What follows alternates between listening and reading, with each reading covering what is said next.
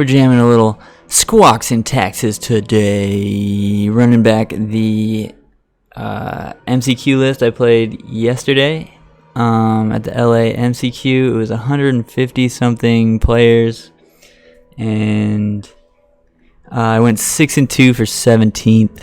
I lost round 1, which is always bad for breakers, and I won the next 5 rounds and then lost in my technically winning in round 7 to Werza. I'll go over that a little bit more in a sec. I'm just gonna post on Twitter real quick and get a couple more people in here before I go over it.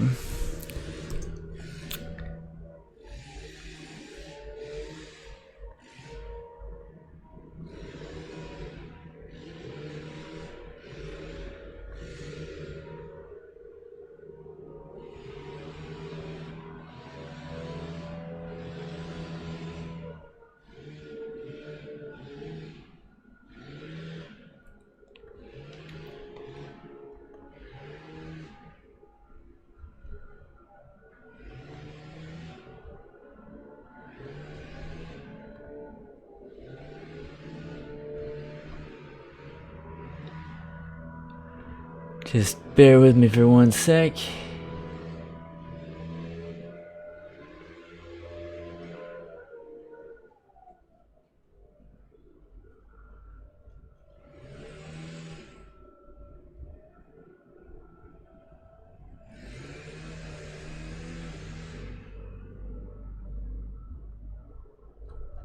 And let's do it.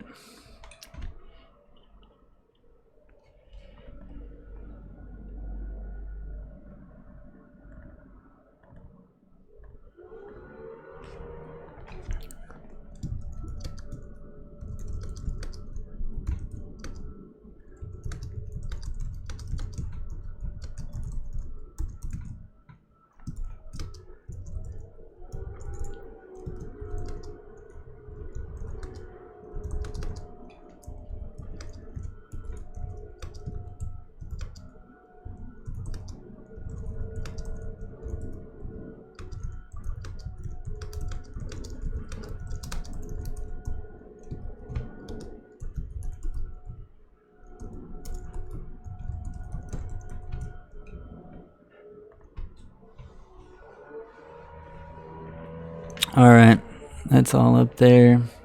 We're ready to go. So, I want to talk for a sec about the PTQ yesterday. Sorry about the little delay there. Just had to make sure folks know about the stream. So, I wasn't able to find Damping Spheres or Lean and Relic Warders. So, I ended up running Stonies and Disenchants instead, and I actually, obviously, sorry, there's somebody lawn mowing outside, and it's really loud. Can't believe that's so loud all the way up here, but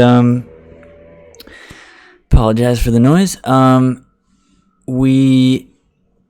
couldn't find Damping Spheres, which definitely makes us worse against Storm. But the Damping Spheres are also for Tron, and Stony Silence is arguably better than Damping Sphere against Tron, so that was kind of a fine replacement. And then Stony Silence is also good against Werza, very good against Werza, so we gained a few points against Werza and lost a few points against Storm. I did lose to Storm in round 1, but I think my major misplay against Storm was not having the wet balls in my sideboard, but actually my keep in game 2, which was Aven Mind Sensor, Rest in Peace, and 5 lands. I had won game 1 fairly easily and kept game 2 Rest in Peace Mind Sensor because I was like, well, if they have gifts, Mind Sensor is going to crush them. If they are trying to go off with the Past in Flames, and this Rest in Peace is going to do a lot of work. So I figured I had a lot of turns and I could draw into some other threats and some other disruption. Turns out I didn't, and that hand was probably not good enough with the London Mulligan. I think before London Mulligan, maybe I'm supposed to keep that hand, but now with the London Mulligan, I think everyone should be mulliganing more, and I think in that case, it was incorrect to keep. So I think I sort of punted round 1, keeping Mind Sensor, Rest in Peace, 5 lands against Storm on the draw. Although Storm on the draw is a pretty tough matchup anyway. I did win game 1 on the draw, but then game 3, he had 3 cost reducers when I had Giver into Thalia with a Path, which is an amazing hand against Storm. I went Giver, Thalia, Path your Baral on my turn 3. On their turn 3, he played an Electromancer and an Opt or something, and then on turn 4, played a Baral and went off. And I was like, yeah, happens. So game 3, there wasn't much we could do there. Unless we had drawn another Path or an On Thin Ice or something, we were just unable to beat three cost reducers plus enough gas to go off. But but that's what he had, and we lost. And then I lost in round 7, which was my winning in against Urza. Game 1, I kept a 1-lander with double Giver and Stoneforge and didn't hit my second land at all that game. But I think it was defensible. I was on the draw, and if my opponent was playing a creature deck or a deck that just in general has a hard time with Giver, then the 2 Givers were going to do a lot of work, and I had a Stoneforge if I drew any land. So we didn't hit a land until like turn 4. We didn't hit a second land, so I just scooped not to give my opponent any more information. And it worked out because my opponent actually thought I was on Devoted combo because I had played a Horizon Canopy as my only land and played 2 Givers and scooped. So that kind of worked out. You should actually scoop when you know you're super far behind and your opponent might think you're on a different deck than you actually are on. But yeah, in game 2, we got there with a Disenchant on an Ensnaring Bridge after we finally drew a Stony Silence to stop them from comboing off with the Sword of the Meek and the Thopter Foundry. Was way ahead in the game already with Squad Hawks and a Force of Virtue in play and was just winning like that, but opponent found the combo and was able to gain like maybe 10 life, but I was still so far ahead that it didn't matter that they had like 5 jump blockers and some more life, and eventually found a Stony Silence and then a Disenchant to deal with the combo and then the Ensnaring Bridge that they whirred up. Potentially should be running a 3rd Stony Silence, but we're going to run it with 2 for now because Urza's tough. But yeah, game 3 I kept against Urza. I hemmed and hawed for a while on a 6-card hand that included a Mutavault, a Disenchant, a Rest in Peace, a Thalia, a Giver, and a Path. And it also included a Squadron Hawk, but I bottomed the Squadron Hawk and kept that hand on the draw in game 3.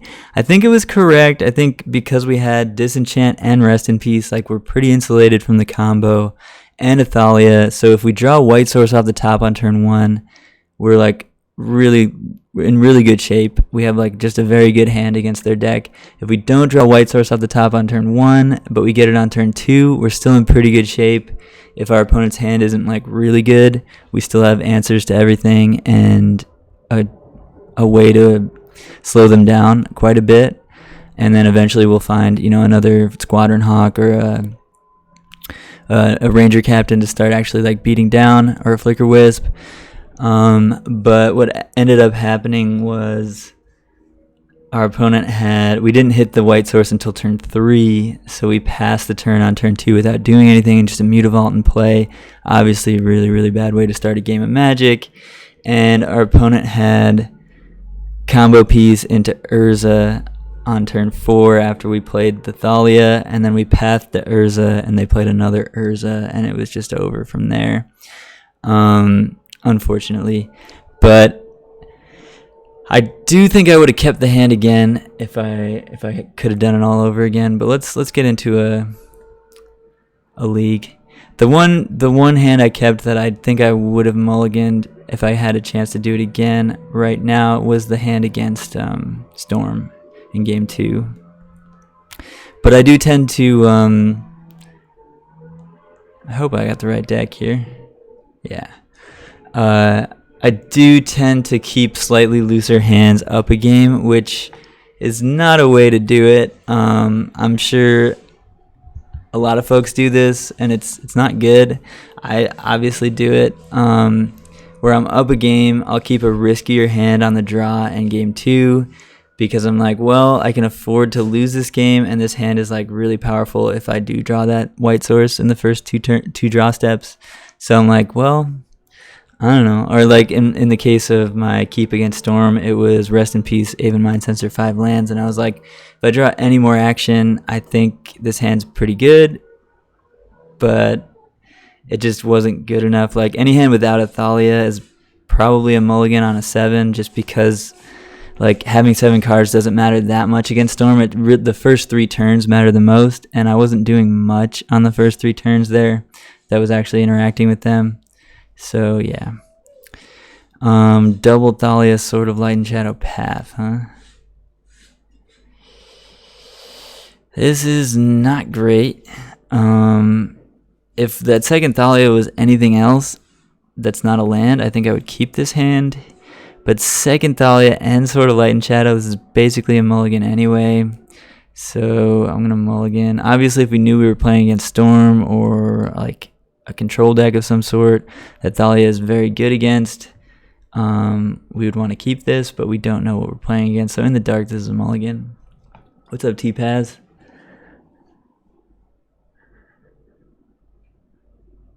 Yeah. Yeah, it's cool that Ryan's streaming now. The dude's got a good vibe. Yeah, the whole like you're up a game, well, I'll keep a riskier hand. Don't do it. Just keep a hand that does something with what you have. I'm going to keep this one. We have some plays where we have some redraws, and we're going to bottom up planes. Hopefully we're not playing against Burn. It's kind of interesting that I almost want to lead with Inspector, but I'm going to lead with Giver. It's usually a magnet for removal. But yeah, with the London Mulligan, like, you should be mulliganing more in general. Like, everyone. I think this is Burn. No, Marsh Flats into Sacred Foundry. Oh. Alright. So this is like Mardu Stoneforge. It's a medium draw.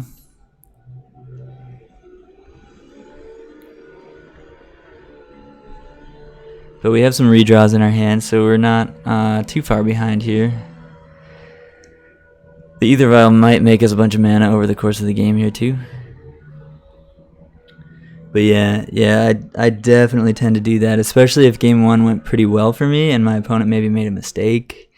And I'm feeling like pretty confident about the match. I will keep a much riskier hand and then just get dumpstered. And I'm like, wow, that was maybe not correct. So that's what happened in my round 1. And then in game 3, yeah, I just kind of got. But definitely really liked the way the deck played out. Had some really fun matches. So overall had a great day. Not bummed out about it at all. I was definitely a little bummed in the moment when my opponent in round 7 played the second Urza after I had pathed the first one, because I knew that I was about 1% to win from that position. So I like just kind of sunk, because it just hit me like I'm definitely not gonna be on the Pro Tour because of this tournament, at least. So yeah, it was definitely a moment of like, damn, I was running pretty good, and then that second Urza is definitely the nail in the coffin on this one. But still happy with 6-2, 17th place. Beat Humans 2-0, beat Elves 2-0, beat Bant Stoneblade 2-0. Just like kind of crushed up on everything except for the Wurza loss and the round 1 loss to Storm. Alright, this is sweet. It doesn't hit anything with the Tide Hollow Sculler. Elves is an awful matchup, T-Paz. It's an awful matchup. So I was really happy to beat elves like that. Yeah, I mean, my opponent was on like devoted combo elves and didn't draw extremely well. So I did get a bit lucky, but it was still pretty sweet to be able to beat elves in game 1 and then also in game 2. Also with only 2 on thin ice in the sideboard, so not a ton. Like I had 2 revokers and 2 on thin ice, and like Mind Sensor, I knew he was playing Collected Company and Lead the Stampede from game 1, so I didn't actually even bring in Mind Sensor because I didn't see Court of Calling or Finale, and I figured it was just Lead the Stampede and Coco. So I brought in the Revokers for Devoted Druid and Azuri, and then and technically I guess a few other cards, but yeah, then the on thin ices and easily won that match, that felt good. Yeah, elves is usually awful for any kind of D&T variant. Happy to take that one. Stoneforge did a lot of work. Just had like some Squadron Hawks and swords and just like killed them. Did some really fun plays in that match actually also. Sword of Light and Shadow gives you some really interesting play patterns. Alright, bunch of lands here. Looks like we're gonna crack the red one.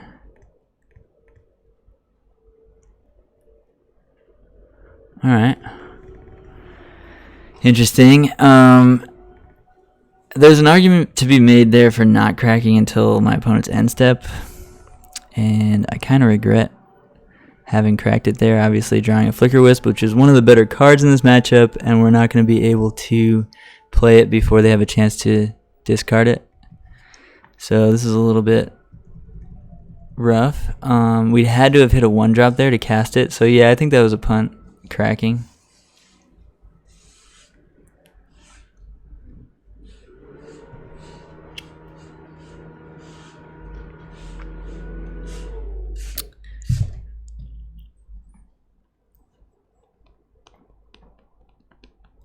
Not really sure if they're just like a mid-range deck or if they are playing Death Shadow. They have fetched Shocked a few times, so maybe they are on Death Shadow with Giver, which is kind of cool. I haven't seen it yet, but it makes sense. They're probably going to K-Command, killing Giver and Aether Vial here. That's going to be rough. It's going to be really rough.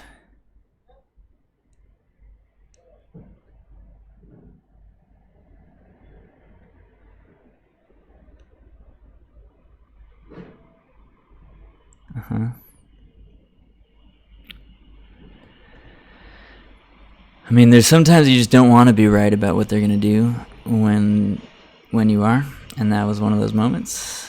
At least they didn't discard our Flicker Wisp, so that's pretty good. Yeah, I think we want to get the Stoneforge into play.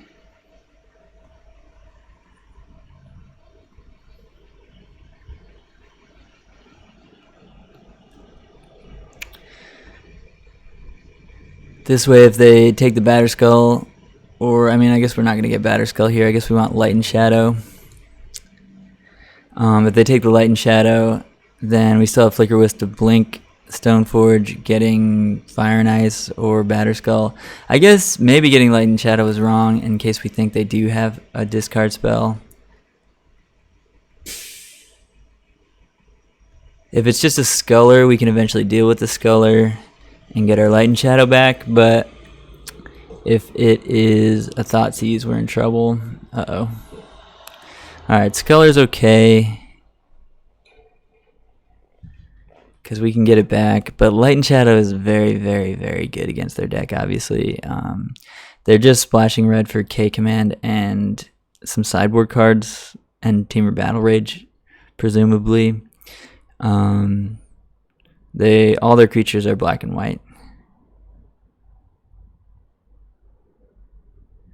And all their removal other than, well, even K-Command's black and white, so yeah. Sword of Light and Shadow, very, very good. Whoa. They must have another K-Command if they went for the... They went for the Flicker Wisp there. That's a weird choice. Or I guess they just have a removal spell for a creature and they want us to go for it. Yeah, that makes more sense. Still gonna go for it, like we don't have any other play here. And if they kill our Thraben Inspector with a removal spell, we're not that worried about that.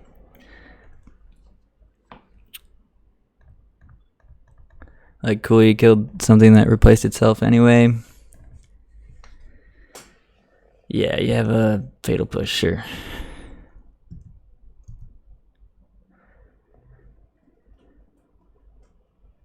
Obviously, drawing Ether Vial was pretty terrible.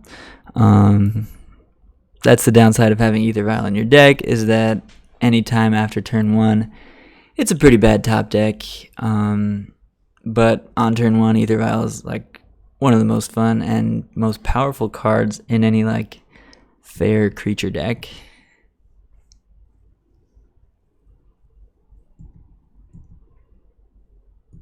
But there are trade-offs, obviously. And actually, it will be kind of hard to get that Wisp back with the Giver. Giver is going to be pretty annoying.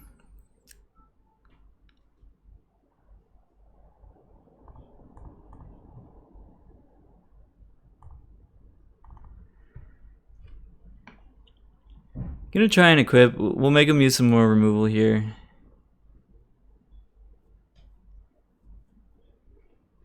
Wow, they're playing Lightning Bolt? I don't know if this is Death Shadow. This might just be like Mardu Stoneblade. I've never seen Lightning Bolt out of the Death Shadow deck.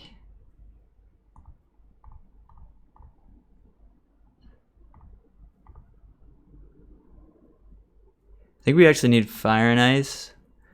Because the Batterskull's not doing a ton. They can just give Pro Black.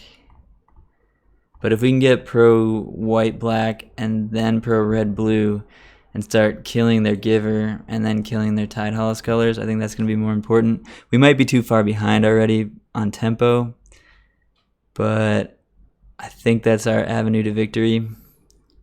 Like we need our opponent's last card to be a land. They just shocked from the Godless Shrine.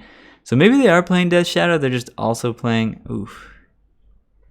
Inquisition is a pretty good top deck for our opponent there.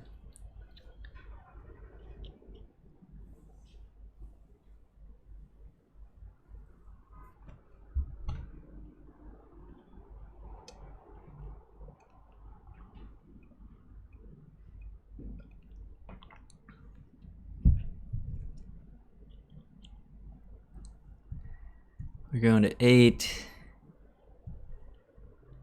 I'm surprised they shocked with the...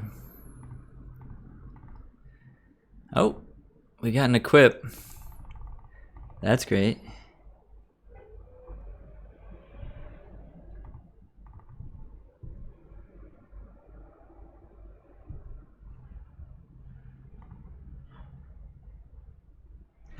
So this is kind of interesting, actually. If we get another Stoneforge, we can go get Batterskull.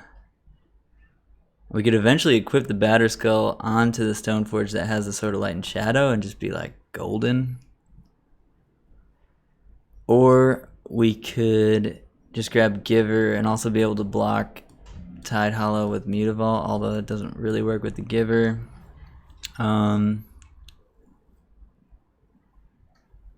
Yeah, I guess I want Stoneforge. Just get more card advantage here. Make them have to deal with more things.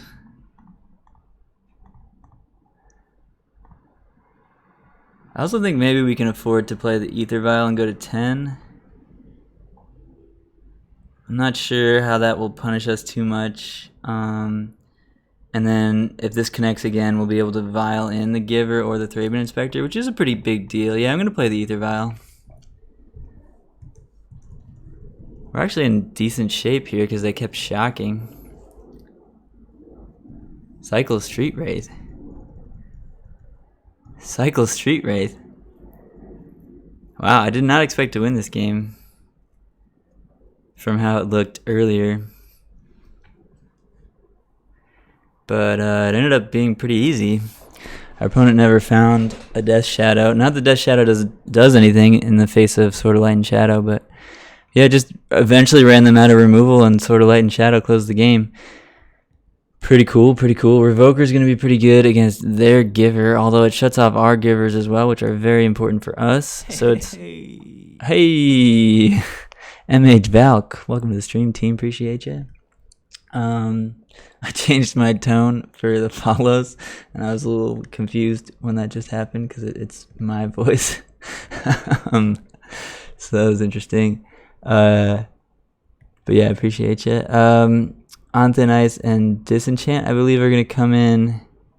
So they are playing Lightning Bolt and K Command, but I don't think Forge Tender's worth it.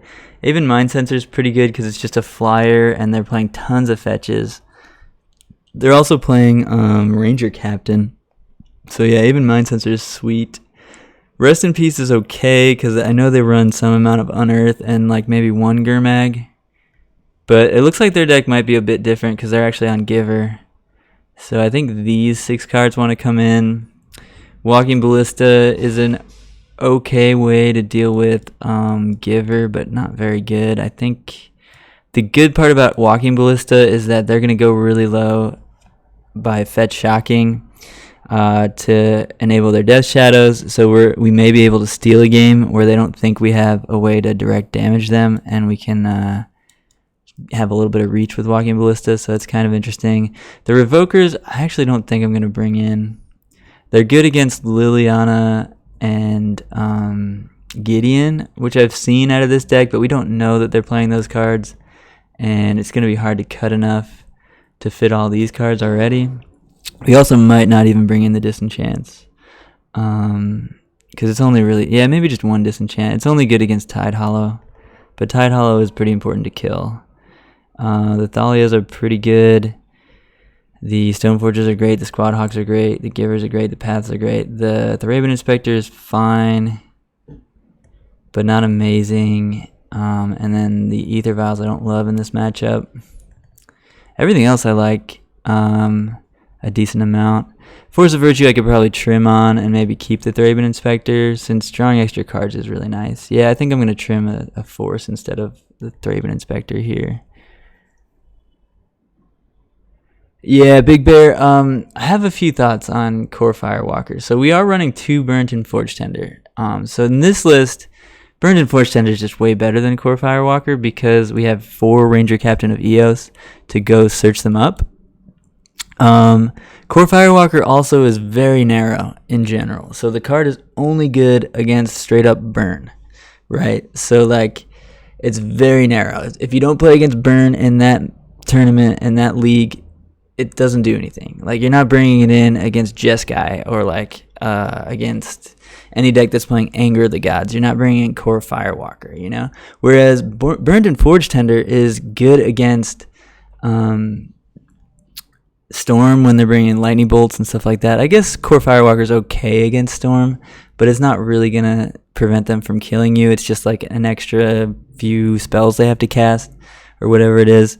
I could imagine it being fine against Storm, but still like not as good as stopping them from Anger of the Godsing you. So Burned and Forge Tender, you sack it, you prevent an Anger of the Gods from wiping your board, you prevent a Sweltering Suns out of Scapeshift from wiping your board, and really against those decks you just need them to not wipe your board on the early game and you can close it out.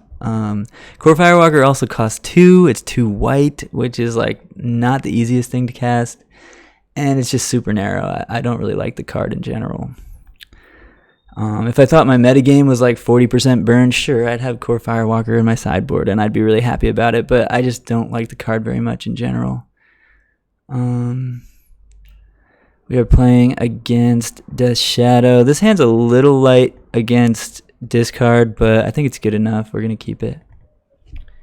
What's up, Dark? How you doing?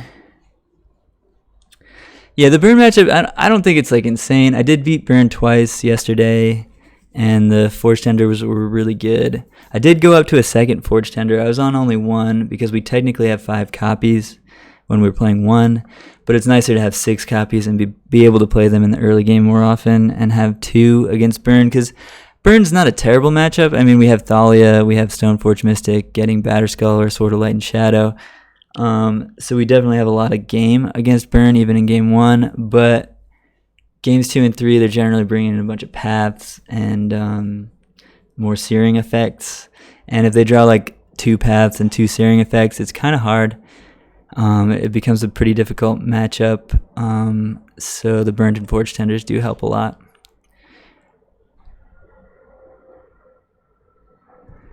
Yeah, I don't know what they're going to take here. Our hand's a little light on threats, but...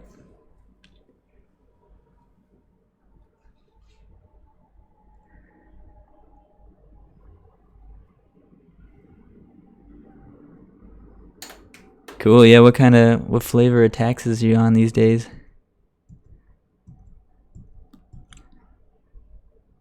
Opponent kept 7 there. Second path, not ideal, but oops. It's not bad either.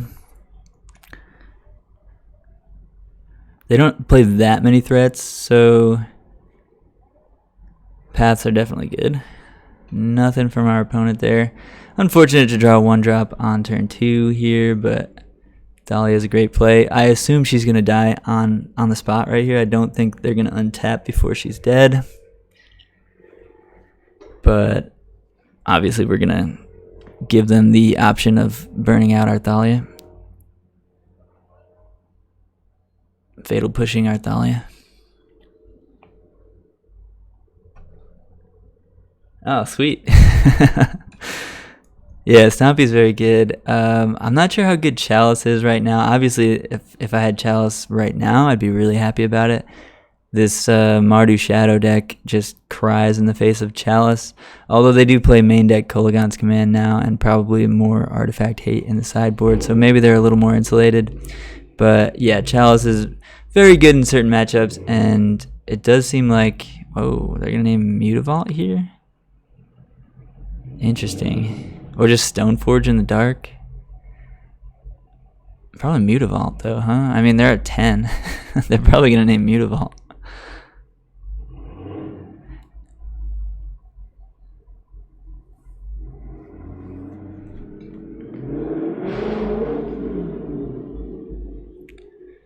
But yeah, if Chalice is good, then that deck is very good. I'm just not sure how good Chalice is right now. They did name Mutavault with the Pithing Needle. Ooh, that's a good draw. So I think I want to get Light and Shadow, but it's kind of interesting because Light and Shadow is obviously the best. It gets us back 2 cards already, and it's protection from their deck once we equip it on either of these creatures. But if we get Light and Shadow now and they have an Inquisition or a Tide Hollow, I mean, Tide Hollow we can deal with, but Inquisition or Thoughtseize on the following turn, and we're in trouble because that is our best card in the matchup. So interestingly, I think I'm going to get Batterskull. We have 4 lands already, and I want to save the Light and Shadow for later.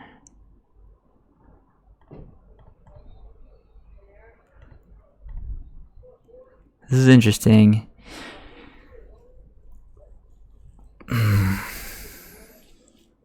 Yeah, I'm going to get Batterskull.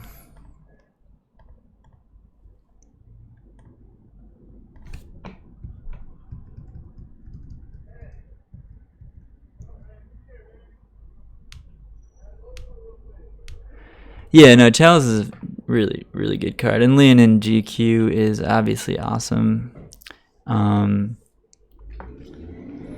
But yeah, I haven't had such good luck with Stompy lately. Actually, I haven't played it in a while. I would like to run a Stompy League soon. Alright, they're going to Thoughtseize. So I'm glad we didn't go and get Light and Shadow. Because losing the Light and Shadow, we can't get it back from our graveyard. So it'd be kind of an issue. Ooh, that's a really good draw.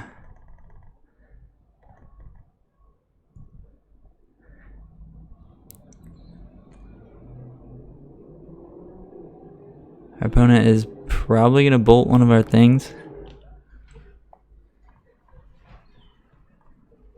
They only attack for 1 each, but they're at 8, so I almost want to get Walking Ballista here.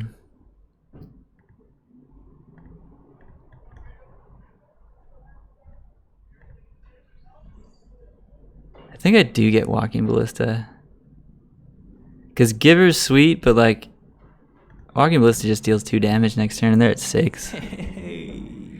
Finks Sleet. Welcome to the stream team. Or Phoenix. Maybe Finks? Phoenix. I'm going to say Phoenix Elite. Welcome to the stream team. Oh, I'm not sure if I actually updated the deck list. Let me do that for you.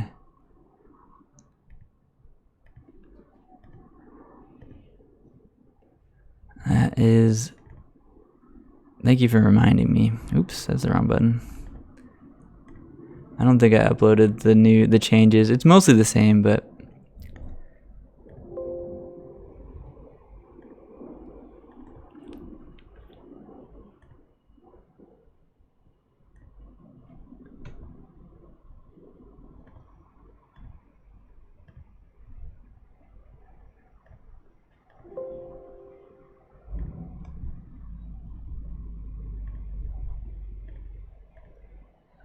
yeah, so it should be correct now. Sorry about that. Oops, that wasn't the button I wanted to hit. Oh no. Close that. Close that. Crack and fetch, you got it. So they need to be able to discard the Walking Ballista from our hand here. They have their own Ranger Captain. That's not going to do much. We just path it. And they're super dead here. They know we have paths in our hand. Alright, interesting play here, friend. You can sack it if you want. Yeah. Alright, we crushed Mardu Death Shadow there. That seems like a good matchup. I don't know. I think the interesting thing about our deck here is that I think any Death Shadow deck we're pretty favored against. We're playing things like Mutavault and Squadron Hawk and our own Ranger Captains that allow us plenty of chump blockers for their Death Shadows and flying threats that are really difficult for them to deal with because they play 1-for-1 removal. So I draw 3 cards off Squadron Hawk that are all threats they have to deal with or die. And yeah, I think our deck's build is very good against Shadow. But yeah, we're 1-0 right now.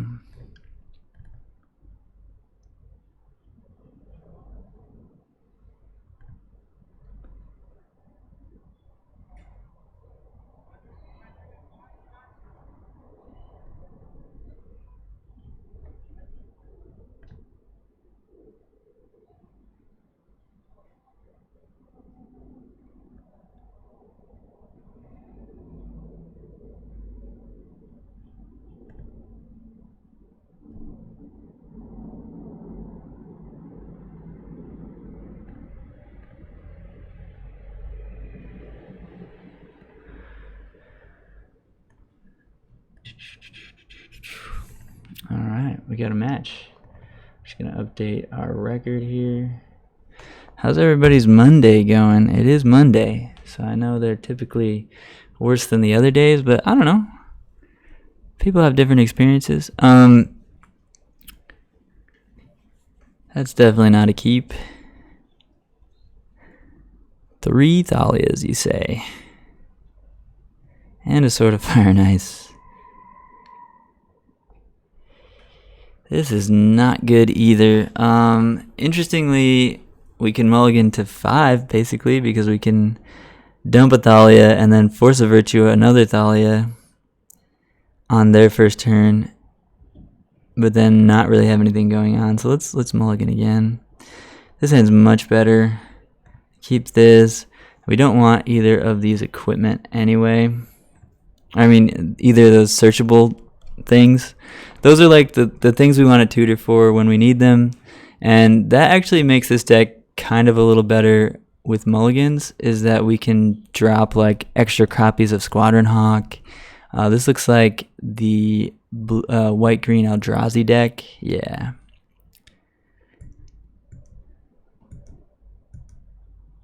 So Thalia is not very good in this matchup, and we just drew a second one. So that's not ideal. But Stoneforge should be pretty alright. Oh, they're playing Bant.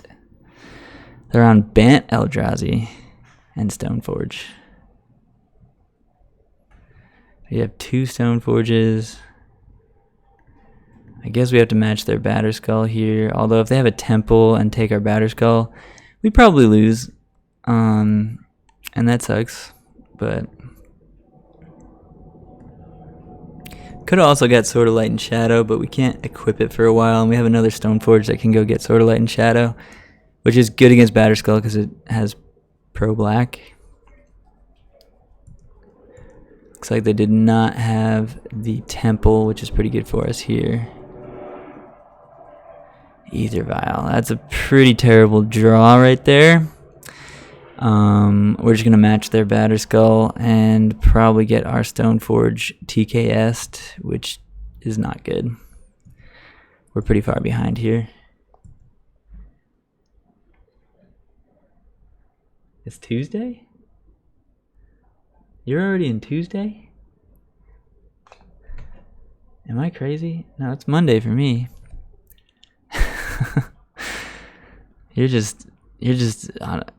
You're forward in time. You are forward in time, Dark. Oh man, it's getting warm.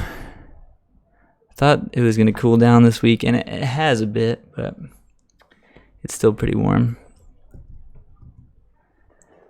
I will attempt the block on their Germ, I think.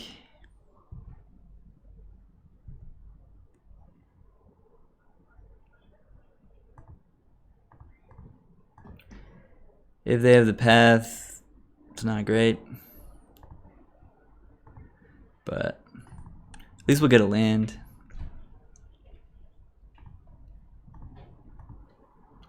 Yeah, actually we kind of want them to path, but they clearly don't want to. Let's both go to 22, and do you have a 4th land? You do. So we're gonna lose our Stoneforge here. If we can draw some lands, like if we go land Ether Vial, Squadron Hawk, get 3 Hawks, things aren't the worst. Like eventually we can equip that Batterskull on a Hawk and go to town. So that's the idea. Although if they have a land, they can equip Batterskull on their Thought Knots here, and we're under the gun. We did find a land, so we're gonna do what we said.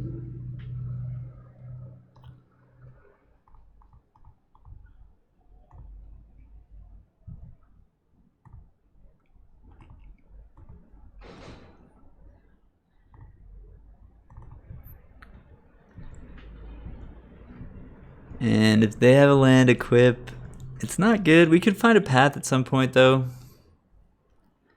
Another Thought Knots here. Well, that's not so bad. Take any of my duplicate cards, please.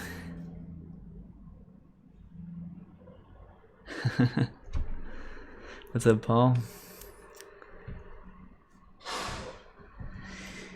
Yeah, it's not so bad when Thought Knots here takes a quarter of a card. He's not that scary in that case.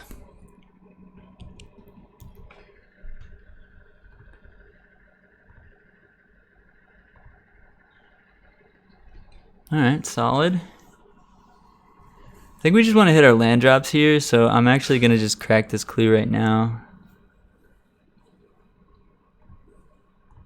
Alternatively, we could hold up Mutavault and try and triple block a Thought Knots here. I don't really like that though, and I think I'm just going to chump one of them to stay a little bit higher in life total.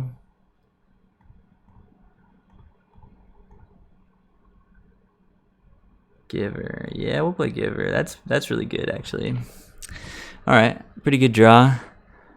Because we have the Giver, I still think because we're at 14, we probably want to chump with a Squad Hawk on one of the Thought Knots here.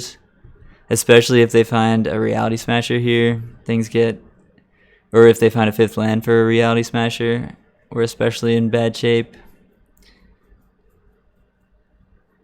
Oh. Oh, whoa. Well, that's even worse. Yeah. That's just dirty. That is just straight up dirty.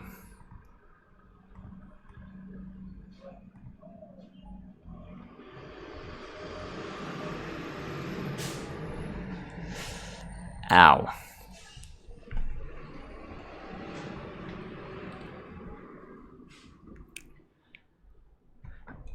Ugh. Well, that was one of the better engineered explosives I've seen. So Revoker's going to be good because they're playing Karn, presumably. I don't know that they are. They might be on a different build. I mean, they're clearly on something different because they're playing Avamaya Coast. So I kind of expect Drowner of Hope. Not sure what else they might be playing, but it's kind of interesting. Something we could do is take out the Stoneforge package, which I don't hate the idea of.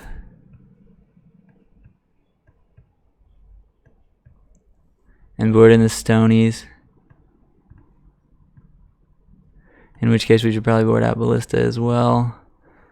And definitely On Thin Ice is going to come in, even though Engineered Explosives is a problem.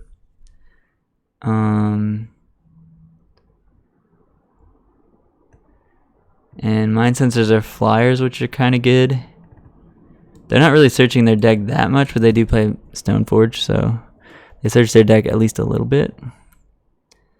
The Thalias are honestly not that good either, though. So maybe the boarding out the Stoneforge package is not the way to go. I do want Stony for EE, though. EE is a rough customer. I guess we could just leave Batterskull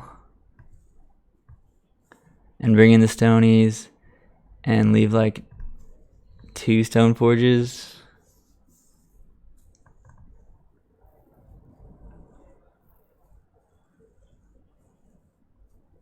And maybe trim a couple Ether Vials. Or all the Ether Vials and bring in Disenchant as well. I think that makes more sense. Yeah, I like this. We'll bring in the Stonies. We'll take out all our artifacts with activated abilities, but I mean, we'll leave Batterskull just because it's a dude on its own. I think that makes sense. Let's try that.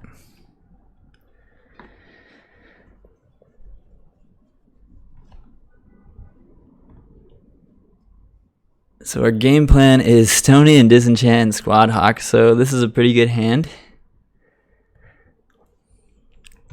We just need a Force of Virtue and we're all the way there for like exactly what we want to be doing.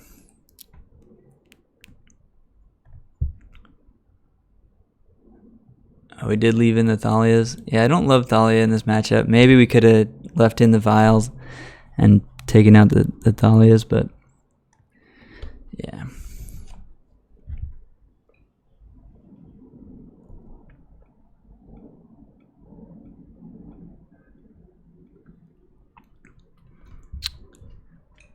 Pretty sure we're just going to play turn 2 Stony Silence.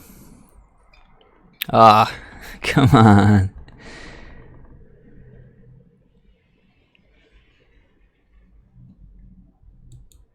That's a bummer.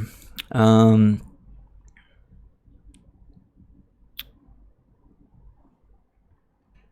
I'm going to get the Squawk into play.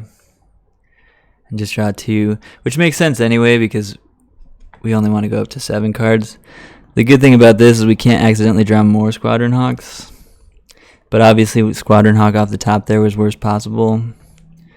Because we were going to be able to find that no matter what. So we basically drew a blank card that turn, but Still, just drawing the Squad Hawk and drawing 2 more cards is pretty nice. Our opponent not doing anything here. I have to assume they have a Thought-Knot Seer. So what I'm going to do here is just Field of Ruin.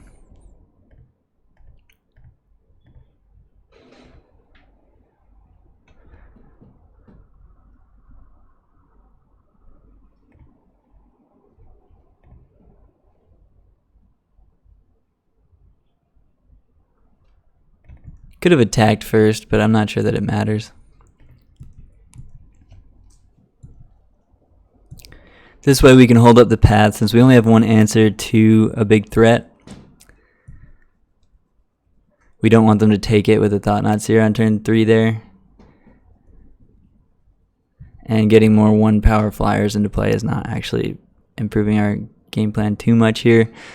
Alright, double Mutavault is kind of cool.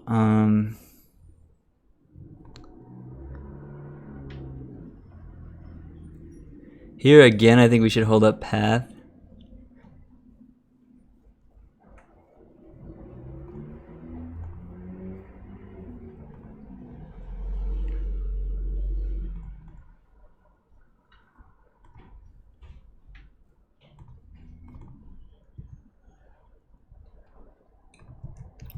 Could really use a Force of Virtue to actually like close the game out, but we're fine here for a minute. Yeah, I played Squawks in the MCQ Phoenix. Yeah, 6-2, 17th. Lost to Winnanen to Urza. Kept a 1-lander in game 3 with Disenchant, Rest in Peace, Dahlia, Giver, Path, and a Mutavault on a 6. And just didn't draw the second land until it was too late. But I think it was a keep. It was just unfortunate. Like, I didn't want to go to 5 with a hand that had all the tools. I just needed to find a white source, and I was on the draw, but didn't hit the white source until turn 3, and it was too late.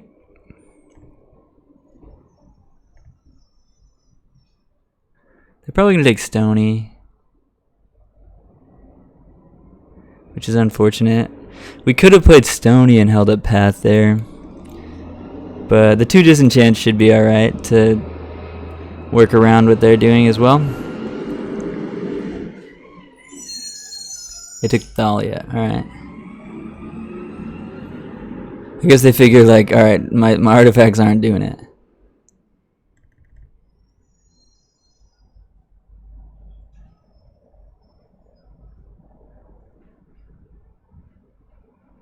Huh. So I don't want to get EE'd for 2 and just lose all my birds. So I think we want Stony plus Squad Hawk here.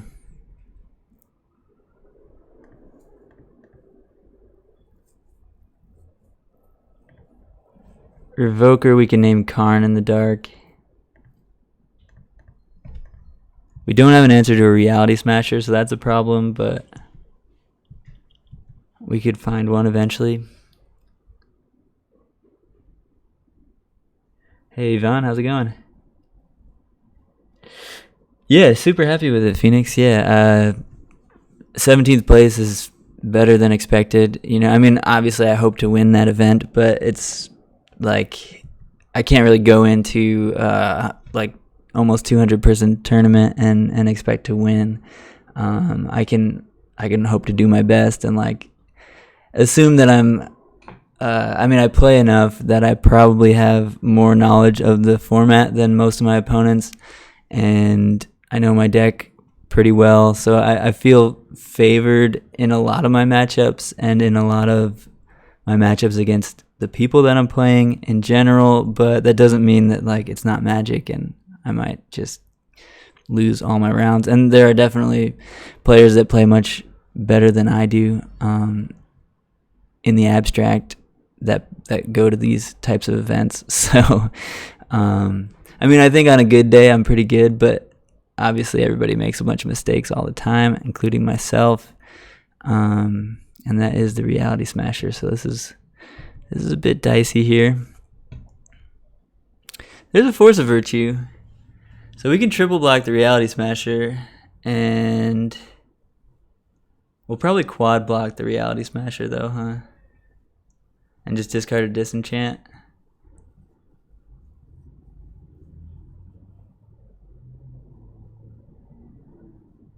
What are we gonna revoke her though in the dark here?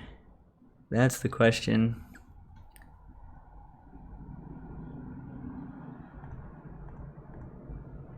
I guess we don't have to play the Revoker, we can just hold up the Mutavault.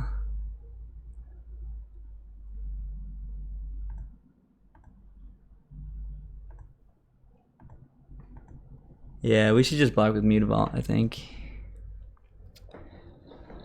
Now we have a clock and we can eat this Smasher, so I think we're in pretty good shape, unless they have another Smasher.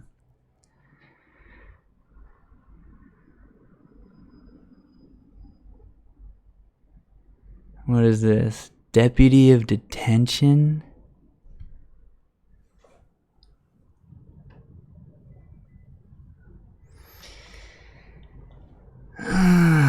Okay, alright. That's a card you could have in your deck.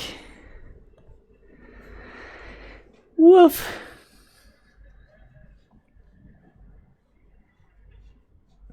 Yeah, MH, you can't do lands, but yeah, we could have named Displacer. That would have been fine. Opponent had Deputy of Detention there, so we were dead. Unfortunate, but yeah, game 1 they had the Nutso EE on 1 that like basically wiped our board, and then in game 2 there they had the Deputy of Detention to get all our Squawks, and that's just rough beats. What can you really do about that?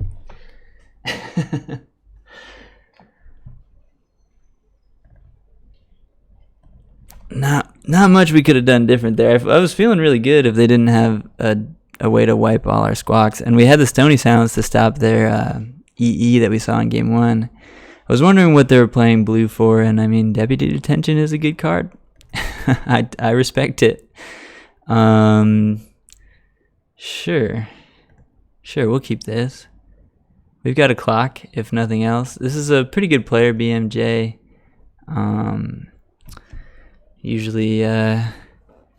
Usually playing pretty powerful decks and playing them very well on Moto. One of the grinders that you don't want to face in a big tournament for sure.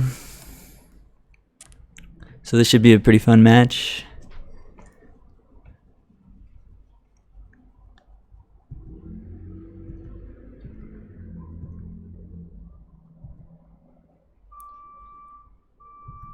Alright, this is hopefully not Wurza. Wurza's scarier than Death Shadow. Death Shadow I don't mind at all. Our hand is actually really good against Death Shadow. So yeah.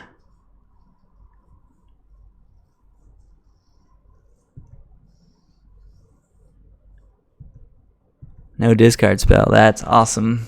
Yeah, it's kind of game over with our hand right now. Honestly, like we've probably already won. Which, I mean, maybe we shouldn't say it that early, but things are very good for us at the moment.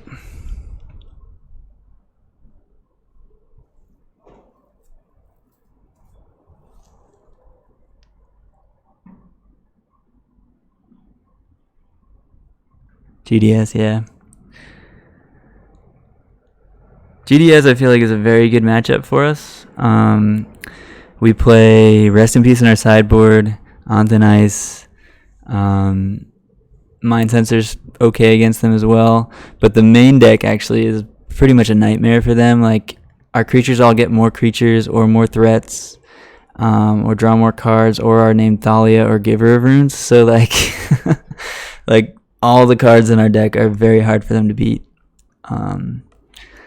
So yeah, I feel very favored against GDS. I played against it yesterday, against actually somebody from the chat, Disposable Hero, who's here sometimes, also on the Discord. He was a good player, definitely, and definitely GDS I think is a good deck right now, but not against our deck.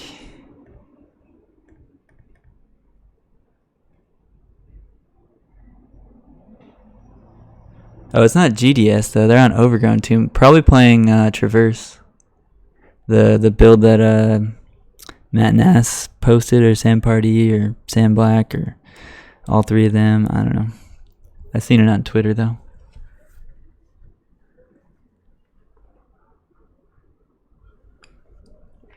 Okay, so variance champions. How's it going, Mana Traders?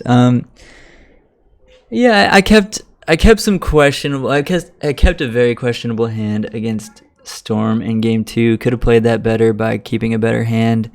And then against Urza in game 3, my opponent had double Urza, so I'm not sure that even if my keep would have got there. I didn't draw my second land until turn 3. I kept a 1-lander on 6 on the draw in game 3 in my winning in, and didn't get there. But my opponent also had double Urza that game, so not sure that I would have gotten there anyway.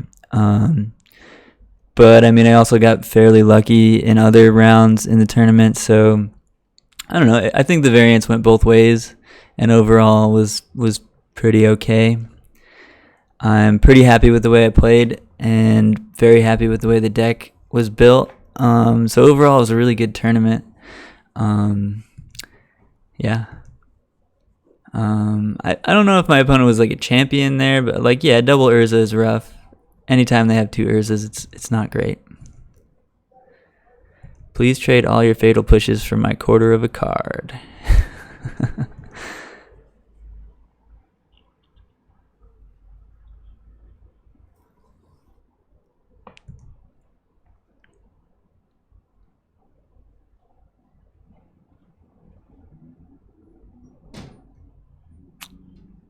Is this a Tarmogoyf?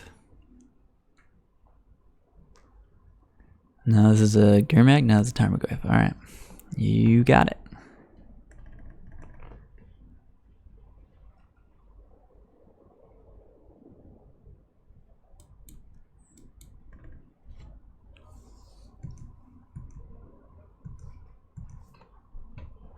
So against Traverse, it might be a little bit worse for us because they have more threats than like GDS does.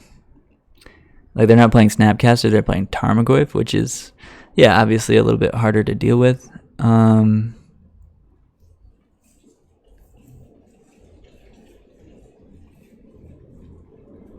believe we'd like to play a Squad Hawk.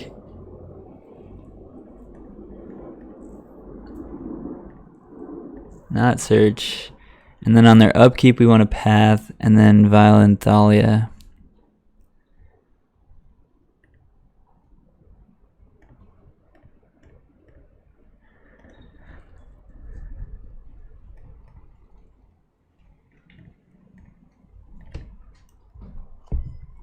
And they did not get a basic there. They have another Goyf now. They have a Fatal Push for our Thalia, sure.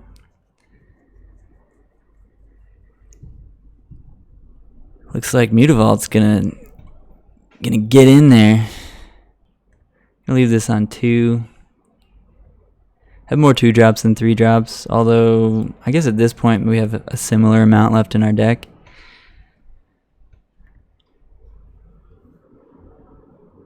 I'm gonna crack this. Interesting.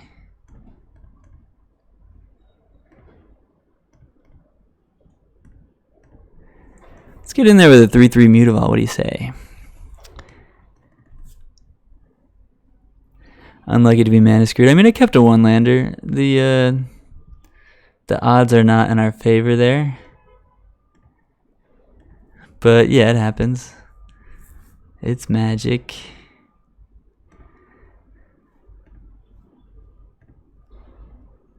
I kept a hand that I think was correct to keep, but I didn't get there. You just have to play the odds, right? And the odds were not great, but I was on the draw, and I just needed to hit a white source. And if I hit a white source on turn 1, my hand's great. If I hit a white source on turn 2, my hand's still pretty good. And I was on 6, so rather than going to 5, I was like, white source in the top 2 cards. I'm in very good position in this game. Didn't hit white source or any second land until turn 3, so it didn't work out. But I would keep that hand again, and you know, it's just randomization of a deck, you might not hit a land for 100, or not 100, but you might not hit a land for 20 draw steps. It's very unlikely, but it happens. That's part of why we play the game, is that you have to kind of try to win in rough circumstances sometimes, and you get those wins, and it feels so good. But why the game does not feel good that sometimes is, well, yeah, sometimes you get got by the shuffler. Heyo. How do you feel about my 3/3 birdies?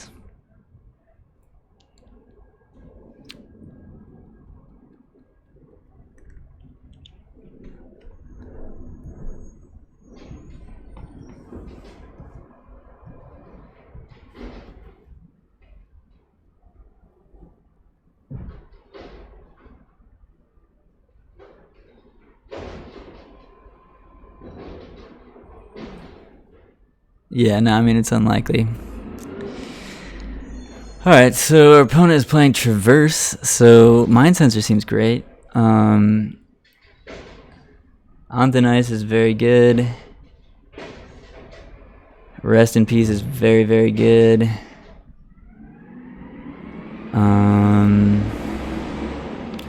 I think that's all. I think we probably want to cut the Stoneforge package. Sorry, there's a garbage truck outside and it's really, really loud.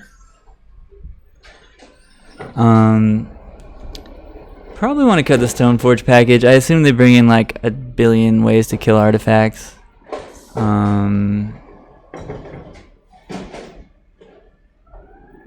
I'm kind of into that.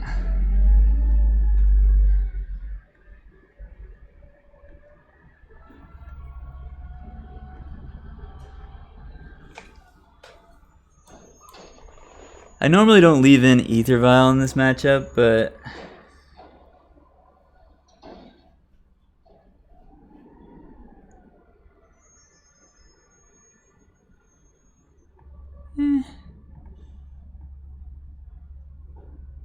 maybe we keep Light and Shadow and like 3 Mystics, and we take out the Ether Vials and like Athalia. Yeah, maybe I like that better, because Light and Shadow is very good against them, I assume.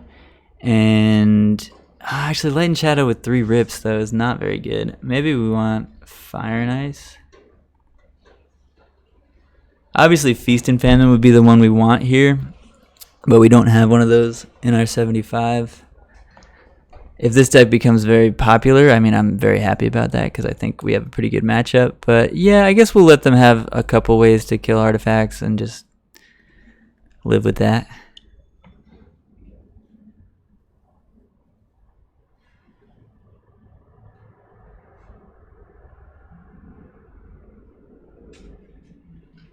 I think there's 14 sources of white, though.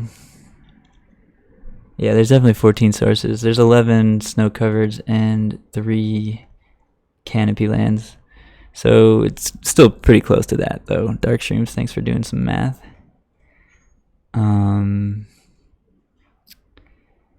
Yeah, can't keep that. Sure, we'll keep that. And I suppose we'll bottom up Plains.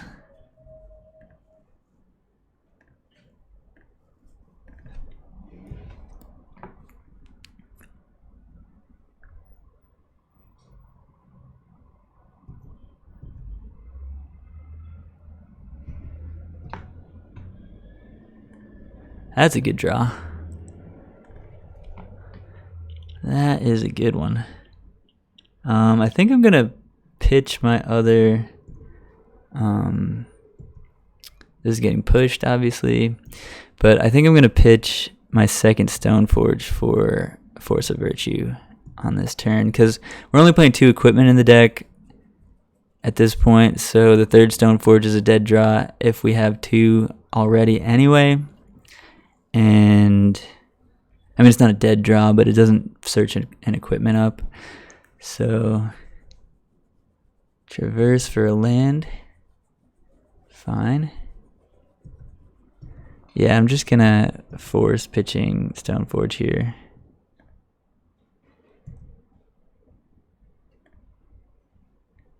And then we're going to play Athalia.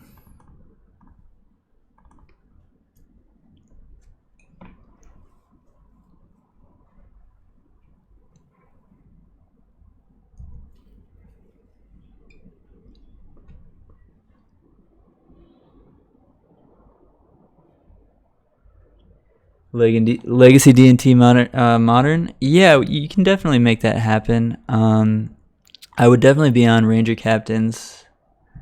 Sweet. That gets negated by our Force of Virtue. That's why we leave Force of Virtue in this matchup, because Plague Engineer is a jerk.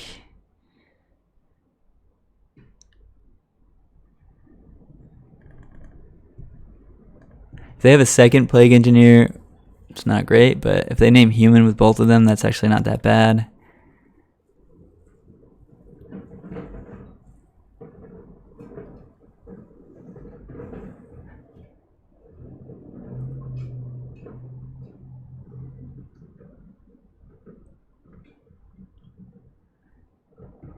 Yeah, Phoenix, I can definitely show you what I would play in mono white without Squawks and Force of Virtue. I do think it's a good place to be right now, but you can definitely replace those with Revokers.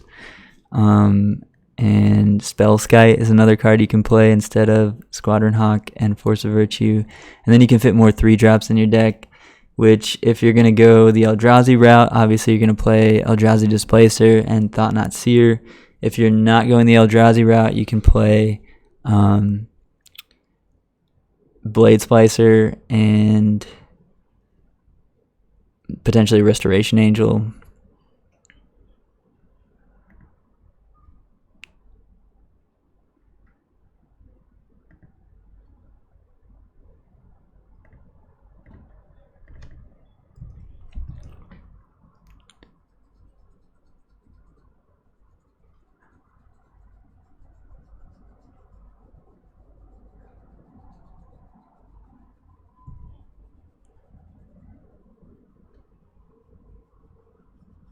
But actually, Spider Space has a really good list of Eldrazi taxes right now.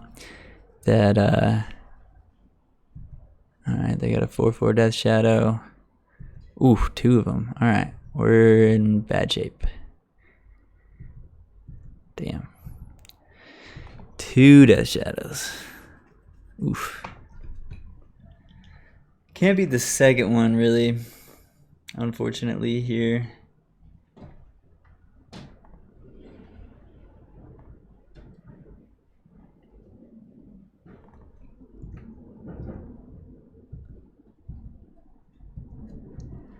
The second Death Shadow is too much.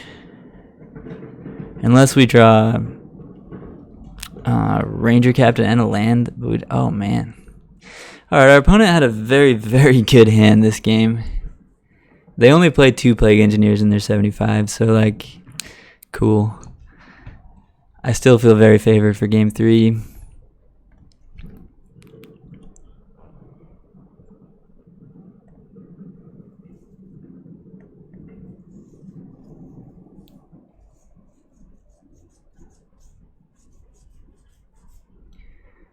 Yeah, I think we want Stoneforge and Sophie and Batterskull still. Mostly because we have the flyers that can get in there with the Sophie and get some damage in. Also kill a Plague Engineer, which is useful. But yeah, we're just gonna run it back. So yeah, I can bring up a list that Spider Space showed me. That looked really good. It looked really clean. If you want to play without the Squad Hawks and you want to play Eldrazi, which I think Eldrazi is a good place to be right now if you're not going to play Squad Hawks. Let me show you this list. So if you want to take a picture of this, like a screenshot or something on your screen there. This is what Spider Space played in the Moto PTQ yesterday. And I think it looks really clean and really good. So if you're trying to port Legacy Death and Taxes, I would start something like this.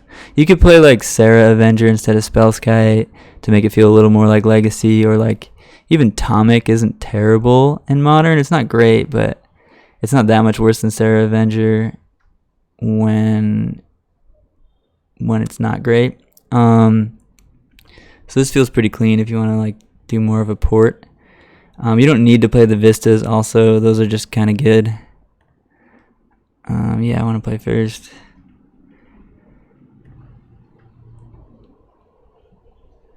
Yeah, we'll keep this hand. I think we're going to bottom a Path. But this hand's very good. It has Force and Squad Hawk. If we get turn 1 discarded, then they're probably going to take Squad Hawk, and then we're not in great shape. But if they can't get the Squad Hawk on turn 1, we're doing really well here.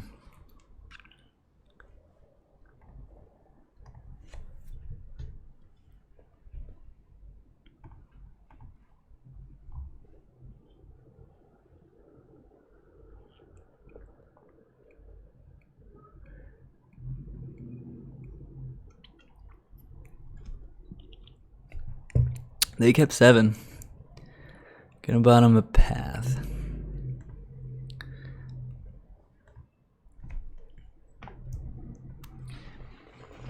Path is pretty good here because they generally only play like 2 basics.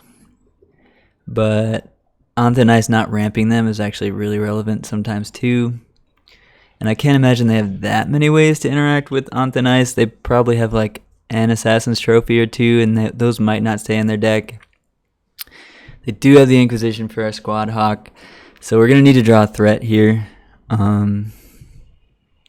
which is a bummer.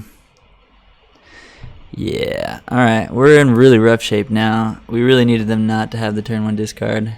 They didn't have it the last 2 games, so I was wondering if maybe they boarded some out for the sideboarded games. But we're not going to lose anytime soon because we have these removal spells. Or fewer removal spells now.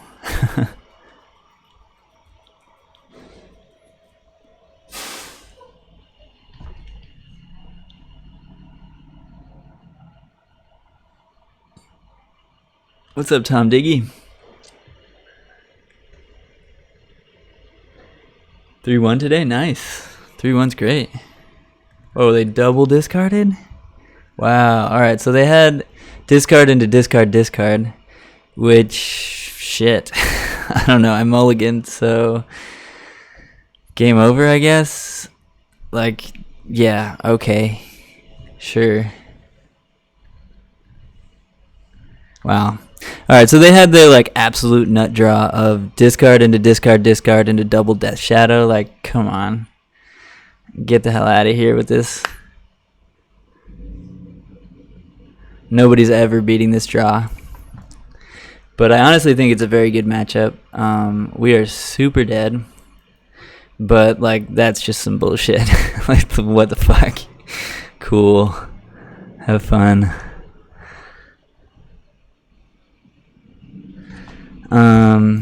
Yeah. Nothing we could have done there. Our hand was great. They had discard into discard, discard into double Death Shadow. Like, yeah. You win every single one of those games, my friend, and there's nothing anybody can do to you about that.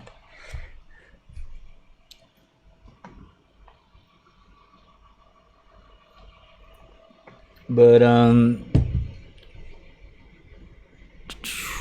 this is... Oh, you played green-white taxes. I thought you were talking about my... Alright. This makes sense. So... Green-white with Renegade, Rallier, and Restoration Angel. To go with some Ghost Quarters and 1 Mind Sensor, 1 Blade Splicer. Interesting. I don't hate it.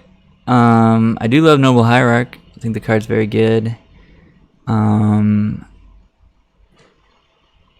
Yeah, this all seems pretty good.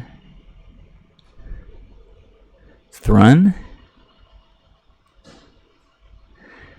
I can't imagine what Thrun's for. But I do like Thrun. Gaddock Teak's great, Revoker's great, Dramoka's Command's pretty spicy. Knight of Autumn, obviously really good. Yeah, it all looks really good. I like running 4 canopies in my green-white lists because it's a green-white fixer and also a way to draw cards in the late game. Also, 22 lands with 3 restos I'm not in love with, but you do have 4 nobles, so I let that slide because noble counts as like half a land. So yeah, no, I like it. I'm into it. I'm also a fan of Field of Ruin over Tech Edge generally right now, but I respect Tech Edge as well. Oops, we missed our match. E-Witness is fine. It's double green though, which is actually not easy to get because generally you're leaning a little harder on white. But actually, I didn't look at the mana base to see if you're leaning harder on white here or not. No, you're exactly the same. So E-Witness would be fine. But I guess Renegade Rallier is the E-Witness and also is easier to cast and better in a lot of situations. Yeah, I can see Renegade Rallier just being better than E-Witness in this build. Looks pretty sweet, Tom Diggy.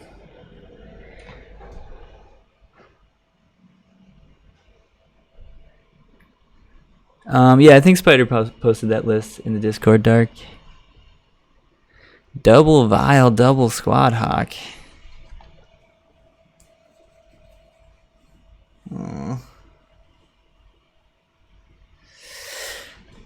This is close. If it was double of any one of those cards and any one other card, even a land here, I would keep. But because we have 2 Vials and 2 Squad Hawks, I am tempted to ship it.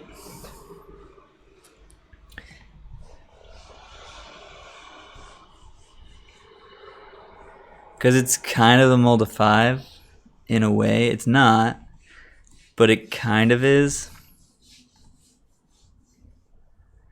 Alright, we'll keep this one. We'll bottom that Walking Ballista.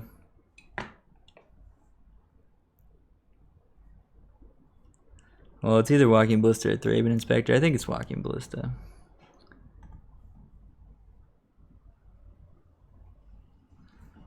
Yeah, I'm happy with that mulligan. Like, it's always hard to mulligan a hand that has a bunch of Squad Hawks or like, 4 Squad Hawks. Because anytime you draw 1 Squad Hawk, you draw all the Squad Hawks, which is pretty cool. Unless they have the Inquisition on turn 1 and then Thought Season Inquisition on turn 2 and then 2 Death Shadows. That was rough. But, yeah, I clicked that. Yeah. Anytime you have turn 1 Vial into turn 2 Thalia, you feel pretty good with this deck, with any Taxes deck in general. So it's tough to send those back, but with the London Mulligan, you gotta mulligan more. It's really a thing.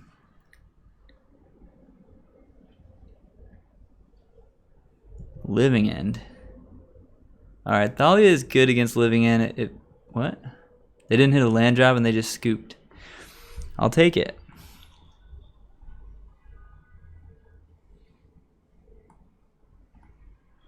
So how does Revoker work with Cycling? Cycling is an activated ability, right?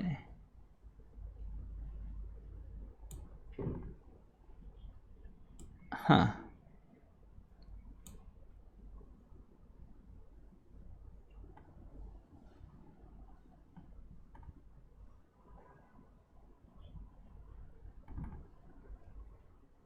I'm actually not sure how that works. Anybody in chat know how Revoker works with Cycling? Like, can I name Desert Ceradon? I'm not sure that I even want to do this, but I just want to know in general if they can't cycle Desert Ceradon if I name it. Or like, any of those cycling cards like Street Wraith.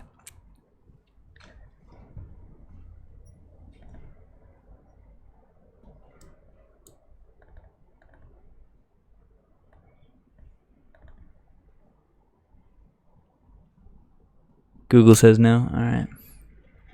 Makes sense. It seems like it could be an activated ability, but it makes sense that it doesn't work. So the Stoneforge package seems kind of mopey here, although Batterskull gaining us some life and maybe being able to block for a bit. If they do Living End, I don't know. I guess if they Living End, I'm probably not in great shape. But we can sack our Ranger Captains. We can also sack Forge Tenders and get them back and then block those Ceradons pretty well. So actually Forge Tender seems great. Because we can like sack these in response to the Living End and then they'll come back and then those 6/4s don't have trample, so we can survive for a few turns and then maybe turn the game around. Thalia is great. Stoneforge is not great, like I was saying. Either Vial I also don't love because they're probably bringing in a lot of artifact hate.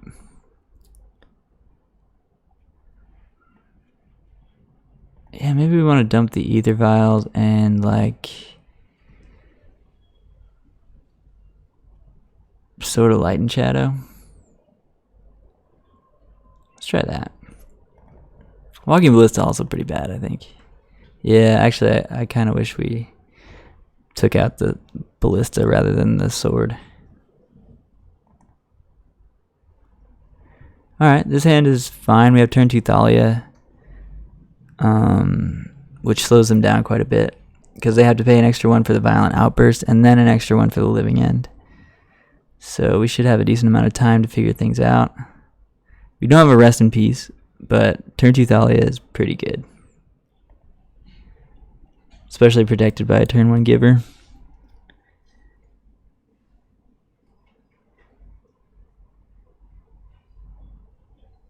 Oh yeah, it's okay. I mean, it's hard to name a card in the dark anyway with Revoker. Like, yeah, we could get him, and yeah, we might bring it in for game 3 if we get to that. But you're good, Dark. Thanks for looking that up.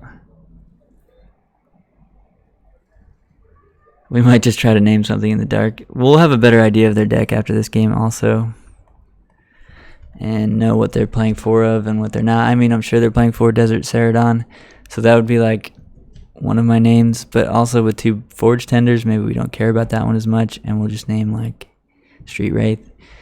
They're definitely playing 4 Street Wraiths. But the other cyclers, like, you could be playing some random amount of. So it's a little more difficult to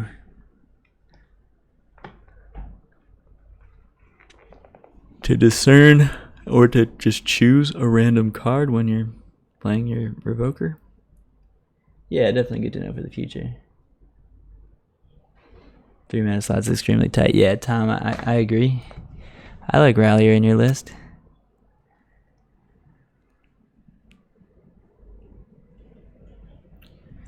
Oh, this is a blue version. Interesting. Thalia very good against the blue version.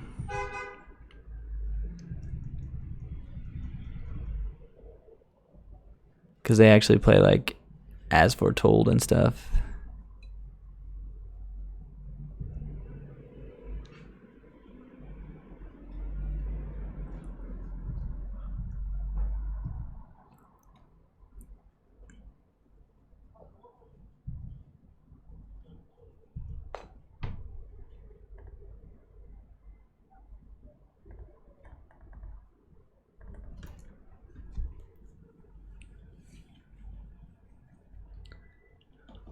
The downside is they actually play interaction in this one. Well, cheap interaction. But yeah, the upside is Thalia is even better.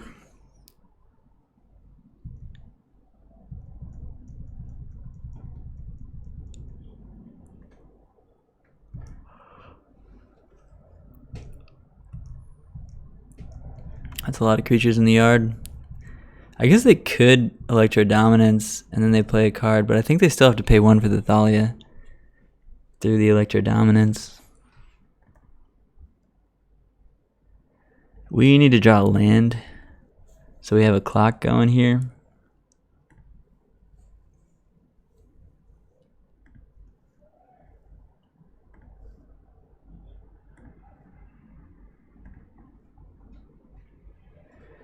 That's not a land.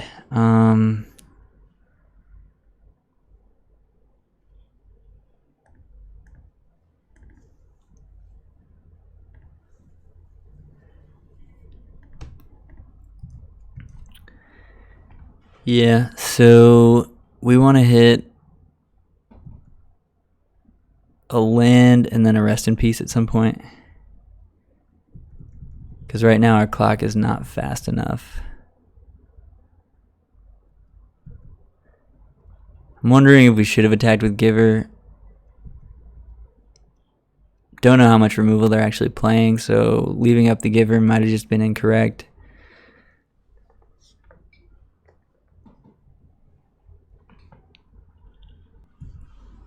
I'm just gonna cast a Simian Spirit Guide.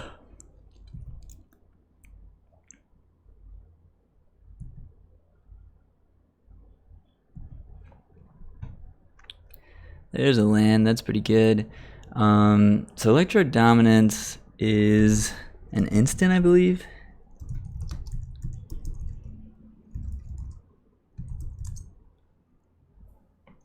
Yeah, it's an instant. So they do have 4 mana, so they can Living End here if they have it.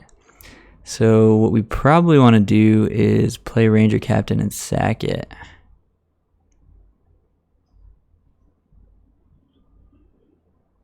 On their upkeep.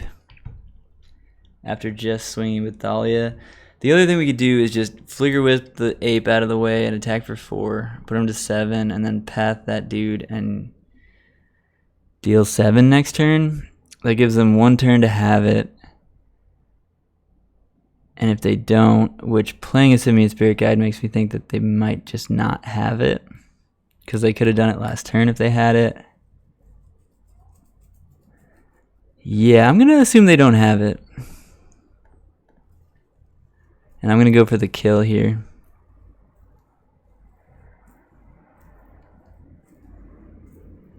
But we'll see if this works out poorly or not. This is aggressive. We're up a game, and I do take these more aggressive lines when I'm up a game a little bit more often. But making your opponent have it is generally not a terrible thing. We could have played it safe and just played Ranger Captain, but then they can still go off on our turn in that case, so it's not that safe.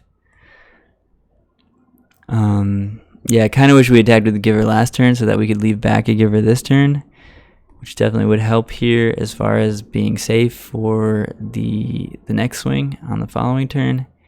But yeah, gonna go for lethal.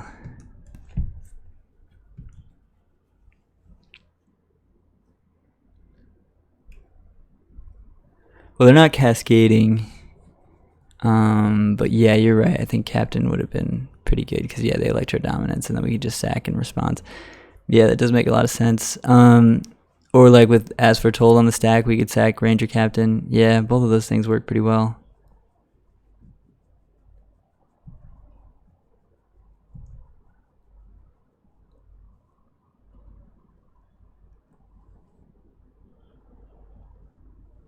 Yeah, maybe Ranger Captain is just kind of the truth in this matchup. What you doing? Is it Charm?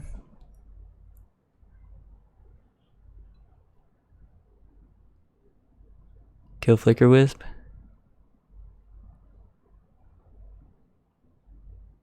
Echoing Truth. Alright.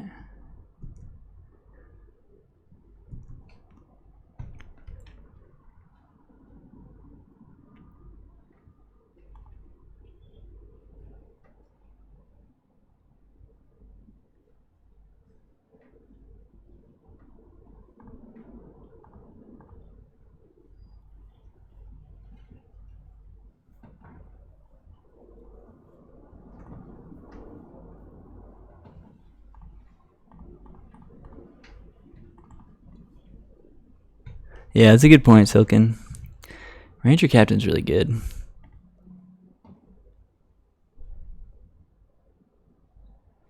Do we get Walking Ballista or do we get Forge Tender? I think we get Walking Ballista. Just to make it a lot harder for them to survive next turn. So if we draw land, we can path and Walking Ballista for 1, dealing 5 total.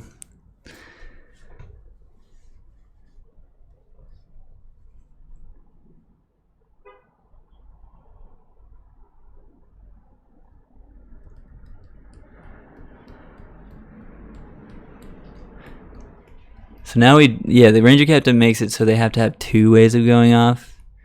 And they'll cast the first one, we'll sack the Ranger Captain in response, and then they'll try and cast the second one. What is this? Finale of Promise on Echoing Truth. Alright, I'll just sack Ranger Captain, I guess. Because like they can Echoing Truth. Wait, no, they can't Echoing Truth anything. We have 2 givers. Alright. That resolves.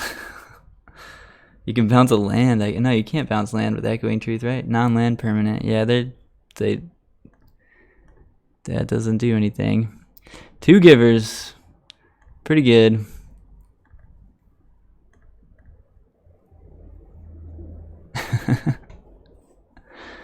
Yeah, they scoop. Yeah, Giver of Runes is a pretty good Magic card. Also, Ranger Captain, kind of cool. We're 2-2.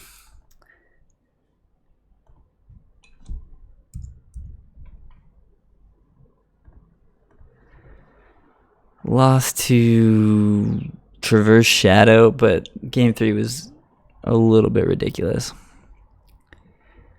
They had the nuttiest of nut draws.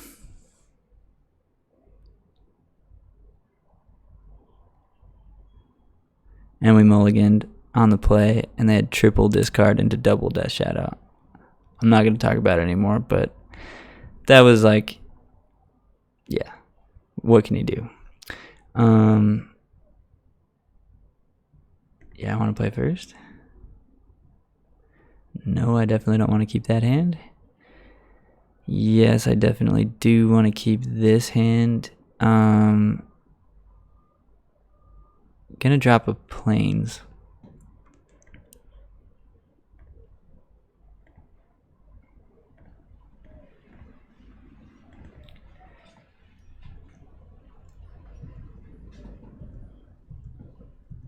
What's up, soy boy?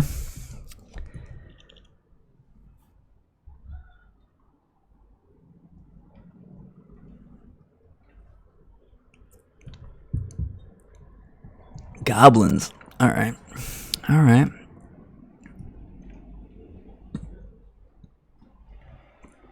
That was a good draw.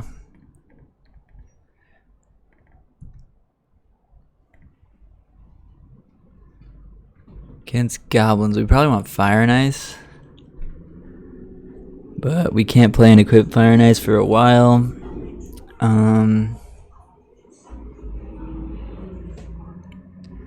Fire and Ice is very good. But I guess with Giver, we're definitely getting a Batterskull in play here. Well, not definitely. They could have a removal spell before Giver gets to untap. And then Sword is a lot easier to cast. I think we're going to get Fire and Ice.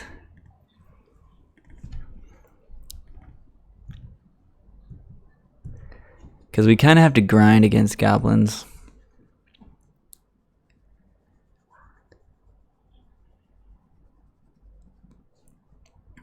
And the grinding certainly favors them when we don't have things like Fire and Ice and Ranger Captain, but I guess with 2 Ranger Captains already in hand, maybe our grindiness is going to be okay, but sort of Fire and Ice being a removal spell, technically, just a removal card, and giving our creatures protection from their deck seems pretty good as well. Goblin, no play here. So they probably have Munitions Expert, but it doesn't kill anything. So we're good.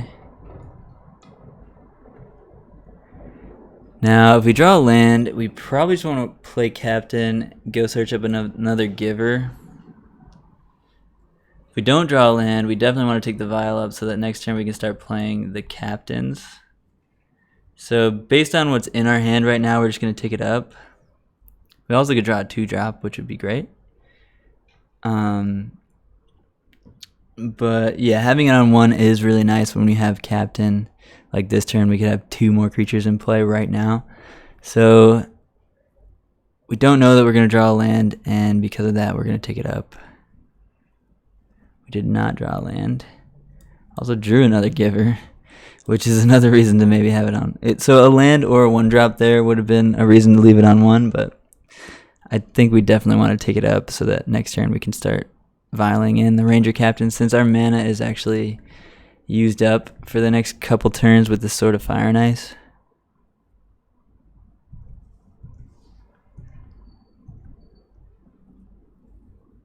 How's the list been the past few days? I played it in a MCQ yesterday, and it felt really good. Missed out on top 8 by a little bit, but was pretty close, and the deck, yeah, it felt really good. Goblin Matron, you got it. So we're going to be able to equip a Sword of Fire and Ice, and things seem really good from here.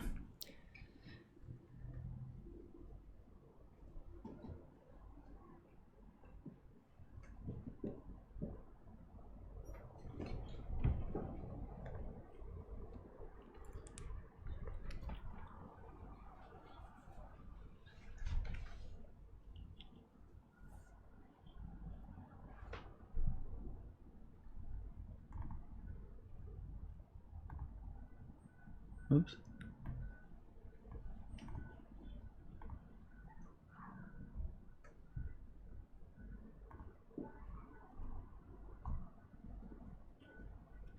Oh, they got Crater Maker. Alright, that kills the sword, unfortunately. But we're going to get in one hit with it and draw a card. That's a good get.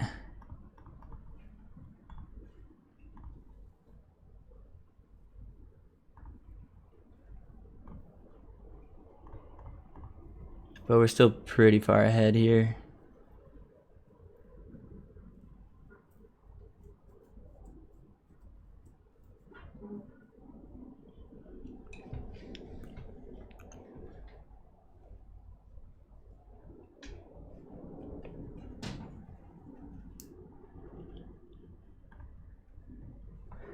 Land is fine.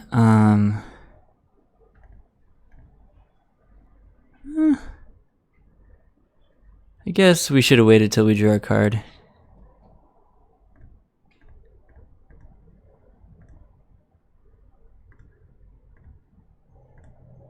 Before playing the Giver and the land. Could have drawn like a Mutavault.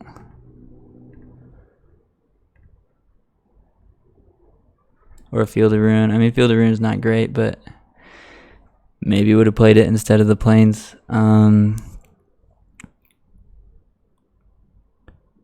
Yep, pass and turn here.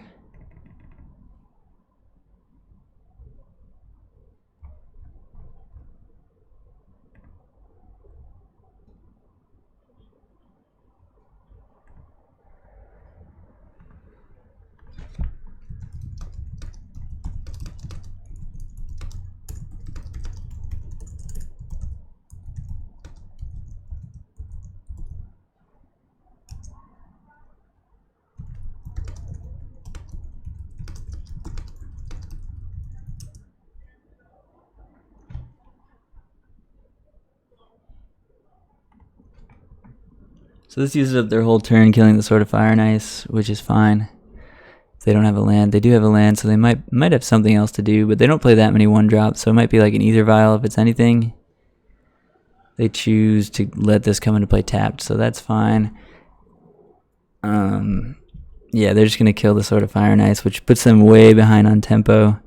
And they do have a lot of cards in hand, but we're going to almost match them with the amount of cards we can draw with these two guys.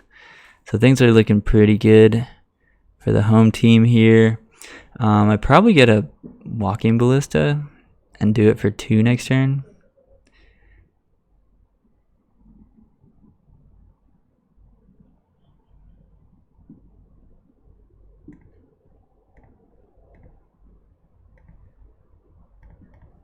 We'll see. Let me see. Do we want Walking Ballista? I guess it's just a faster clock than any of the other ones. Thraben Inspector draws us some cards. We don't really need any cards, though. I think we just want to beat them down. And we already have 2 Givers, and we can get another Giver or the Thraben Inspector with that Ranger Captain, so... I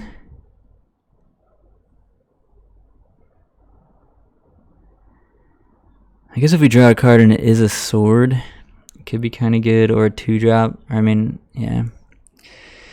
Because we can get the Walking Ballista with the next one, but Walking Ballista just attacking for 2 seems pretty good. Yeah, let's just get Walking Ballista.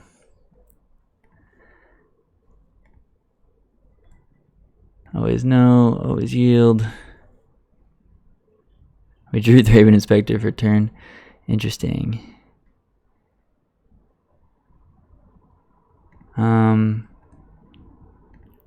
Everybody but one giver's coming in.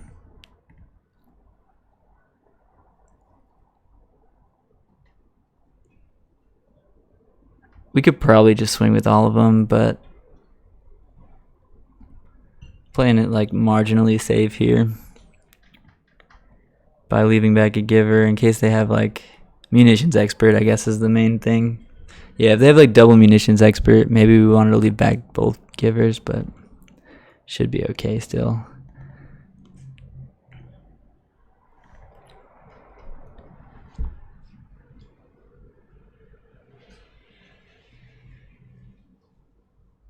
Yeah, I guess doubling yeah, we probably should have left back both givers. I regret that now. I forgot about munitions expert as a 2 of. Could be a problem. They'd have to have exactly 2 munitions givers or munitions experts here though. Plus another goblin, right? Yeah. Yeah, actually it wouldn't be, yeah, we're fine. We're fine. What's up, Captain Asia? How good is Wisp? Yeah, I just actually answered that on Discord, but I will gladly do it again. Wisp is just obviously really good with Ether Vial.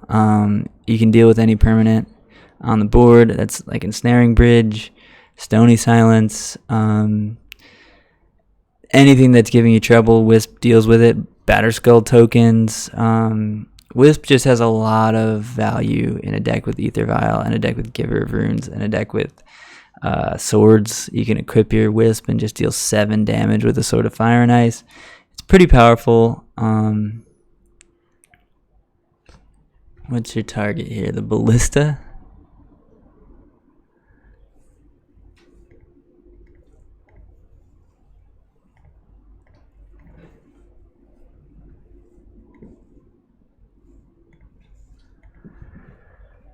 Yeah, we've got him.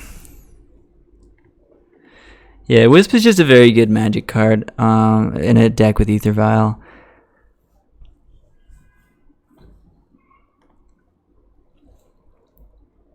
You can also blink your Stoneforge, get more equipment. You can blink your Ranger Captain, get more 1-drops.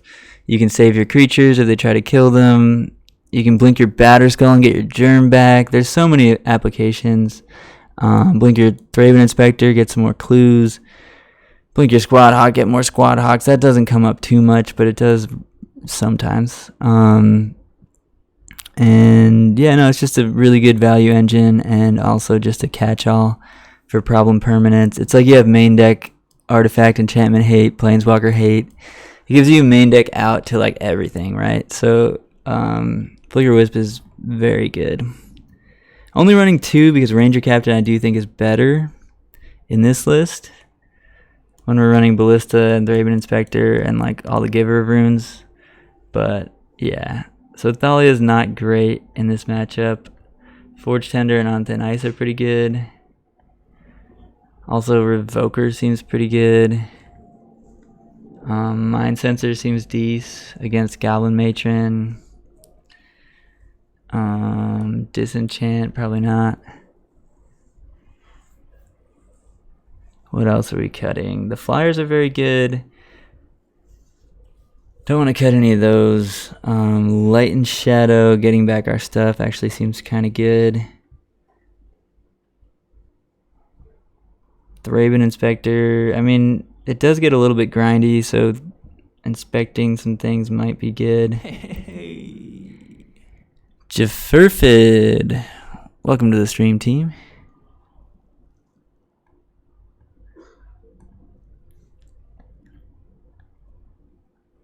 Why not give her the Ballista?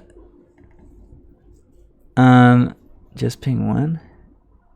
If we just ping one, it still dies, right? We just didn't want them to have blockers there. Like, Ballista being a 2-for-1 is still great. Like, we didn't need to attack for 2 with the Ballista there.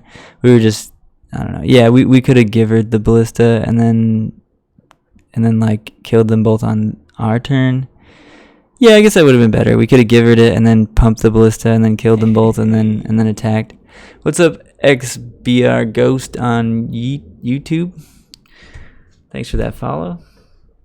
You've been running 3 Thalia and 4 Forces. I think Thalia is very important in the metagame, so I don't like that. But Force is pretty good as a 4 of as well. I really don't want to cut any Thalias in the current metagame, though. So I disagree with that choice, but it depends on what you're playing against. I think I'm going to take out Inspector. Oh, shit. Submit. Didn't have time to actually sideboard correctly there because I was talking too much.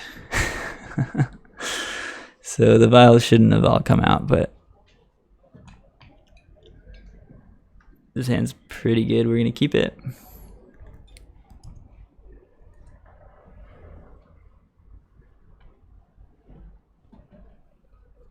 Yes, I do think Thalia is necessary as a 4 of right now.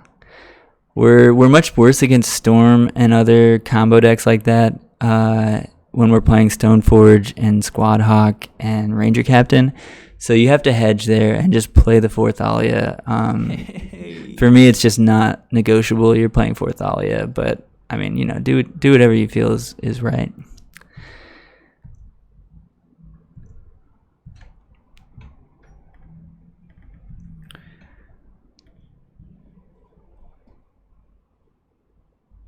Meadow Green, welcome to the stream, team. Appreciate that follow.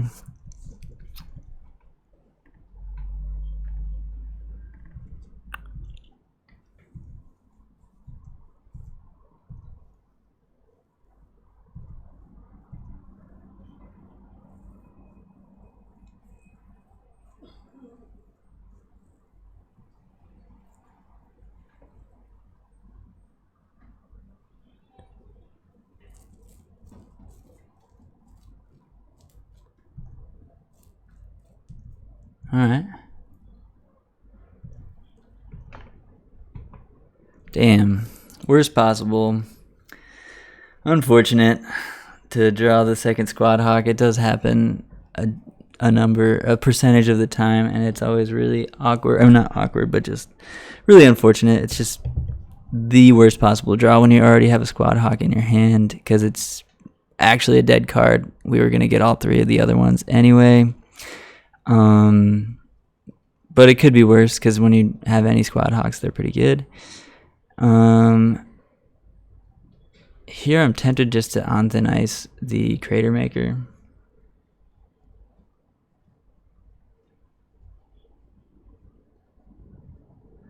Or just to get a Sophie and then on thin ice and Squad Hawk next turn. Yeah, I'll just get Sophie.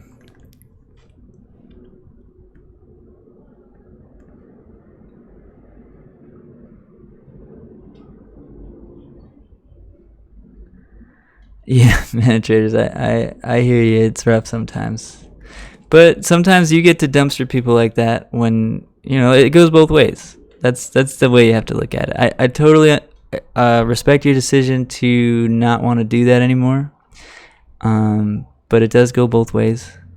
So you got to look at it like that if you are going to play more competitive Magic.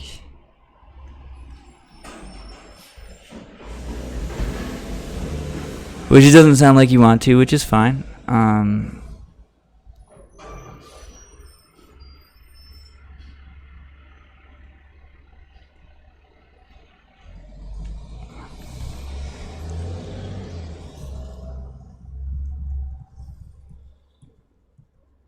Champion, like goddamn champion, you know? Like I say, when my opponent draws really well. I go, my opponent is a goddamn champion.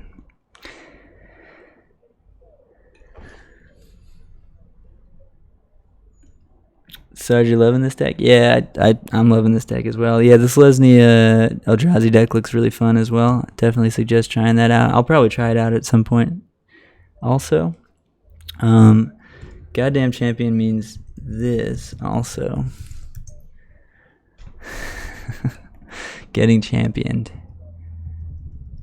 Sorry, opponent. I was typing to the chat. I know it's probably frustrating for my opponent sometimes when I'm taking too long talking to the chat, but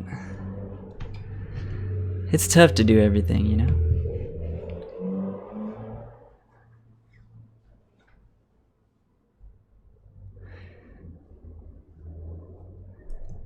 Matron with the vial. Yeah, we might have wanted to bring in some disenchant, because getting rid of ether vial is a pretty big deal. I think we want to bring in at least one disenchant for game 3 if it gets to that. It's not looking good for us here, because they're going to kill our Stoneforge, which I guess we don't care that much, but I guess if they don't have another matron or a ringleader, like, this board's not that bad. But if they have another matron or a ringleader, we're in a lot of trouble here.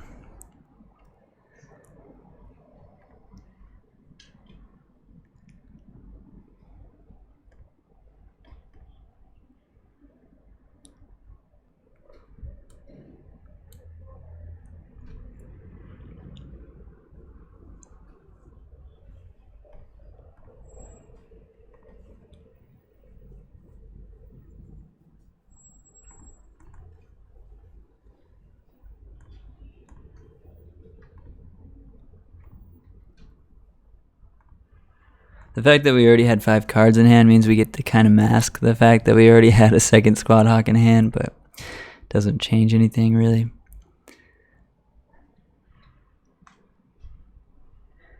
Yeah, free spells always look pretty interesting for sure, Sarge. I just saw it this morning. It looks pretty scary. I feel like that's going to see a lot of play. Anything that's free can very easily be abused, and I feel like it will get abused and be pretty powerful. The fact that it costs 2 later is definitely a downside, but a free Ancient Stirrings is like pretty good. And I don't remember how different it is from Ancient Stirrings, but free spells are great. They always are. They did have another matron, so they're going to go get a ringleader probably, and we're really far behind here. Now War Chief. Alright, that means they already have a ringleader probably. Yike.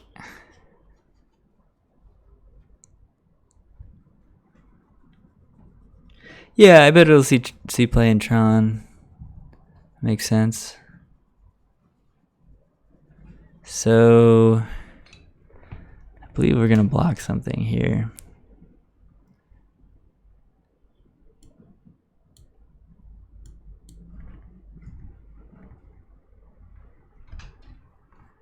I don't know, I guess this one.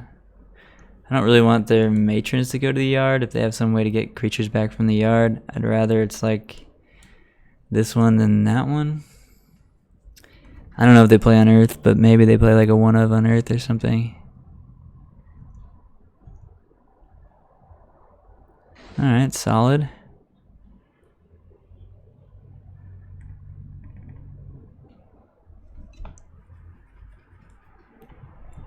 We got the 5th land, so we can play and equip Sophie next turn.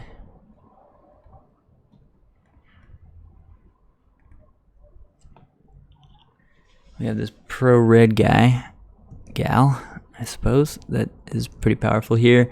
If they ringleader for 3 more cards, yeah, this is going to be really hard to grind through, but we're in an okay spot. We have the biggest creature on the board.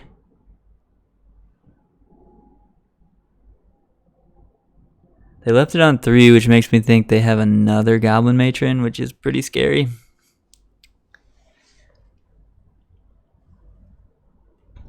Yeah, it could be good in Selesnya Eldrazi. I actually want to bring it up because I don't remember exactly what it does. Oops.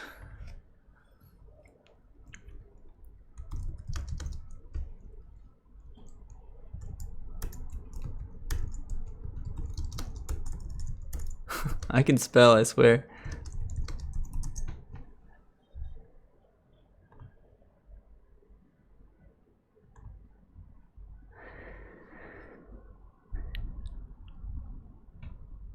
Top 5, you may reveal a creature or land. Alright.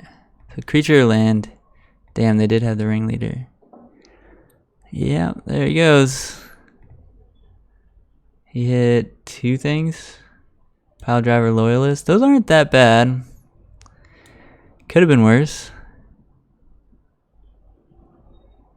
We have insurance for the pile driver.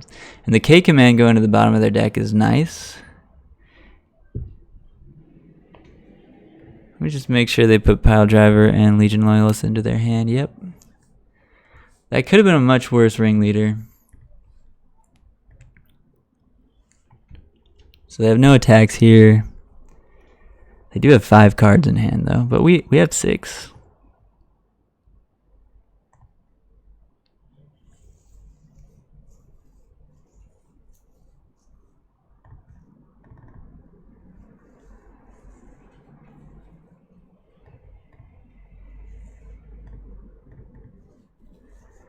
Let's get him with the Sophie.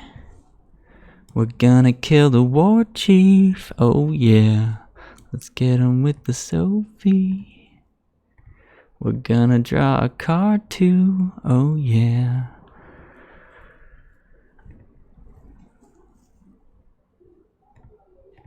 Boop. What? Oh no, they have a pump dude. Oh, this guy. Alright. Fair enough. At least that's not a pump dude. If they had the pump dude, we were in rough shape. That's not so bad. We're going to 12 here.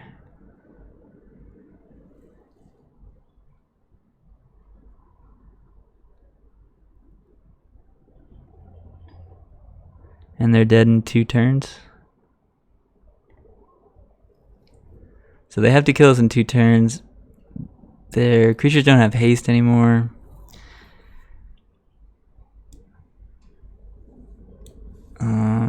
So I think we should be pretty good, but we'll see. Mostly because we have the Forge Tender and like more creatures to play. We'll see. It's gonna be close.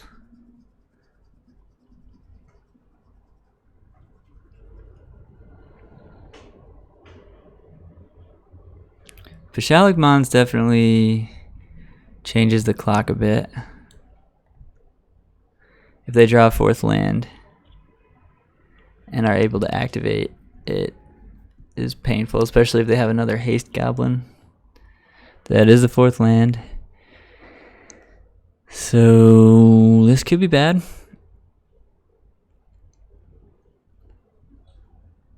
If they have the War Chief plus sack a matron, swing out, we have to take 2, 4, 6, 7, 8. Go to 4. Yeah, we probably lose if they have the haste goblin. Yeah, it's gonna be tough now that they hit that 4th land in general here.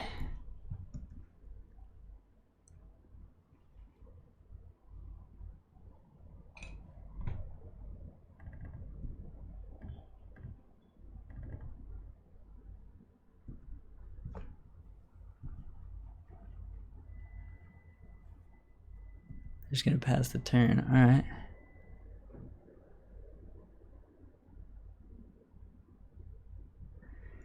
So what is our move?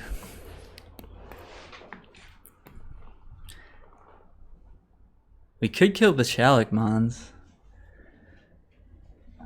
And then we still have lethal on the following turn, so I guess we do want to kill Bashalik Mons here. The only way we get punished is if they have the Pump Goblin, but I don't think they do because they drew the 4th land last turn, so they couldn't have had the Pump Goblin, the Chieftain. So we're definitely going to play Forge Tender. I think we attack first. See what we draw before we do anything else.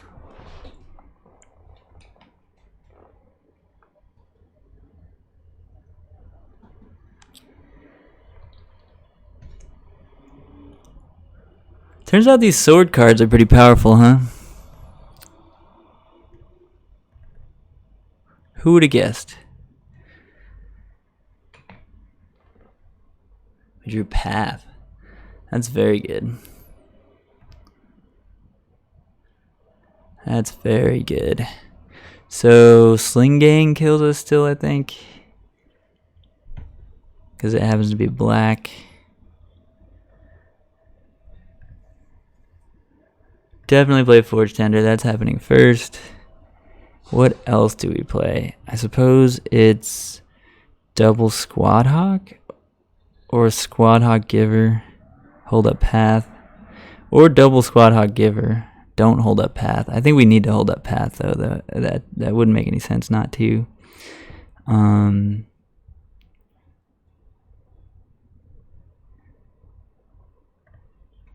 Yeah, I think Giver's better because it's a 1/2.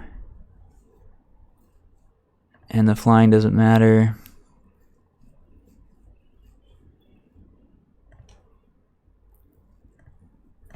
Yeah, let's just do it like this. What's your play here? Munitions? Field my canyon? I guess I'll draw a card off of it. Oh no! Oh no! I, for some reason, thought we were going to get the land anyway, but that doesn't make any sense. That was a really bad play. That was a huge punt. That was a huge punt. Don't do that at home, folks. For some reason, I was like, cool, I can draw a card and get a land, which is just not the case. So now we might be dead. Although I feel pretty good anyway, I still obviously made a huge punt right there. Because holding up the Path, we basically can't lose. Whereas now, we could lose. Yeah, that was a huge punt. My mistake there, friends. Got too greedy.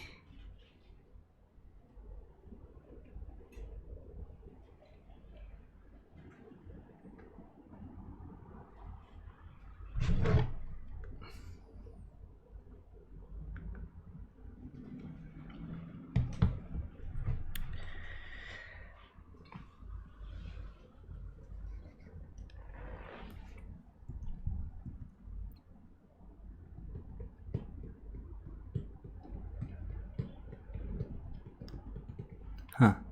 Nothing?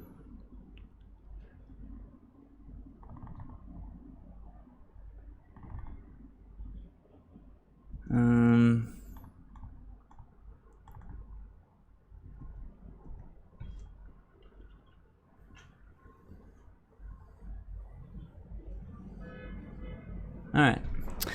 Got there. Sword of Fire and Ice. Pretty good, it turns out.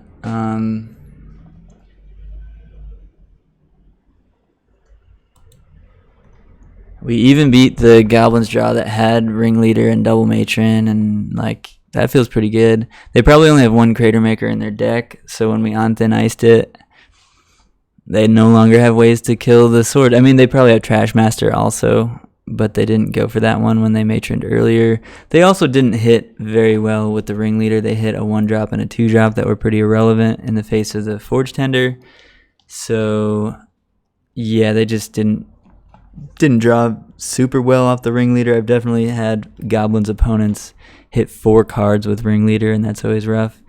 So we lost to Green-White Eldrazi, which I don't think is a bad matchup. We just oh, it wasn't Green-White. It was Bant Eldrazi with Deputy of Detention, and we were in really good shape in game 2. And our opponent wiped our board of 4 Squadron Hawks with a Deputy of Detention, which was obviously a beating. And in round 1 we lost to, or round 2 we lost to, game 1 of that round, we lost to them having a really, really, really good engineered explosives on 1. When we were starting to come back into the game, they were just like EE on 1, and it killed like 2 givers in an ether vial or something. It was gross. But barring like the EE that was ridiculous, the deputy detention that was ridiculous, and the game 3 against Traverse Shadow where they just had discard into discard into discard into double shadow, we did really well, and I think the deck played really well. I do think the deck has tons of play against all the decks. A lot of different lines we can take and ways we can get out of situations. Like, we were way behind in that game there against Goblins just now. They had like all the card selection they wanted. They had the ringleaders, the matrons, and we just crafted a game plan that let Sword of Fire and Ice take over the game, and it got there. So yeah, pretty cool. Let's jump in another league with the same deck, not changing anything.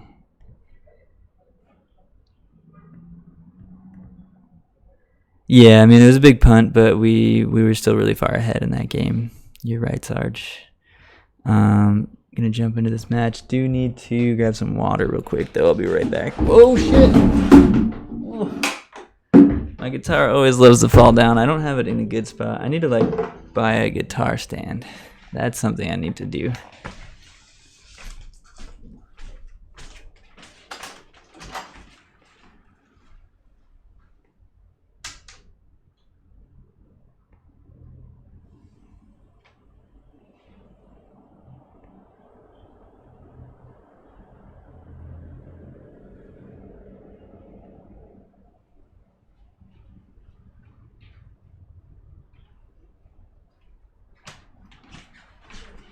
Ah, damn it. We must have found a match immediately there.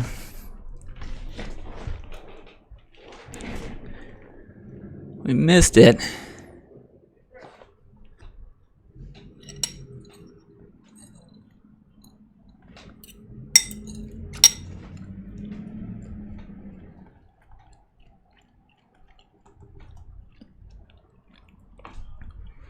Trophy record. This season we got 6. I think it's about 6 for any season. Is the highest I've gotten. I think this is probably tied for the highest. Yeah. Somewhere around there.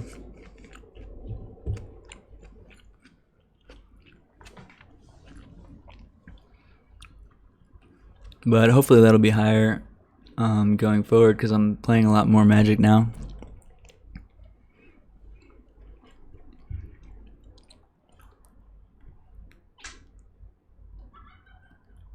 Yeah, this hand's good. Let's keep it. So we went 3-2 in the last league. It was fine. I'll take it.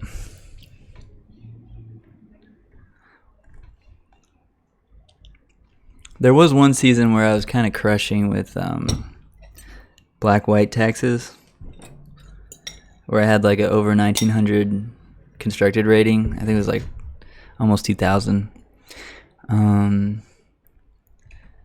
I think it was 40-6 or something over the course of a couple weeks, or a weekend.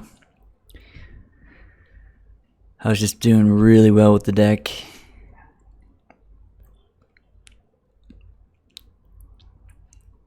But yeah, I think even then I only had 5 or 6 trophies. Search for tomorrow, huh? This is a really bad matchup. Game 1.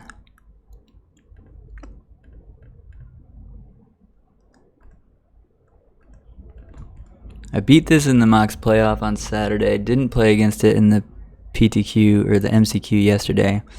And I'm happy that I didn't, because yeah, it's a very bad matchup. We do have Mind Sensors in the board.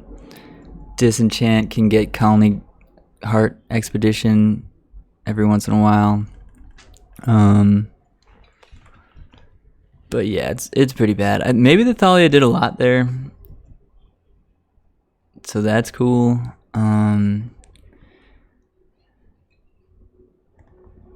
we're just gonna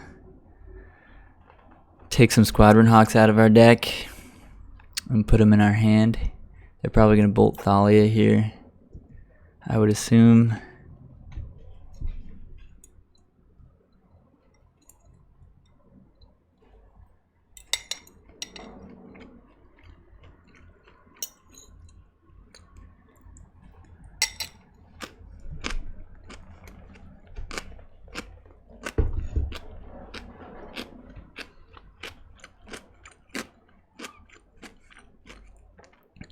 Yeah, I think it's on my Twitter from like a couple years ago.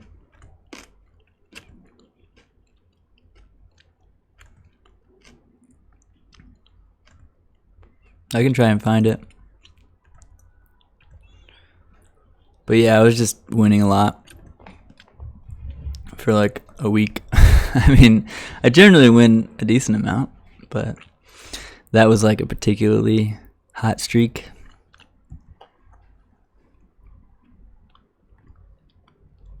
Let me see if I can find it while we let our opponent have their searcher tomorrow here.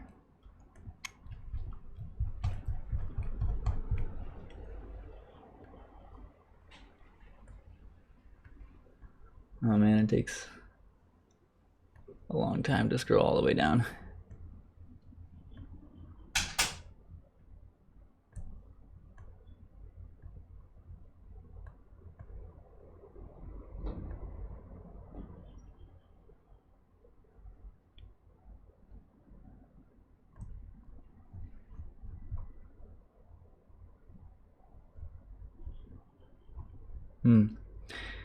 Well, I found the one that was like before. I guess I wasn't high 1900s.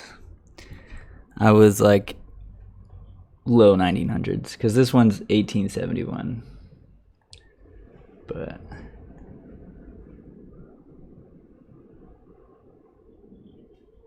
yeah, I found the picture of 1871, but I kept winning after that and got into like, I guess, low 1900s. But that's kind of cool. We can flip back down the Colony Heart Expedition, but they're going to have a prime time next turn. So I think we're just dead. I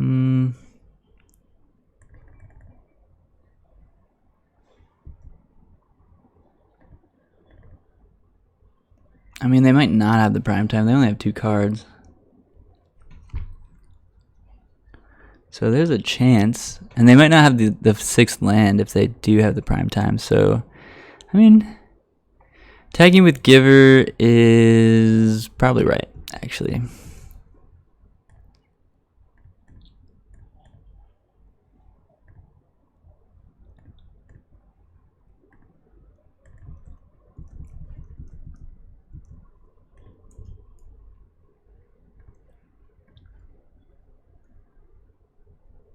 Unprecedented level of success. I mean,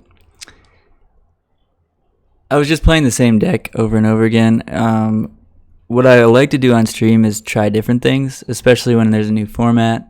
I like to brew up different decks, try different things, and obviously when you're trying out different things and you're not sure what other people are going to be doing, you're not going to win as much. But once the meta settles down and you can kind of like pick your way to infiltrate and get those wins, you can really just get good at a deck and know all your matchups and know what you're sideboarding and know like what the important cards are. It's just like anything, like you practice something enough and you're going to have a decent win rate in all the matchups that are good, and then even the matchups that are bad, you'll know what the important cards are and you'll be able to work around problematic situations from different decks. So I was very good with black-white taxes at the time. I still think I'm pretty good at piloting taxes, but like I knew the format very, very well. I understood all my matchups, and yeah, you also have to run a little hot, but when you know what you need to be doing in a format, it gets a lot easier. So, Field of the Dead, huh? We can try to race it, but we're not going to be able to. They also have a Valakut. They can just pop Valakut at any moment here. We can save our Flicker Wisp, which is important, but yeah, this thing having Trample is also really rough.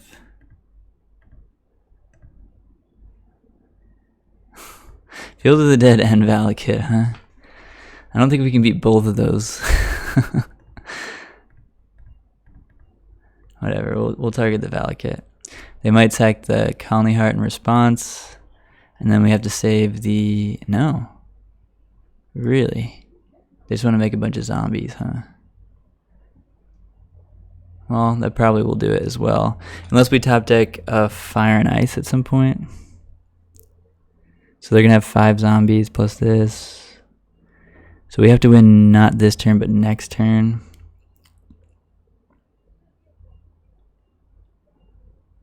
Okay.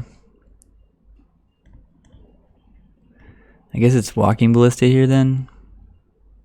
And we'll block a zombie and sack it for 1 damage. This puts them to 9. Walking Ballista puts them to... Oh no, they're going to kill us with Valakut, huh? Yeah. I guess we'll make them do it. But we're super dead. They're just going to attack with Prime Time, get 2 Valakuts, and then sack Colony Heart, and we're super dead. Or just 1 Valakut in a mountain. Either way, we're dead. They're not attacking with the zombies. Interesting. I don't know why they wouldn't attack with the zombies here. Doesn't make any sense to me.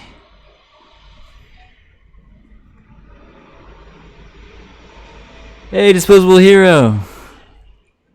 How you doing? Definitely really nice to meet you. Really fun tournament yesterday. Sorry I had to lay down the Squawks against you, but that was a fun match. That Liliana was a sweat for me.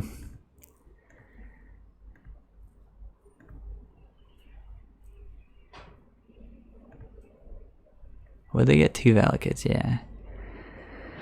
Alright, so we go to 11, and then they crack Colony Heart. That doesn't kill me. Interesting. So we could just find a sort of Fire and Ice and win. Oh, they have another Prime Time? Never mind. Never mind, we're dead. What? Oh, Scape Shift. Oh, well, they also have Scape Shift then. That's cool. No Maverick tonight. We might be able to get a Maverick League in. I just want to keep playing this because this was the list we played at the PTQ yesterday, and I wanted to like talk about the experience and also like show y'all what I would be doing in a big tournament, which is what I did in a big tournament yesterday. If I'm like try-harding right now, like this is the deck that I like. And not to say that Maverick couldn't be a try-hard deck. I think Maverick might be pretty cool. I think there might be a good build that could be pretty solid. I think in general, if you can hedge your Stoneforge deck to be able to beat Urza and beat other combo decks, like Escape Shift, which is pretty difficult to beat with a Stoneforge deck, then you're in a good spot. And I think, well, my main deck is very bad against Escape Shift, but post-board it gets a little bit better. It's still not great, though. Escape Shift is maybe not my worst matchup, but it's pretty bad. It might be the worst.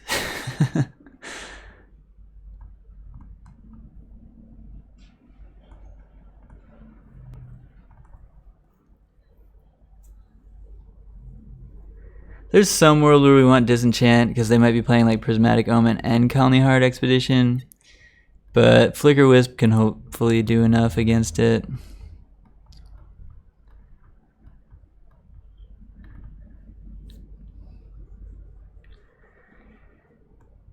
Yeah, Amulet's not as bad because we have stuff like Flicker Wisp and Field of Ruin and Revokers that can do some work. But like, yeah, Amulet's not great either for this build. The big mana decks in general are not super awesome because we're not playing Arbiter. Whereas Arbiter makes all those decks a lot easier. But we're losing percentage points against those decks while gaining a lot of percentage points against the rest of the field. So it's tough.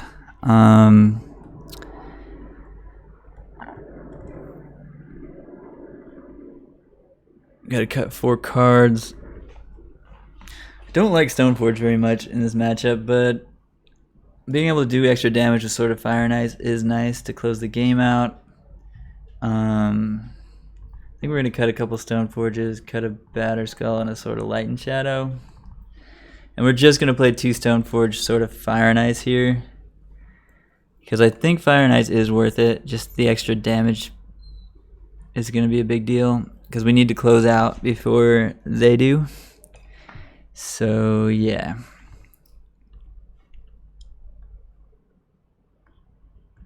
But yeah, Disposable Hero and I had a crazy game 3 where he had, I don't know if it was turn 3, but maybe turn 4, Lily Last Hope, and killed all 4 of my Squad Hawks with it, and like 2 Thalias, because I kept drawing 1 toughness creatures and like never found a Force of Virtue. And I had to keep attacking Lily and keeping her at 3 or 4 for like 8 turns or something, and I had tons of removal, so he couldn't stick a threat, but neither could I, and it was just like back and forth. And finally I found a Thraben Inspector that drew me into a Ranger Captain, and then like it snowballed from there. But it was a sweat. Alright, so we have Mind Sensor, Vial, and Thalia. This hand is about as good as it gets. About as good as it gets for us. And Revoker. Yeah, we have everything. Yeah, and I Williams played in the event yesterday too, and went X3 to top 40 finish, which is also really good. Good job, Ian. On Storm, he was storming people out. Oh wow. We're just drawing heat. This is if we lose Escape Shift with this hand, like I don't know. I guess that's it. We do need a 3rd land to be able to cast the Mind Sensor next turn, but other than that, everything's coming up K-Ponce right now. Alright. Really hope we get that 3rd land here so we can blow them out. Although it's probably not going to blow them out. They play a lot of basics in their deck. So even Mind Sensor, not always the house that we want it to be. Come on, land. 1 time. Yeah.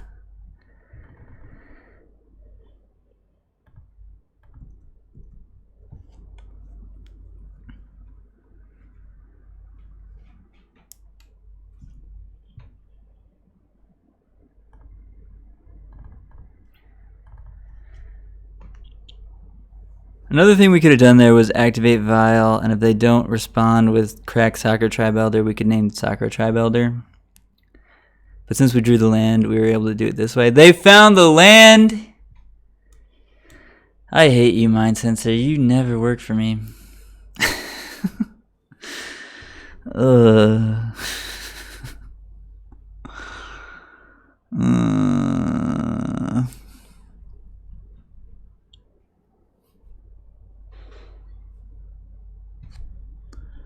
No, thank you.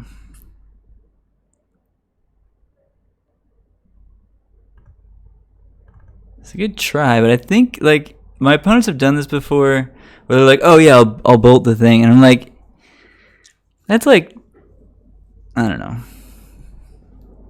just bolt the Giver." Like, what are you doing?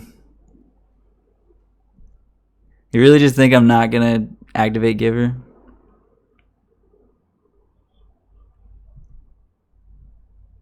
Just gonna be like, nah. Even mine says they're dead. That's cool.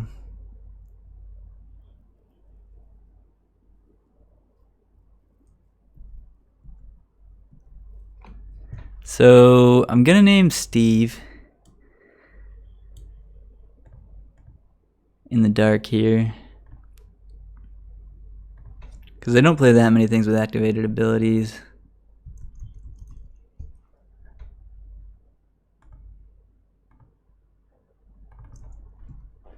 Obviously, I'm glad that our opponent did it the way they did it, because it was just free value there. But yeah, I think that it was definitely incorrect for our opponent to make that play.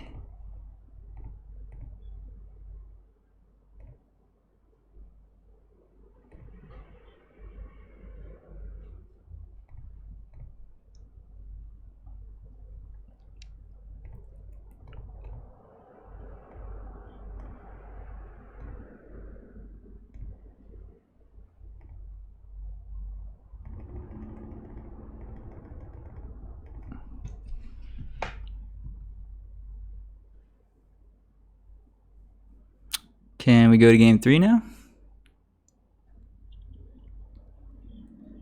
I guess Slagstorm would be actually the end of us here. I don't know, they'd need a land drop and a Slagstorm though. Or I mean, Sweltering Suns. We didn't really play around it by attacking with the Giver, and I think that was a mistake actually, attacking with our Giver that was not summoning sick there. But I was in the middle of my rant about my opponent bolting my Mind Sensor there, and I forgot. So yeah, punt for a punt, I guess. So if we lost Escape Shift with that hand on the play, then we probably just should not even try to beat Scape Shift at all and just not play anything in the sideboard for that deck. But luckily it did work out.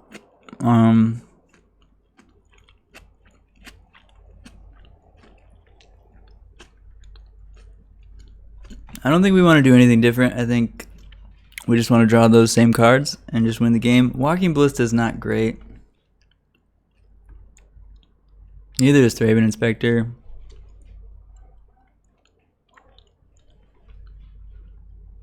I guess we could play a couple Paths, but Path is just so bad. But I guess Path with Mind Sensor in play is not that bad.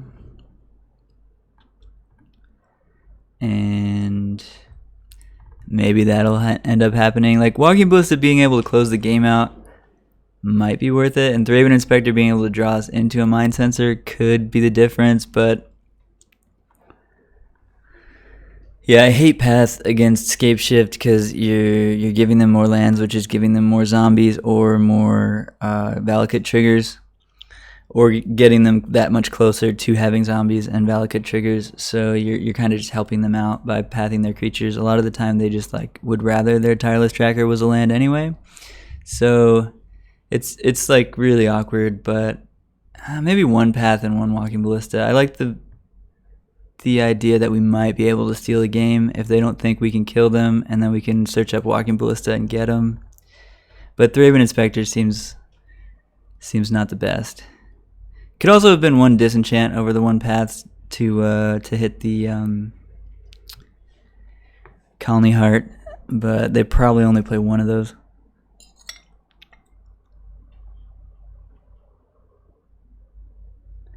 Yeah, you know what I'm saying though, Mana Traders. We obviously can't attack with the one that's summoning sick, but you know what I meant.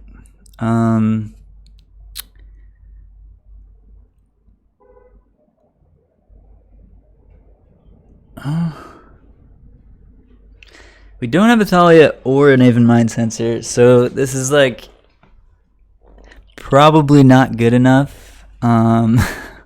But the hand is very good otherwise. I guess if we name Steve, I'm gonna try it. I'm just gonna try it. I don't know. Like, this hand's just good. Yeah, it doesn't have the cards that we need, but maybe they don't have like a really good hand. And well, there's a Field of Ruin. That helps. Yeah, it's got to be Ether Vial.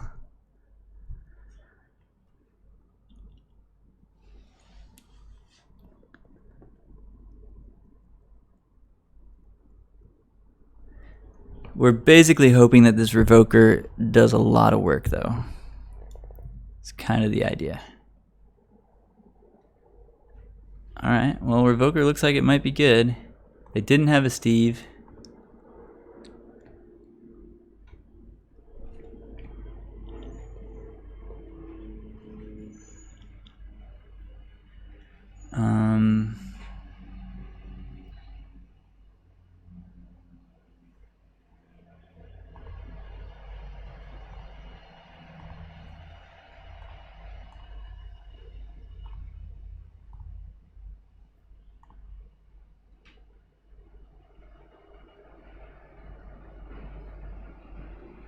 I should have gotten all three because we could have just filed in the Giver right now. But I guess that's bad against the Slag Storm, so we played against Slag Storm a little bit by getting just two. But drawing the third or the fourth Squadron Hawk off the top next turn would be such a beating.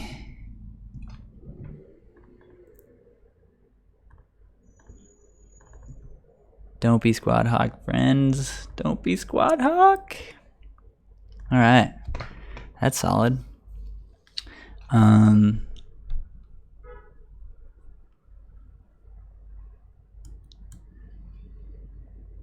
Tempting to go for one of their red sources here.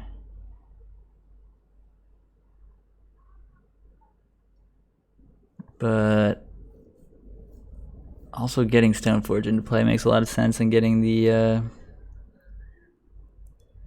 sword.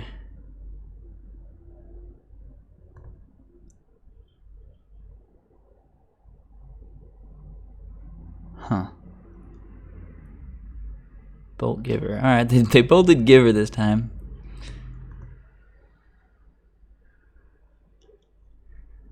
That actually makes sense.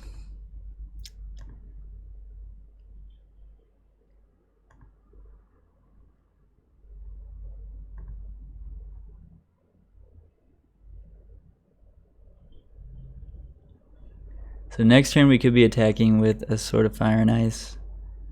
They're gonna bolt the Stoneforge, alright. So now we don't really want Thalia in play.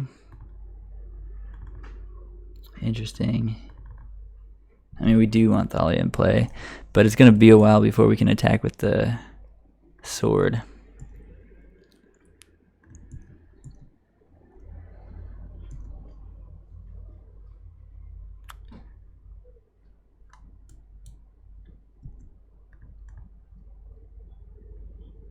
So this gets super punished by them having a Sweltering Suns in a land. But yeah, if they got it, they got it.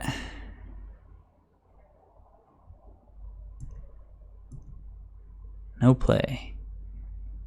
Alright, what is in your hand?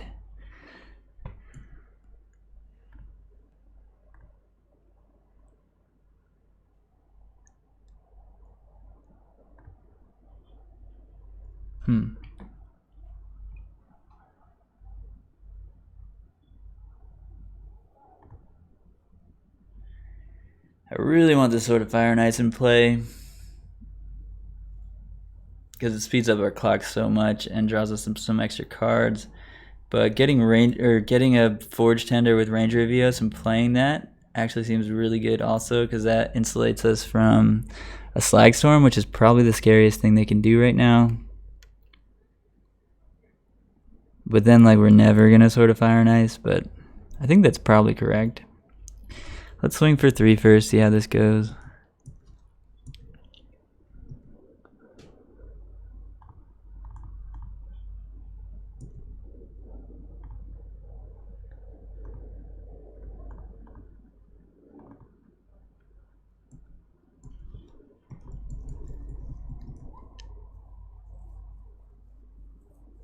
Valakut.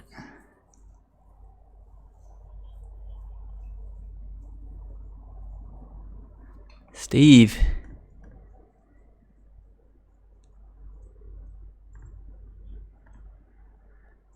Gonna name Steve.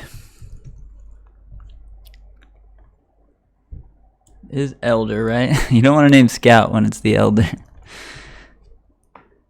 It does look older than the Scout.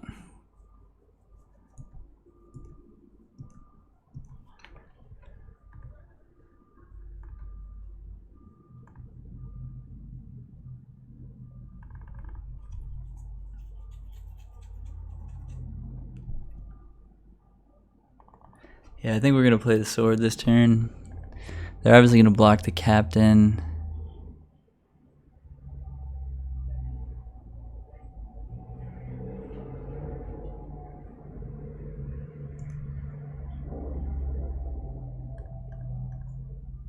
Huh. Wait, how do we get lethal, though? So next turn, sword's dealing 4 extra damage. And we're going to have another Squad Hawk in play, so we need to get in for a lot here. I'm swinging out. I don't care if they trade with the Revoker. They might have another Steve, but that's okay.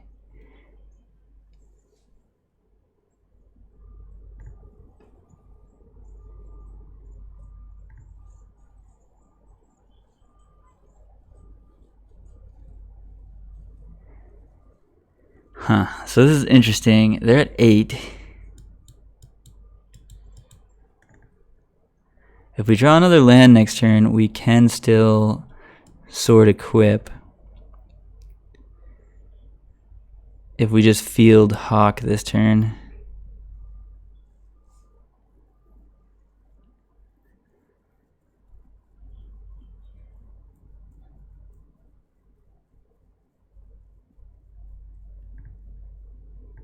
If we play the sword, we can sack Captain on upkeep, but they can respond with a Summoner's Pact, so that doesn't really work. Summoner's Pact is instant, I believe. Yeah, so we're gonna field.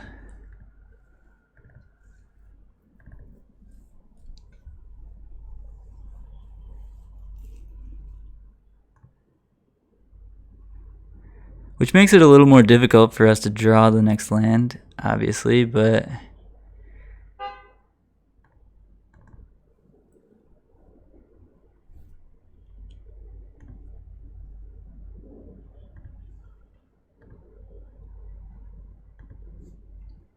getting the Valakut off the board I think is going to be important.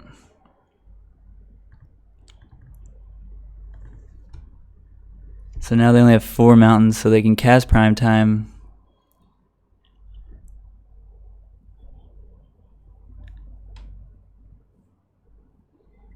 This is Baloth. Chandra. Don't care about that. Don't care about that at all. Burrington, Forge Tender to the rescue, friends.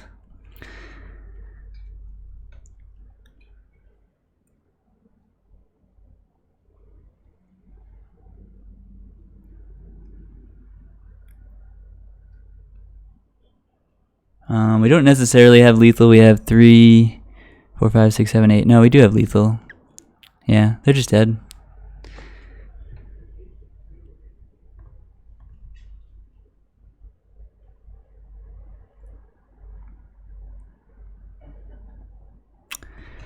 Beat Scape Shift. That feels good. That's a terrible matchup.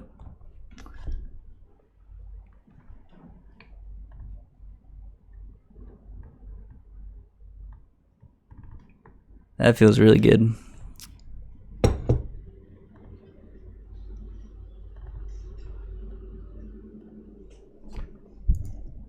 I'm actually 2-1 against Scape Shift with this deck, but it definitely doesn't seem like a good matchup on paper. That's a keep. That's one of them there keepers. Trapper keepers.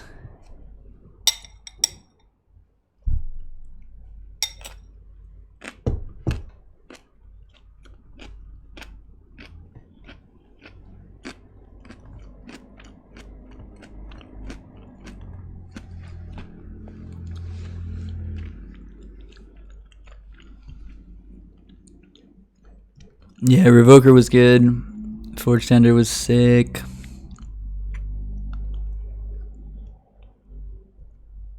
And then, you know, the rest of the team did their thing too. It was a team effort. Another scape shift. Alright. 2 scape shift in a row? Well, I was hoping not to see this in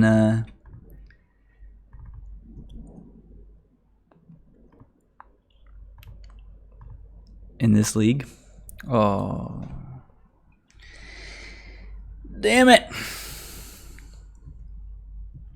Worst possible draw.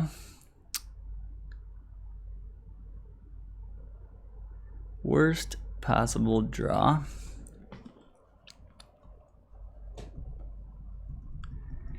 Also didn't have to force a virtue on turn 1 there. Could have saved it. It's not like it's going anywhere.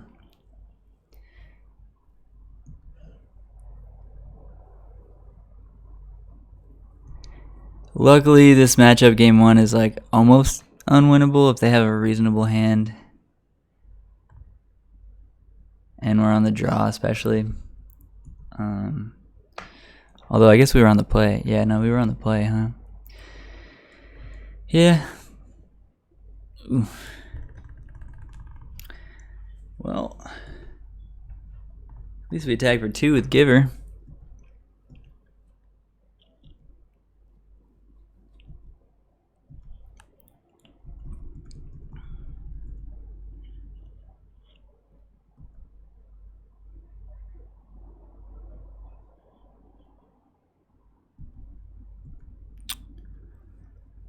So we could get...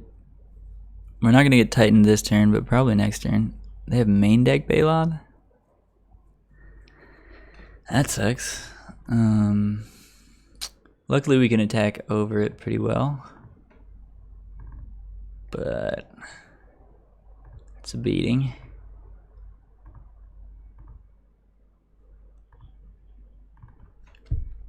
Kind of wish we had double Force of Virtue in play, which was definitely possible with the way things worked out. Definitely don't want to path the Baloth. That's why path is bad in this matchup, because it's like they already gained their 4 life, and now if that Baloth is gain 4, put a land into play, they're super happy with that. So yeah, the path is not something we're going to cast here.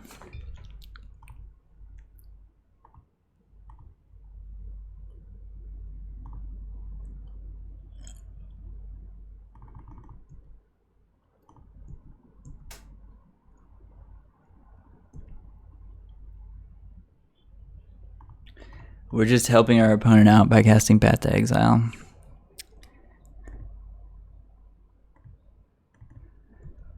On end step here, we're going to take their Stomping Ground, so that they don't have primetime mana next turn. And hopefully their hand is just primetimes, and we can somehow sneak in 17 more points of damage. It's going to be really hard, but that's the game plan here. We do have some beefy flyers now, though, and 2 more in hand. And on the turn, we're like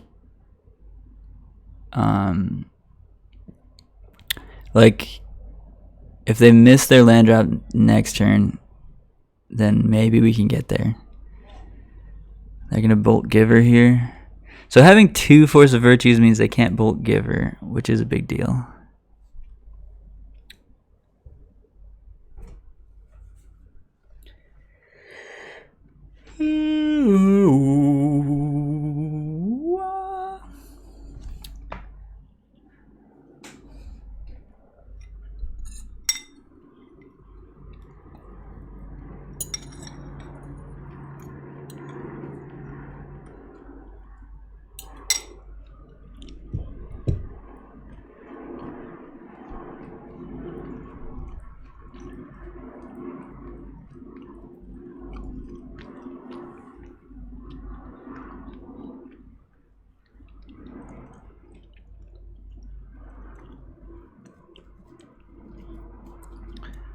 Yeah, pitching path would have been good.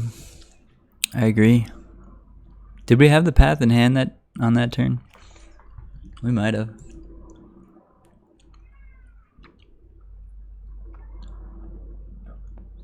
I think attacking is bad for you, but go for it. I wish they attacked.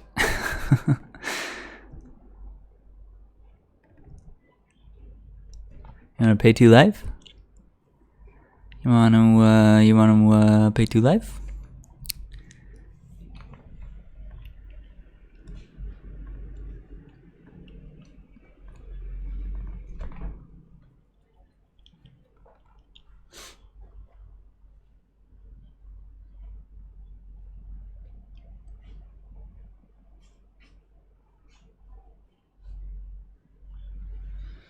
Three, 5, 7, 9, 13. We can deal 13, but that's not lethal.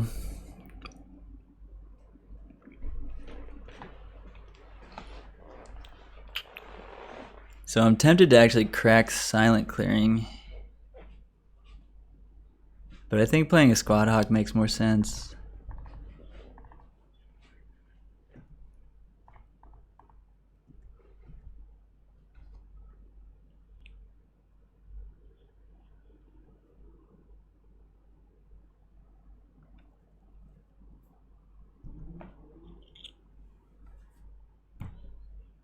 Yeah, in general, I think our timing on the Force of Virtue was bad.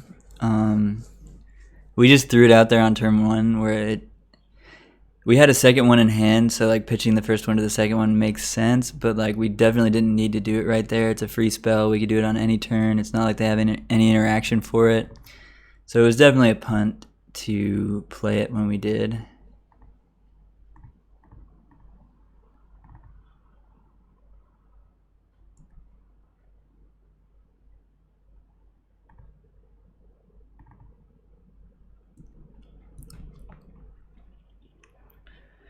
And also pitching Force to Force obviously ended up being incorrect also. But yeah, in both of those instances we did it wrong. Bolt the Giver. Alright.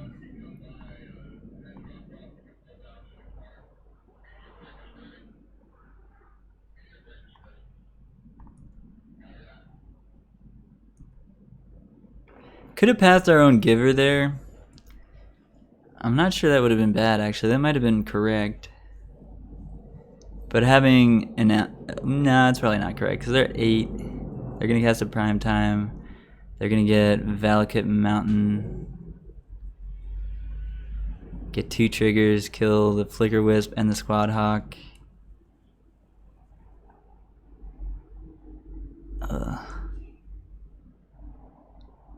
I guess we're supposed to path with this on the stack.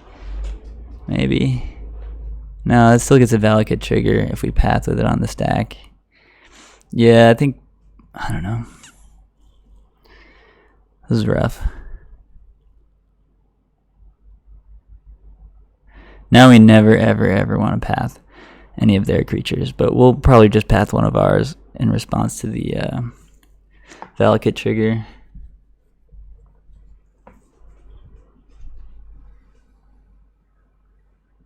Yeah, path bolts the creature. Yeah, exactly.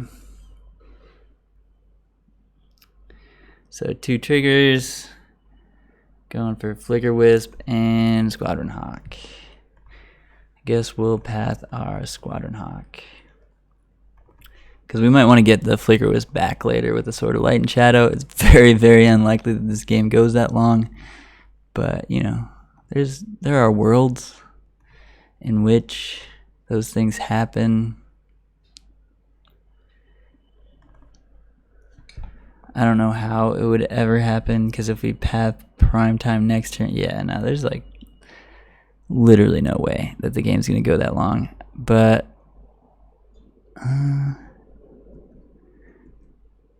yeah, I mean, Sword of Fire and Ice does deal 4 more damage and kills them. We just can't draw Sword of Fire and Ice and a 5th land here, so we don't really have outs.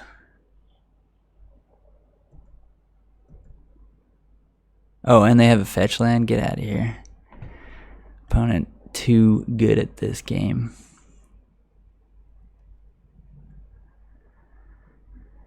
Too good, opponent, too good.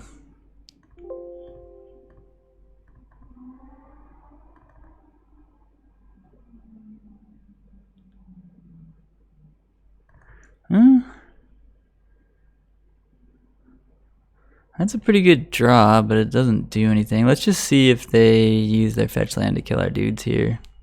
And we'll scoop if they do. Alright. Maybe they'll forget. Alright.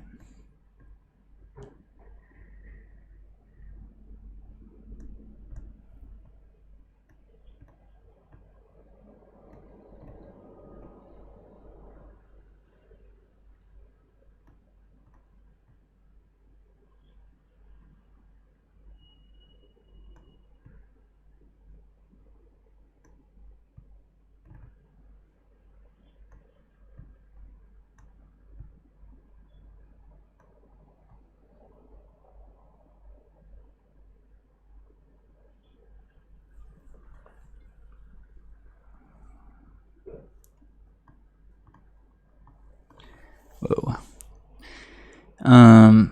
So I remember cutting two stone forges and 2 equipment.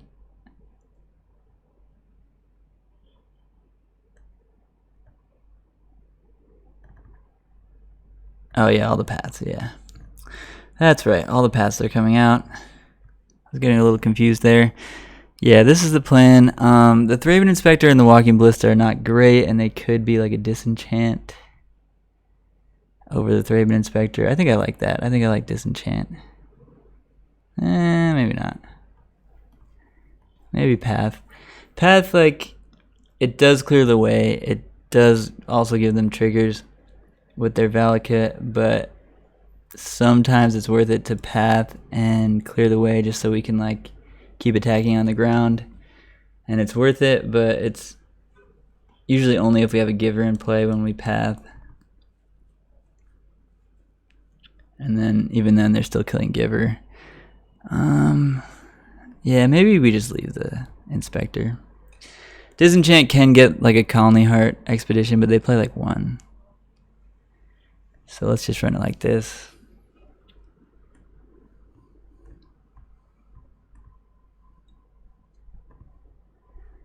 Yeah. Alright. Escape shift round 2. Again, we're down a game. I don't think game 1s we're generally winning against escape shift, but we were kind of close that game.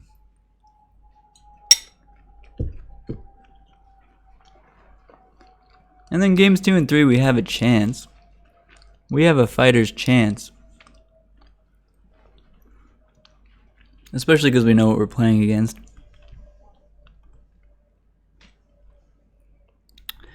That hand has a lot of cards. That hand has a lot of cards too. We're going to 5. We're keeping it. We don't need 100 givers. We just want 1. And we don't want on thin ice. Number 2, when we don't even have a snow-covered land yet.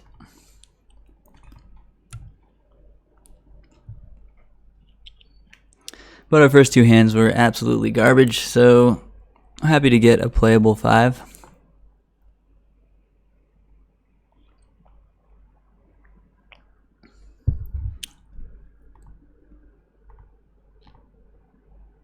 Hey, that was a good draw.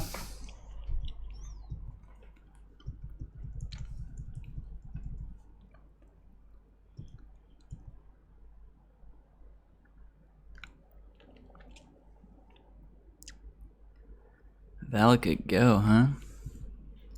Into it. That means we get to untap with this giver. And then all we really want now is like Revoker and Aven Mind Sensor.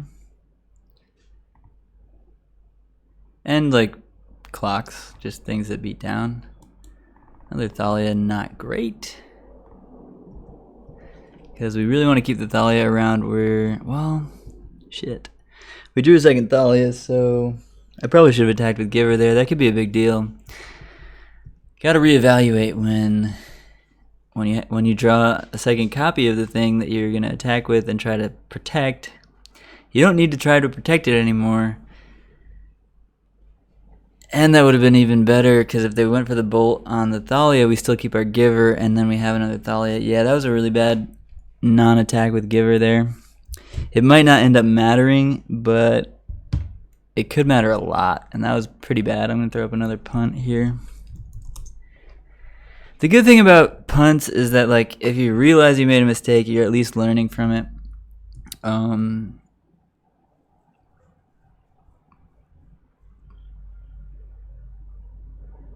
Farzik.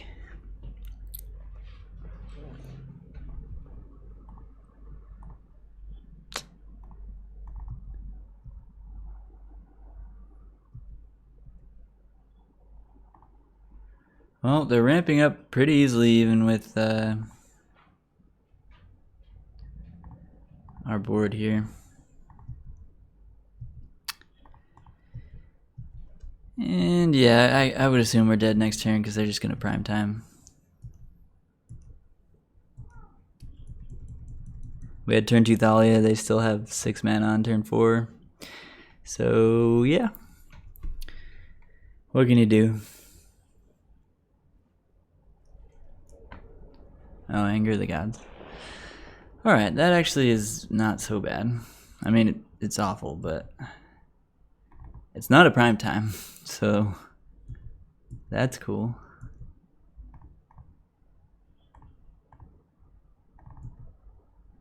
And we have a redraw here. We really just want to draw Aven Mind Sensor, so I think I'm going to take this up to 3.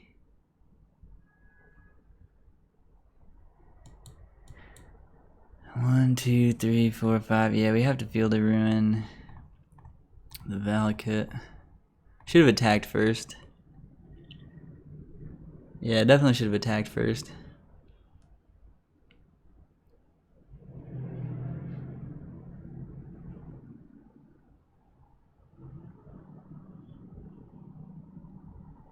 Whoops.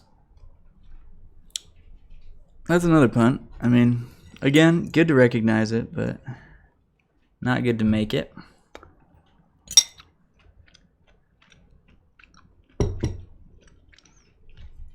Yeah, Panza seems like it'd be pretty good here. Also just makes me want to bust out Leon and Arbiter, right?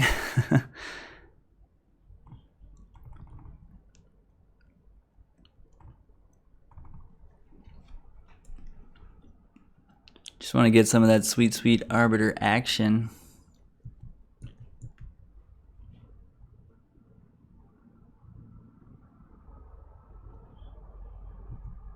Do you have a 7th land?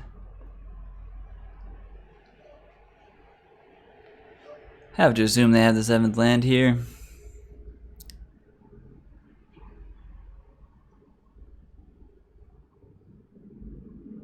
Wait. 1, 2, 3, 4. Oh, weird. Oh, they must have already played it, yeah. So Valakut Mountain, kill Thalia, Leon the Nice prime time, but now everything they draw deals us 3 damage.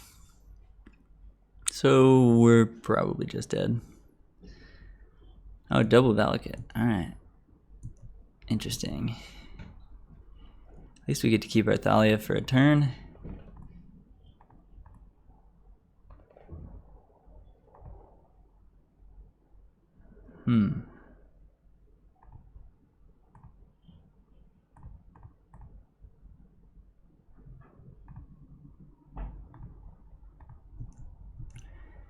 And I don't know, their hand has to be really, really bad for us not to just be dead here. I mean, it could just be more prime times that they can't cast because they have to tap 4.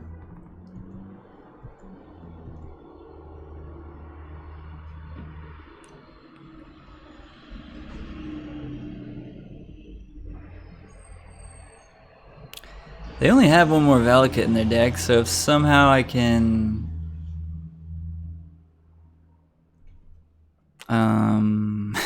I don't know. I don't think we can do anything here.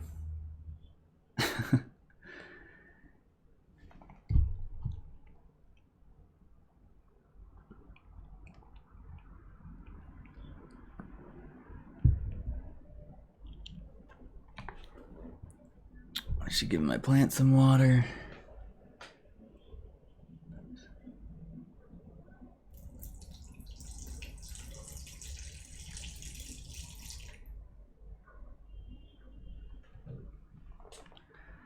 Oh, they had a mountain. Damn. I guess we lose. Well, we mulled to 5 in game 2, and game 1 is pretty miserable anyway. But we fought a bit. We put them to 7.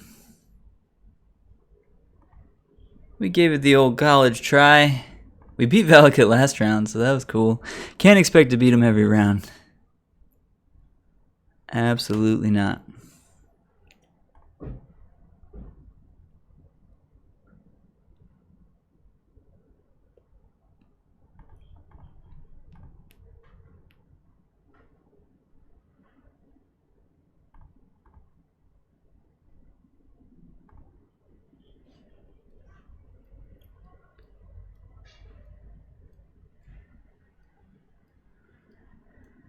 So they only have 1 left after this one, and they're only dealing 3 with this. And we're getting to attack for 2, so if their hand is just like forests or just mountains, we might be able to win with this Mutavault. I don't know. There's a world. Wait, are they out of basics? Did they just not search a basic? Hold up. Hold up. Fails to find. Hold up. Are we doing it? We can't be winning, right? There's no way.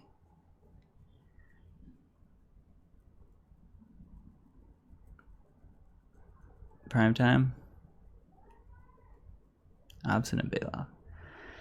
Alright. That doesn't kill me. I mean, it does eventually kill me, but it doesn't kill me right now.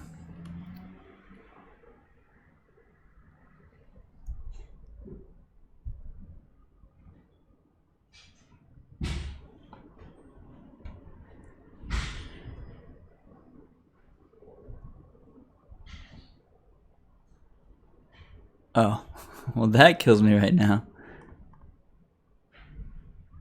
Scoop! Scoop in response. Alright.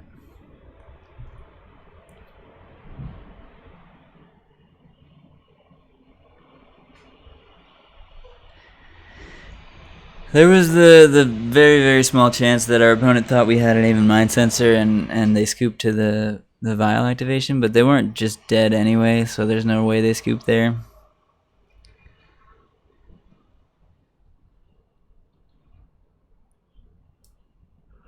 Let's just make sure they have enough mountains, because they don't have that many more mountains left.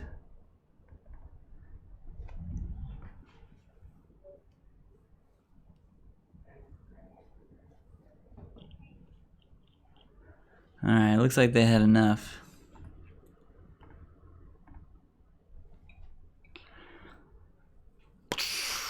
Alright, well, we beat Scapeshift and then we got dumpstered. Ploop, ploop, ploop. But, I don't know. It's a bad matchup. Games 2 and 3 we have a shot, but game 1 is, it's probably not going to happen.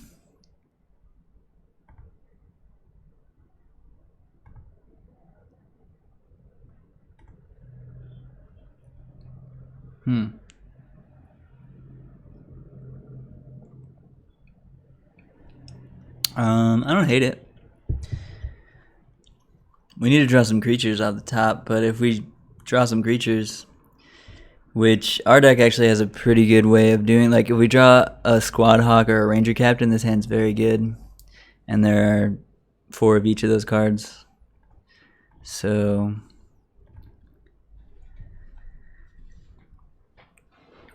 we're just going to keep and put a lot of vials into play.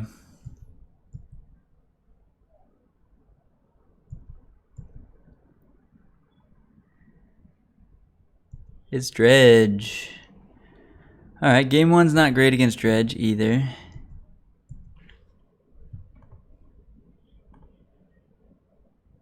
But Double Giver does help a lot.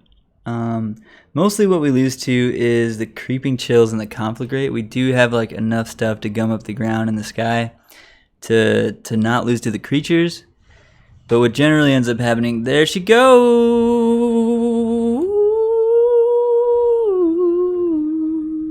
So Squad Hog was a great draw, but I mean it's still Dredge, so we could just get overrun if they have a pretty good couple of Shriekhorn activations here. So this is interesting. I do want to get the second Vial into play, I think. Even though drawing another Squad Hog next turn would be bad. I think we're just going to play a Giver. Get the second Vial into play. And have 2 Givers when we untap next turn. Which is really good against any of their ground creatures, obviously. And then we got the skies covered with the Squad Hawks. Damn, 2 Dredgers. That's a pretty good hit. What's up, VX3 Kakusho? Appreciate your interest in the deck list there. They hit Conflagrate now too. That's strong. But Double Giver is going to be pretty good against Conflagrate. I assume they're going to draw the Stinkweed Imp, and they're going to hit Prized Amalgam, Life from the Loam, and that's it of consequence. And they have a Cathartic Reunion in their hand. They are champions. They had like best possible here, it looks like. No, they're just going to Conflagrate the Giver. Interesting. Man, how good would it be if we had Force of Virtue right here? It'd be so sick. We don't have it. But it'd be so sick. So they discarded a bunch of stuff so that they could get Blood Gas in the yard, so that they can get back 2 Prized Amalgams. And they realize that Double Giver is going to be a problem for them, which makes sense. So worst possible draw would be Squad Hawk. Anything else is fine, especially if it's a non-land card. What we can do actually to prevent that is activate Vial on 2 to make sure we get all the Squad Hawks. Yeah, actually that's a good idea. I should do that before we draw.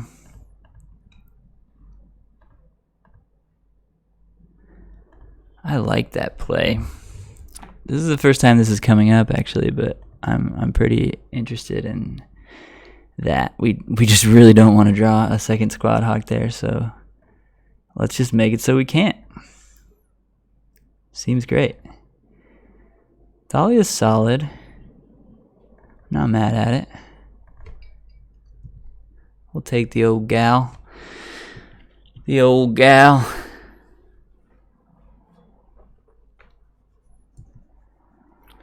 What'd you hit? Another Blood Gas. Jeez. Alright, we're pretty far behind here. At least they didn't hit any Creeping Chills yet. But they're very likely to at some point. Oh, they hit an Archimeeba. And they have 3 Amalgams now. Seems good. And a land in hand. Gross.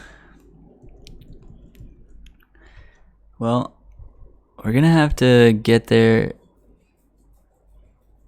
real soon. So we're gonna need some pretty good top decks. Oof. Well, alright. We're gonna take them both up. Well, I guess we'll put them both to 2. So we can get 2 Squad Hawks into play. And then draw a 3-drop maybe? No. Alright.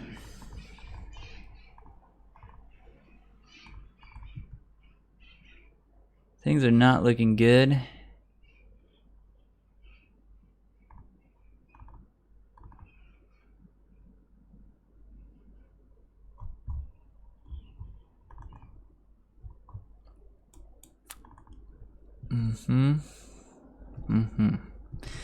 Yeah, things are very bad. We don't have a clock on them because that stinkweed imp is actually holding up our squawks and the narcomoeba. But we have okay blocks here, not good ones. The prized amalgams are big issues. They've hit 3 prized amalgams in the first 24 cards of their deck. Pretty annoying because that's the only creature that's like good against us. The rest of their creatures don't have reasonable enough bodies to be bad for us. They hit a creeping chill, also very bad for us.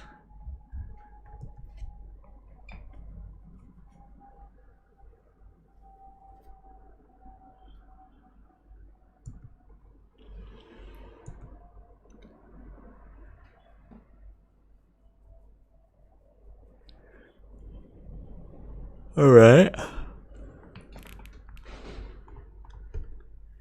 Let's get some birds into play.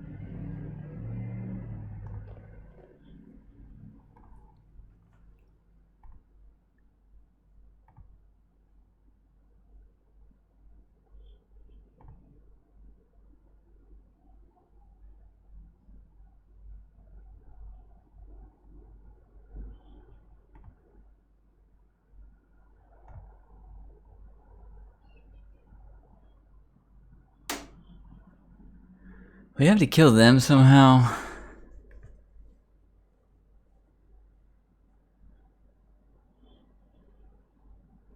I don't know. We're taking 7 here. We're losing 3 things.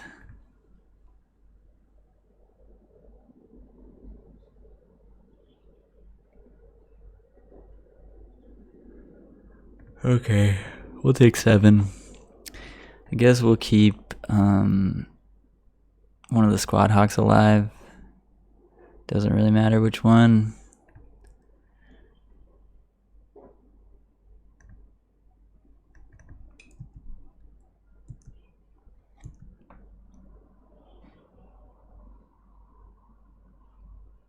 What's this? Oh. Yeah, it seems good.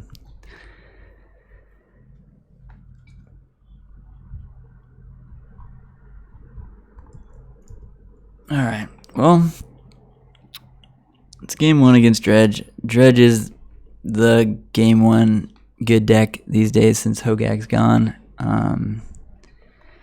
Dredge and like Affinity, I guess, are the decks where like, yeah, game 1, you probably can't beat them. Yeah, we'll take this one up to 3. We'll leave that one on 2.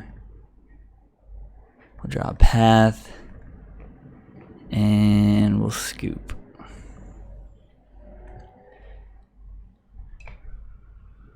I mean, path's not bad, but it's not going to save us here. So what we want is Revoker for Shriekhorn. Rest in Peace, obviously. Antonice is solid. Forge Tender is very good against Conflagrate.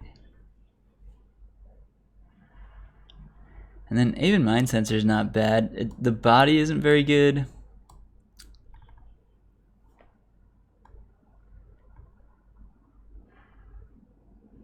And we're going to take out the stone. Well, Batterskull is solid. Batterskull is quite good. So I think we're going to take out 2 Stone Forges and the non-Batterskull equipment. Walking Ballista, not very good. Thraben Inspector could find us a Rest in Peace, so I guess we'll keep that.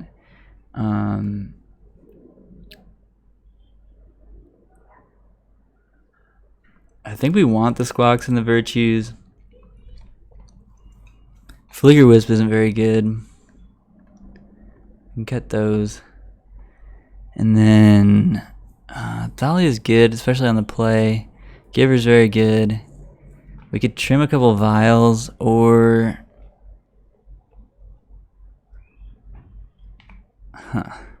what else could we do? I guess we trim a couple of vials.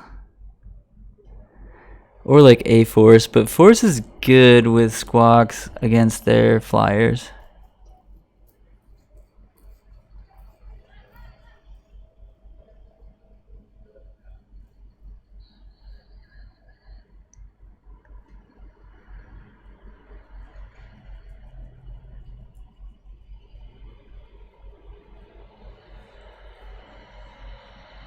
Yeah, let's try that.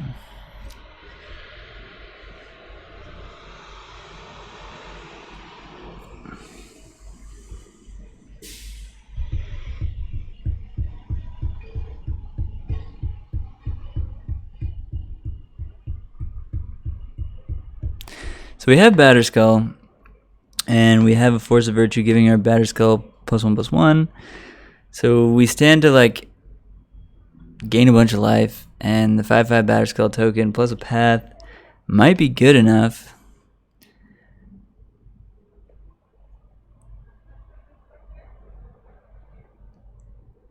I'm gonna try it. This is like kind of an experiment. We're probably supposed to mulligan looking for a rip, but Batterskull's good. And we have turn 3 Batterskull plus Force of Virtue.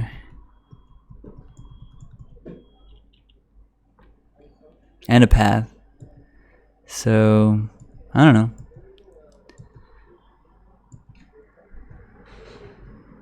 Opponent kept 7.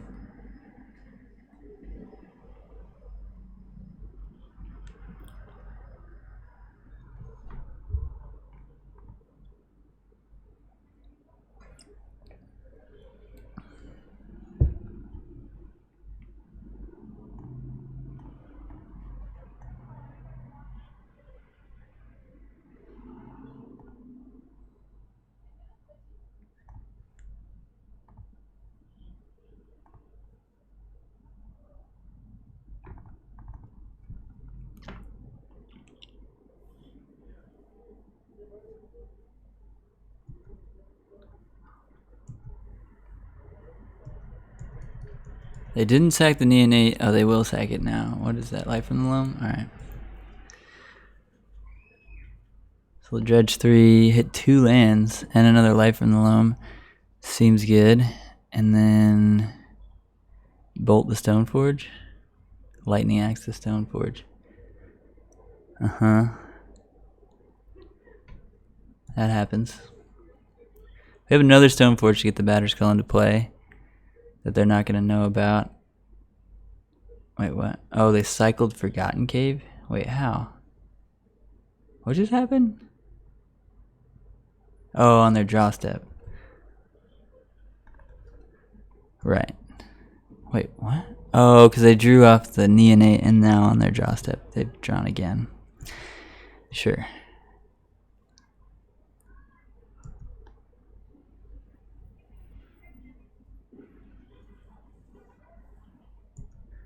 Huh.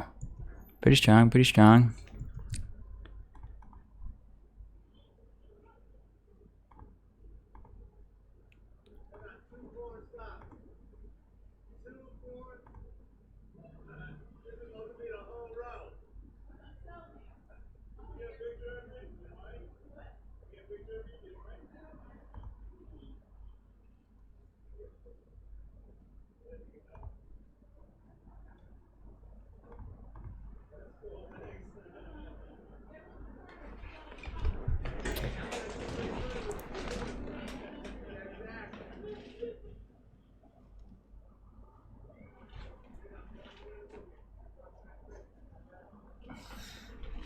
Sorry. So yeah, we get the Thalia in play. The Life from the Loam is harder to cast here.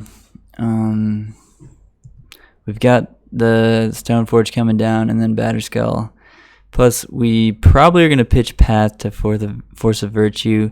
Path is fine in this matchup because we have to deal with the prized amalgams, but all right, they hit. Oh, they discarded a Creeping Chill. All right, that's good.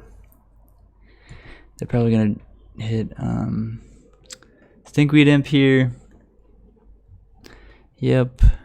So they have a Stinkweed in hand and a Life from the Loam in hand, and they kind of missed with that Dredge.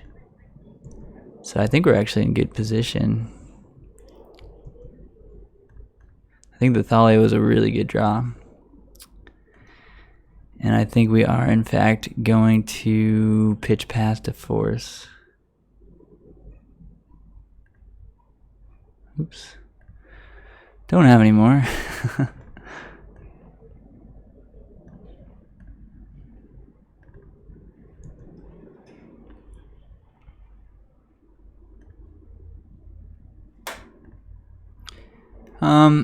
Putting it up to 3 means we could draw a Ranger Captain, play the 1-drop that we get, and also put Batterskull into play. But we have more 2s than 3s, especially because we boarded out the Flicker Wisps. So that makes Ranger Captain a bad draw here. Or not a bad draw, just like awkward, because we're going to definitely want to put Batterskull into play. Everything else is better, so we're going to leave it on 2. On thin ice, alright. It's not very good here, but it's fine.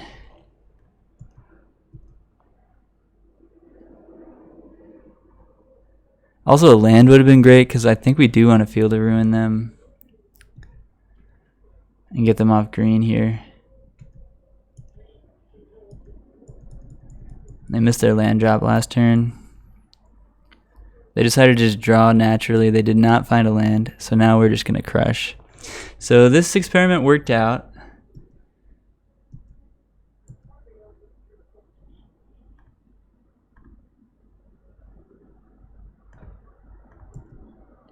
I'm going to go to end step first here. They might have a Nature's Claim for the Batterskull, but it looks like this experiment has worked out.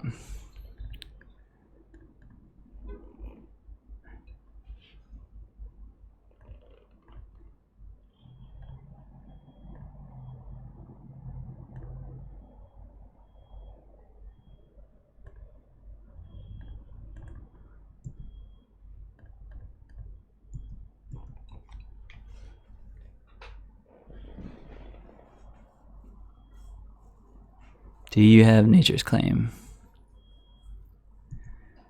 They don't have Nature's Claim. That's awesome. All right.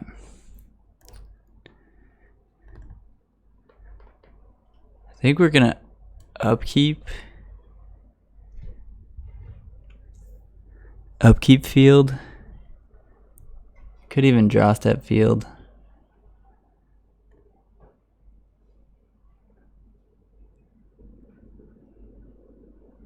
Is there a mountain in here? They sometimes only play 1 mountain.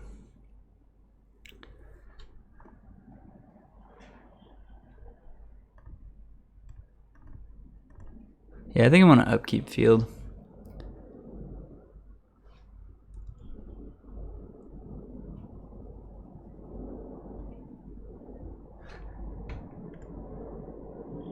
They have a forest? Yeah. I never seen Dredge playing a forest. That's different. But they're just going to scoop it up anyway. So that was a pretty cool experiment of like, I don't know, Batterskull's good. And we have this Force of Virtue and like a reasonable draw here if they don't have like a nutty draw. And I mean, they had all the answers. Or, I mean, they had a decent amount of dredges and stuff, but they just, the Thalia we top decked was a big deal. So the hand wasn't good enough on its own, I don't think, but the Thalia that we hit was pretty good. Also, having an Ether Vial in our opener when we had boarded out of 2 Ether Vials is pretty sweet.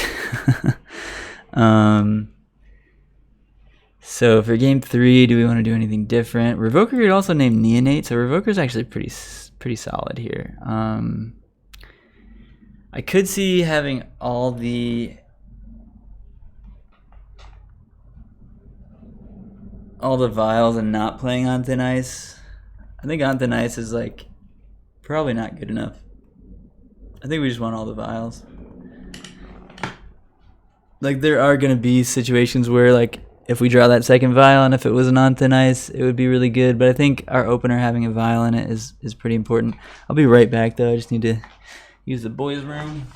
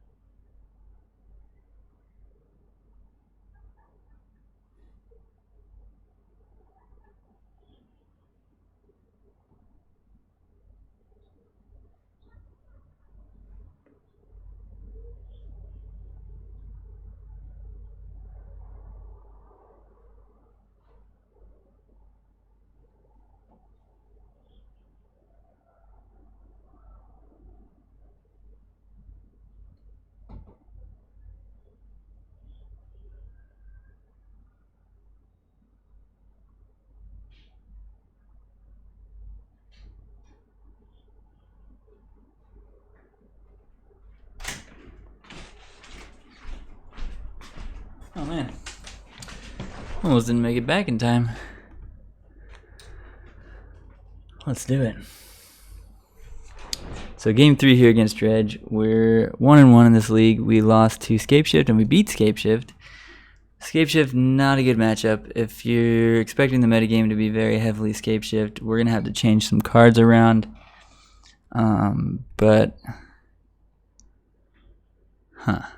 So Forge Tender, very good in this matchup because it counters Conflagrate, which is a big deal.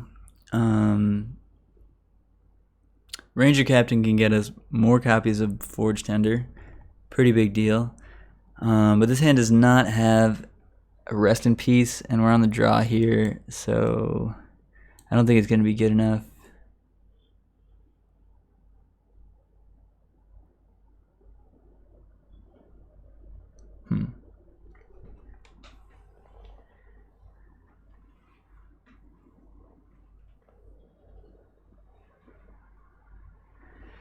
This hand is reasonable. We could bottom a path, pitch the other path to Force of Virtue, and we have Giver into Ranger fetching out a Forge Tender, which is reasonable. A 4/4 blocker plus a 2/3 blocker and a Forge Tender is pretty good.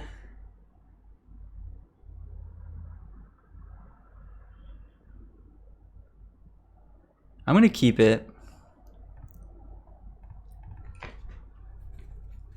because 4/4 blocker is really big in this matchup. We don't have any way to interact with Shriekhorn, but we could just draw Rest in Peace at some point. So there's that. They might play into us they might not think that we have Force of Virtue and only deal 2 to our Giver with a Conflagrate, which they hit Conflagrate. What's up, Giraffe? How you doing?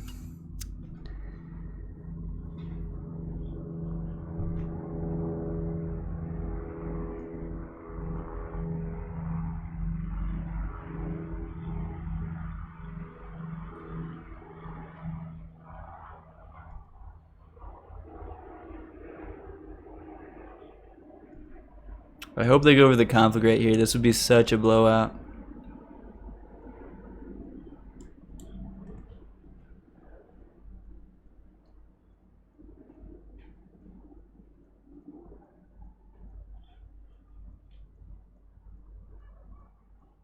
I think they're doing it.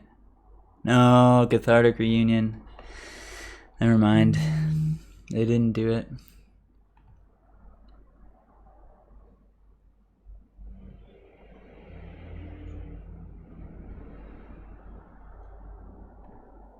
Alright, things are bad. We kind of need to hit a rest in peace now. Things are very bad. We get 2 more points of damage in if we Force of Virtue right now. But I think it's better to hold it up. Revoker? Huh.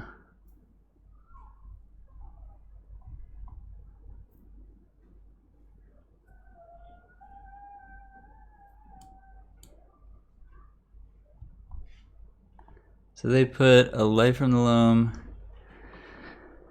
and a Thug and a Life from the Loam into their hand. So they have 2 Life from the Loams and a Golgari Thug.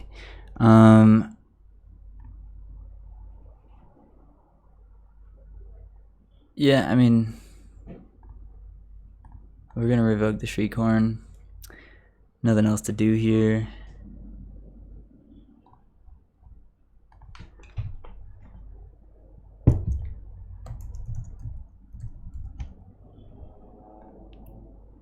And just to bait them, we're gonna attack with Giver Runes.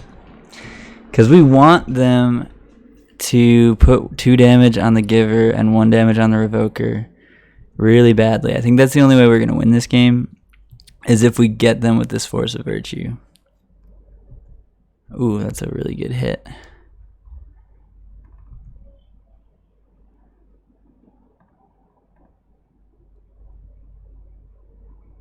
Stinkweed. Alright, so their hand is Stinkweed, Life from Loam, Golgari Thug, unknown card.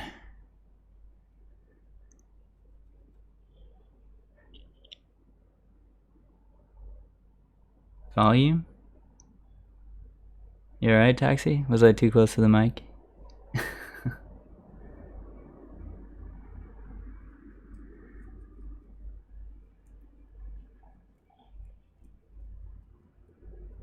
Oh, sorry. Sorry about that.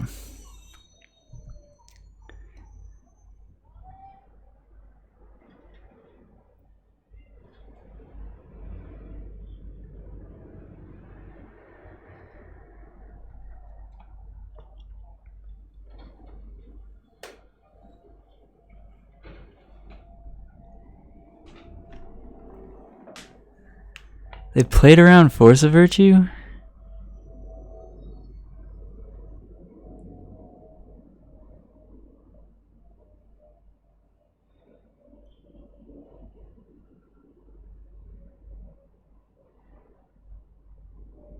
Oh, we did show them Force of Virtue last game.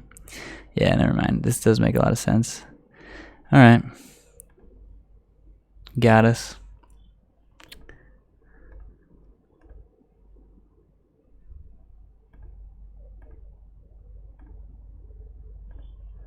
Yeah, that was a risky line. I think we needed to, but I guess they did see Force of Virtue last game, so yeah.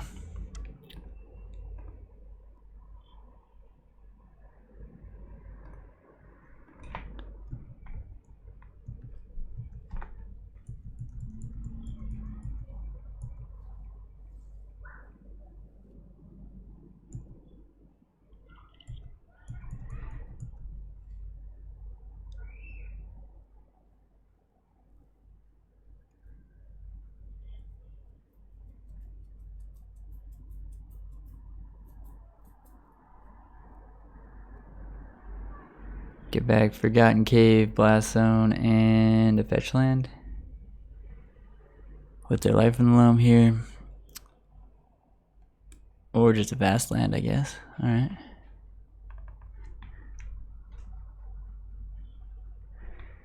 Seems good.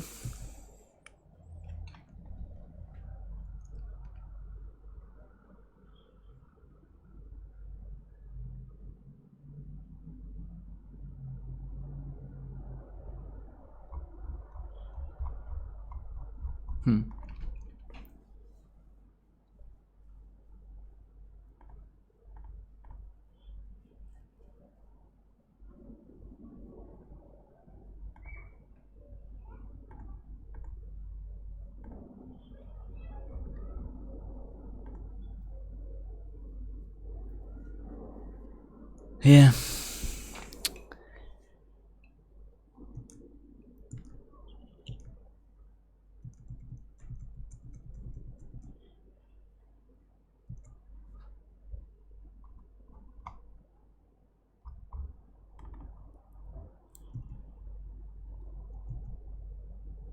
Ooh. Jeez. All right.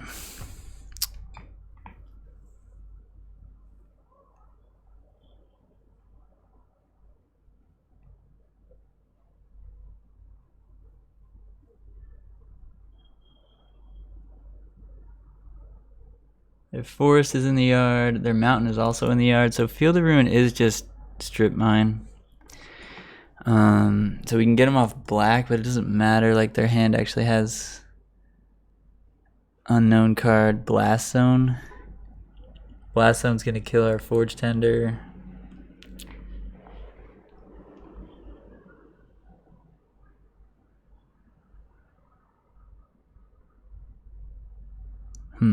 So if we hit a rip here off the Silent Clearing, is that better than having Mutavault back to block?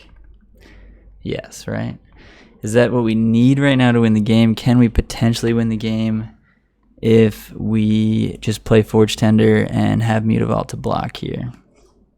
Is there a way? Or is there only hit rip?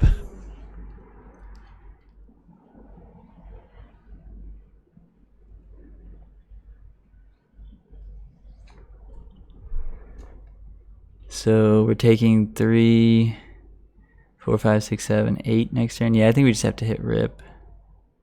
And even then, they're getting another. Yeah. Let's do it.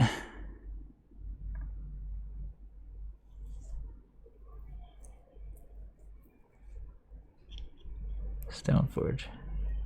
Huh? Guess it's better than Forge Tender here. Although, maybe not.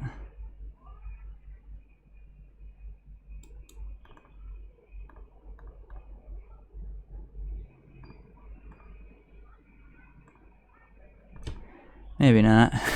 I don't know. We could sack. No, we can't sack.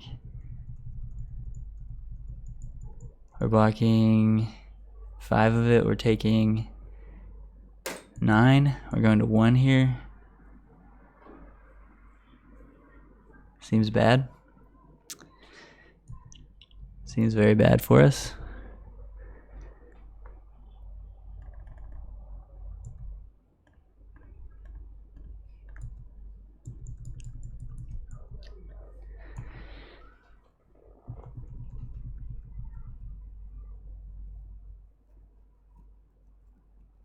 They have the kill if they want it. They have the Conflagrate and the Life from the Loam. Or just Conflagrate for 1, yeah. That makes sense. Alright, well, I guess we were supposed to sack the Ranger Captain in combat, but after end combat. And then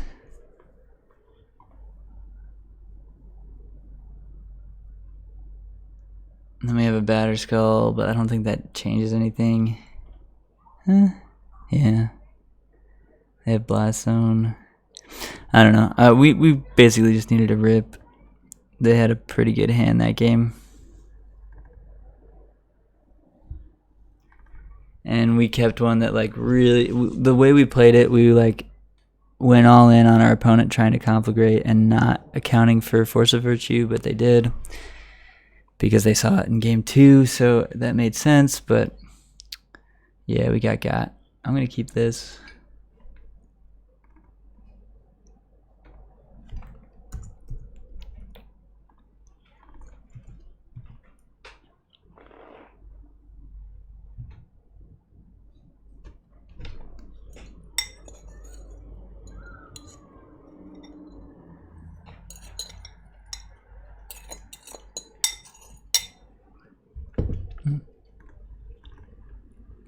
Alright, well this looks like Grixis Death Shadow, so that's good.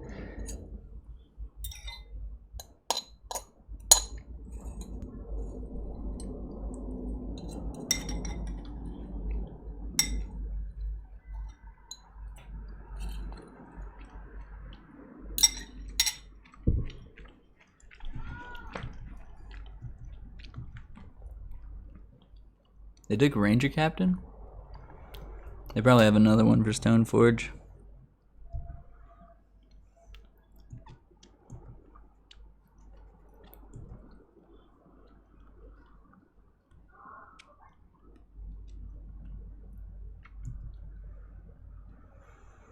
Alright, they got a big boy here. No big boy. Alright. Probably have a K command.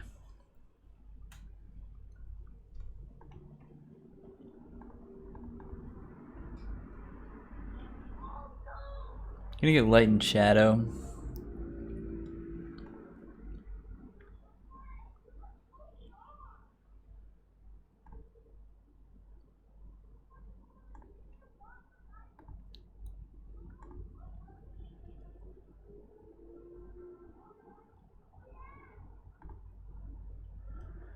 Yeah, I mean, they're obviously gonna have to push there.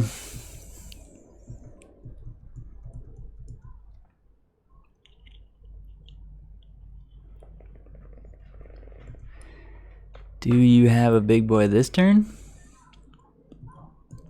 Or a 2/2? Snapcast the Thought Scour? Inquisition. Taking my Sword of Light and Shadow. That's pretty good. Alright.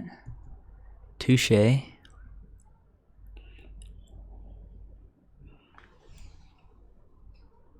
took Path? Whoa. That I'm confused about. That doesn't make a lot of sense to me.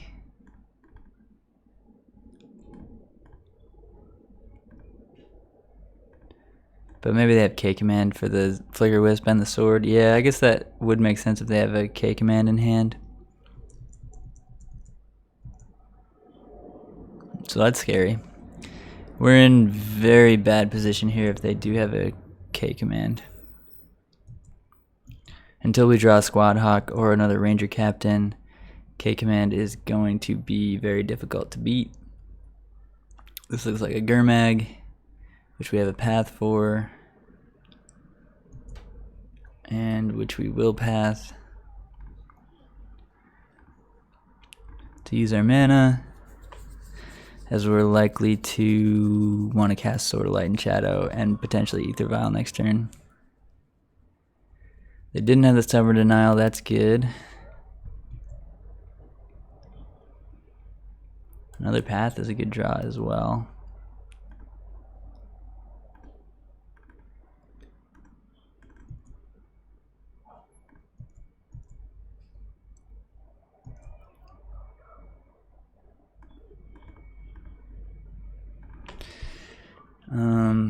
Yeah, K command is gonna be a beating, and they probably have it, but top of our deck could be pretty good, and we're insulated from more threats of theirs with our path, so that's good as well. There we go.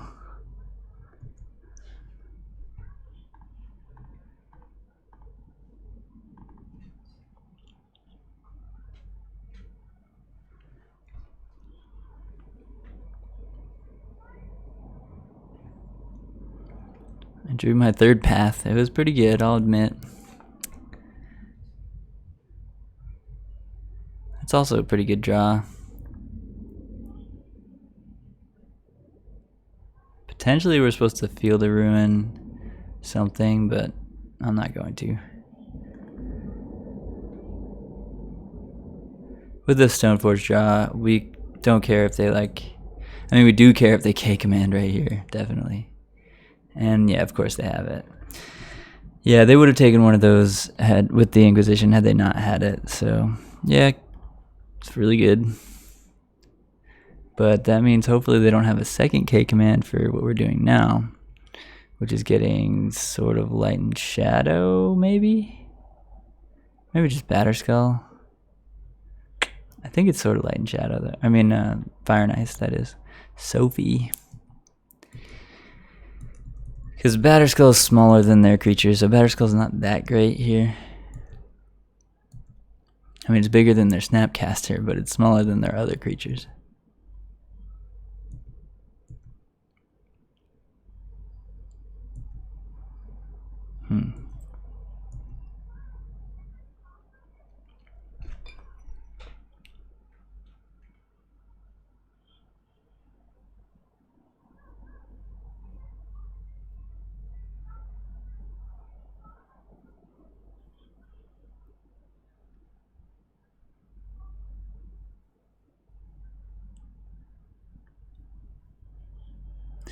So we could just play an equipped sword. We get blown out by a fatal push. They've already cast... They haven't cast a fatal push. Oh, they've cast one fatal push. The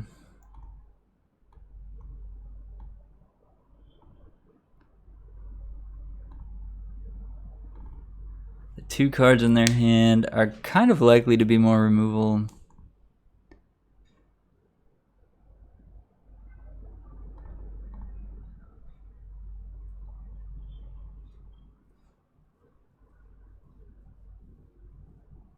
We can take him off red, which might make sense.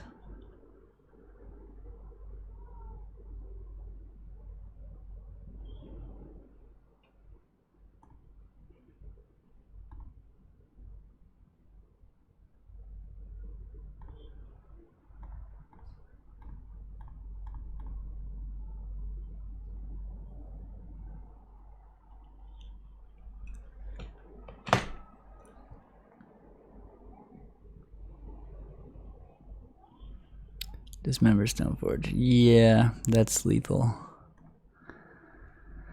Yep. That's a big shadow. We dealt with the first 2 threats, but we couldn't deal with the 3rd one.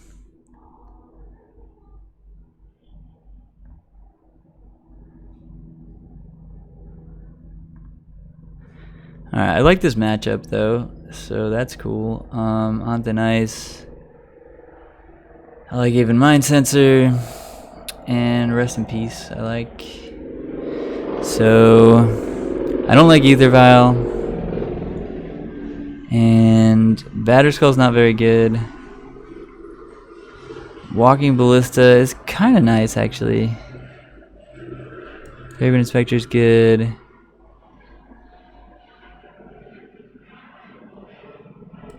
Fire and Ice and Light and Shadow are good, so I don't want to cut those. They're probably boarding in Plague Engineers, so I definitely want to keep all the Force of Virtues. I think we're going to trim a Stoneforge and then trim 1 Thalia.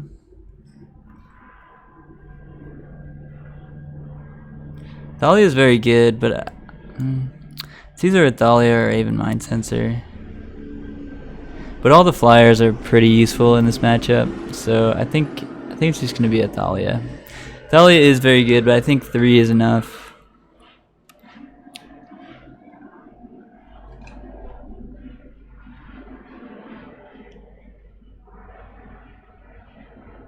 Well, this is cool because we have double Squad Hawk, so they can't Inquisition one of them and just screw us over. So we're going to keep. And they're going to Inquisition the Ranger Captain instead. It is unfortunate to have 2 Squad Hawks in your hand because obviously you're going to get all 3 of the other ones. But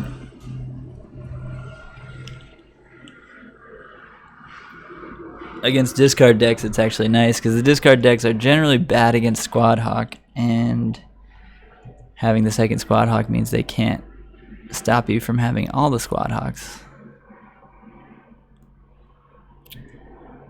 So bye-bye Ranger Captain.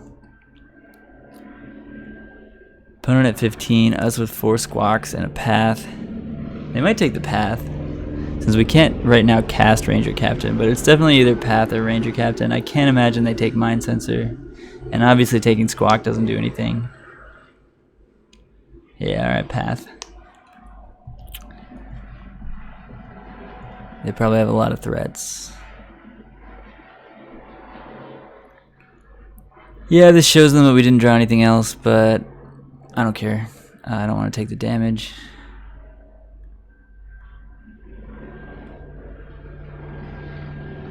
If they have Legion's End, then good on them. You got me.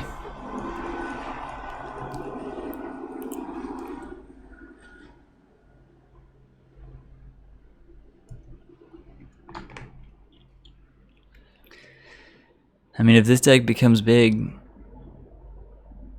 Legion Zen might be a card people play.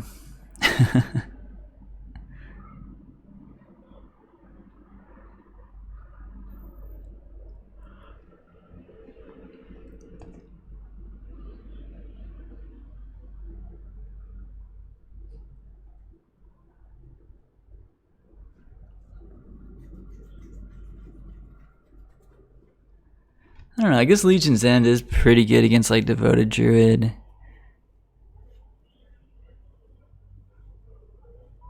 It kills germ tokens. I don't know.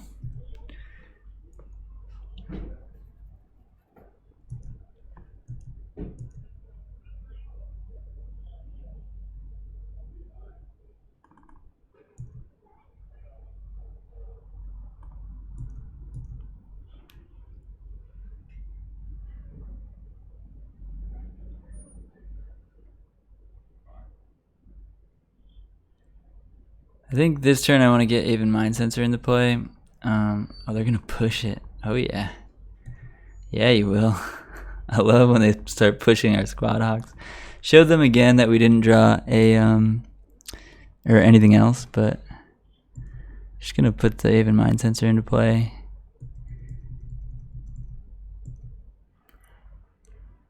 Maybe we should just cast it on our turn.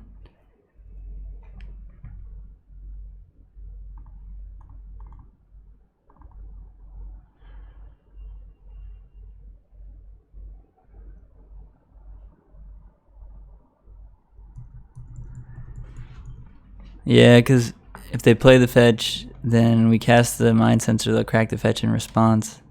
So, because they know about the Mind Sensor anyway. Just get basic Swamp, huh? Oh no, they're going to get our Ranger Captain. So, maybe we should have played Ranger Captain first. But, that's okay. We can just play 2 Squawks next turn, and that's pretty good. Sure, you have a Death Shadow. We have so much damage in the air. But if they name Bird with a Plague Engineer, we just get royally screwed. That was a pretty good draw. So now we're insulated from Plague Engineer. I guess they could have 20 damage.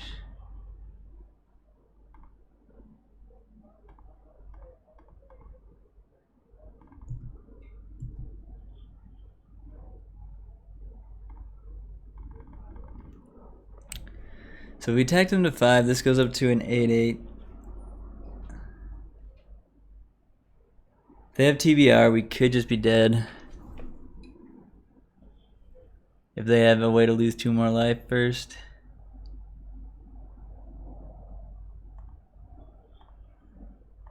Oh, I mean, we're attacking them to 6. So they need to be able to, they need to have a fetch, and their fetch needs to hit. So I think we're pretty good here. Because it's not super likely that they hit with a fetch. So they could have double Street Wraith TBR.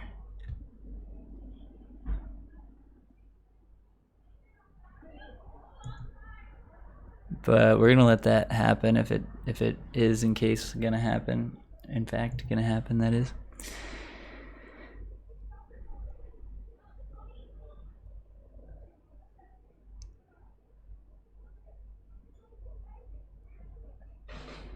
Tapped Blood Crypt.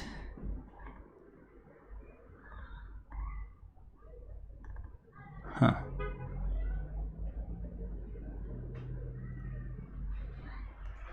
Could they have here? Snap Fatal Push? Snap Fatal Push saves them. Yeah, Snap Fatal Push is pretty good. Let's play around that if we can. Thalia does play around that. We can cast Thalia first. And then if they want to Snap Fatal Push, they have to do it right now. And they have to target a Squawk. There we go.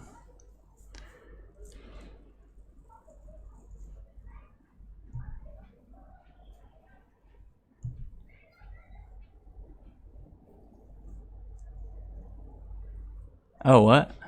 They didn't cast it? They didn't cast it? They just targeted it? Oh. Oh. Whoops. Well, they messed that up. That was a little opponent punt there. They just like let the Thalia resolve after the target happened. So Revoker is actually good against Liliana, the Last Hope, but it's bad against K Command.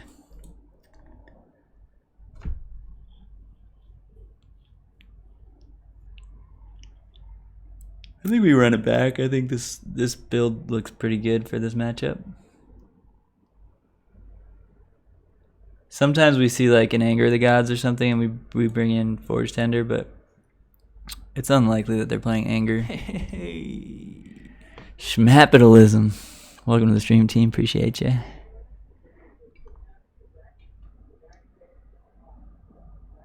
Yeah, they probably hit F2 one too many times. What's up, Shade? We can't keep that even though it looks pretty good. It's a pretty solid hand. This is a more solid hand though.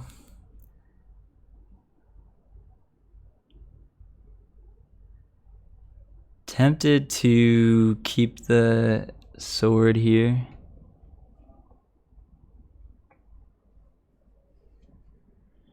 And dump the ballista. Yeah, I don't think we really want ballista. Although block sack is pretty good against Death Shadow. Especially with Sword of Light and Shadow. That we could go search up with Stoneforge. This is interesting. It's obviously either the sword or the ballista.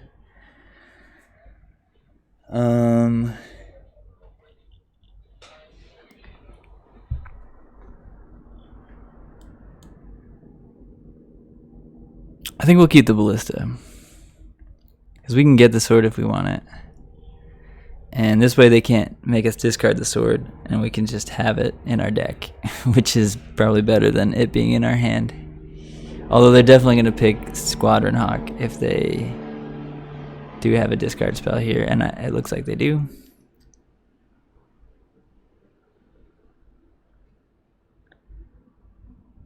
What sword? Probably Light and Shadow. They're almost definitely taking Squad Hawk here.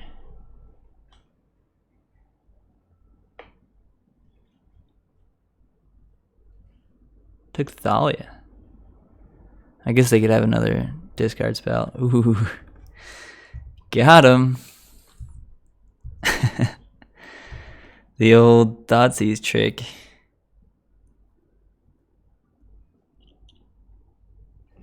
Jace Vryn's Prodigy. Interesting, interesting. Worst possible, but we did draw Thalia first, which is pretty cool. And I don't know, I'm going to play Thalia because they obviously didn't want us to play a Thalia. Jace Vryn's Prodigy, though. That's a card.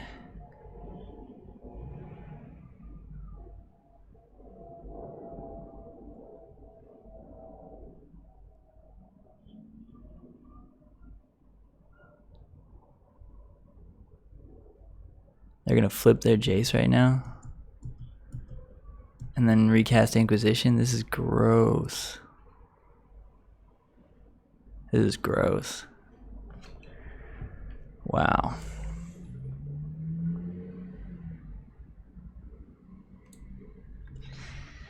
That's a beating.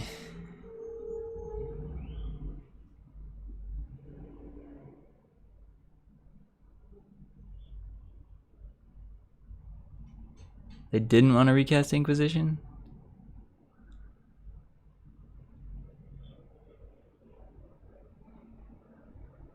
Shit.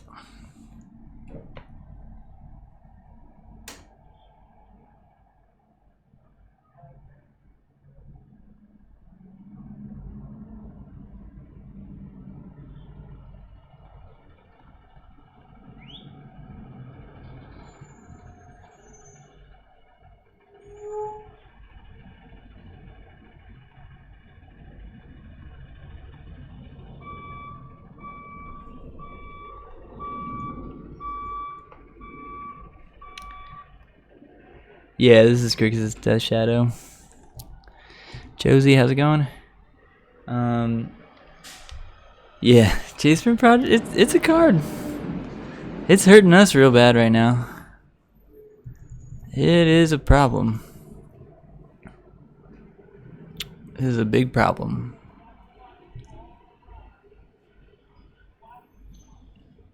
Like, double flashback here. Double Snapcaster, also with a loot earlier, is like really sick here. Yep.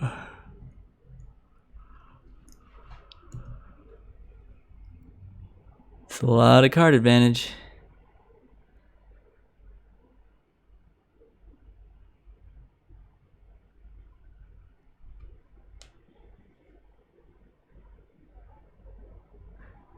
So also, like, we're sort of incentivized to attack Jace, so they can't flashback Fatal Push, although I guess it's not that bad.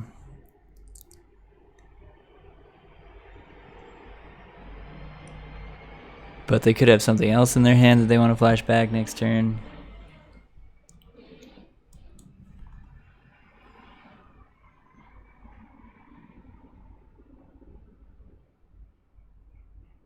Yeah, I think I want to attack Jace.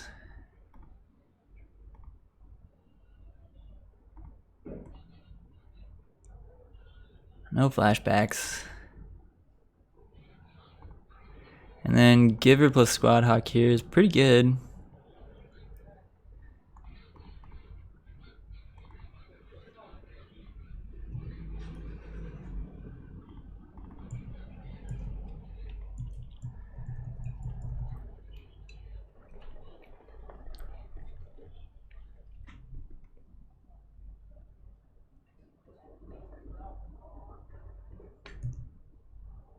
Sure.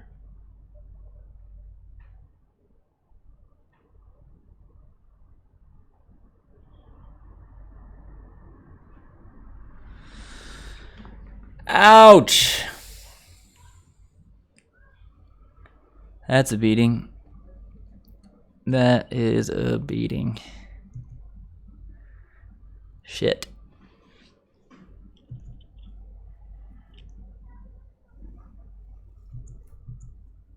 We needed a Force of Virtue. They're playing like probably 2 Plague Engineers in their sideboard, and we're playing 3 Force of Virtues in our main deck.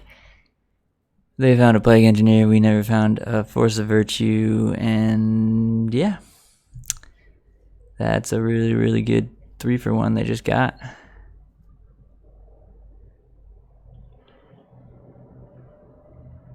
Wow. Just gonna deal 14, huh? Interesting. I guess they can flash it back next turn.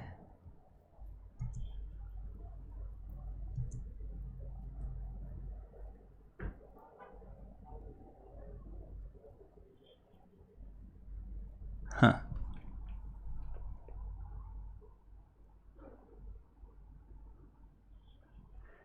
Really needed to hit a land there so that we could Walking Ballista for 2, shoot the Jace once, block Death Shadow, give it protection.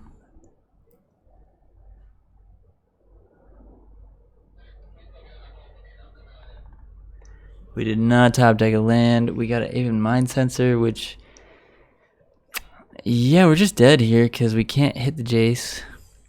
And our opponent's going to flashback Teamer Battle Rage, killing us.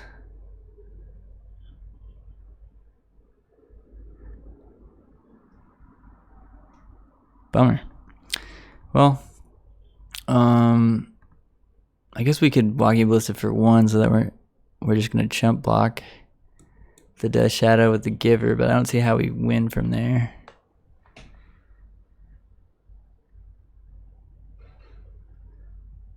I guess that's the move, though.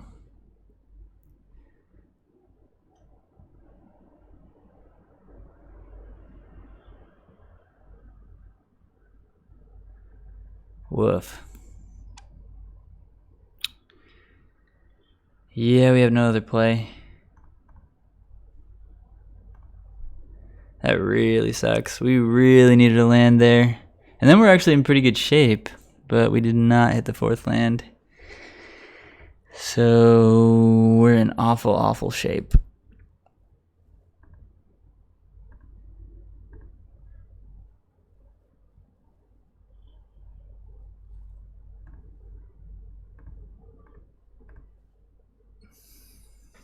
Jace Fringe Prodigy takes the match.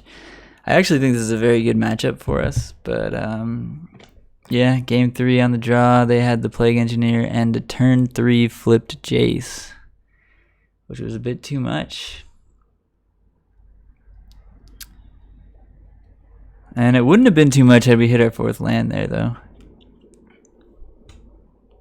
Then we're in pretty good shape.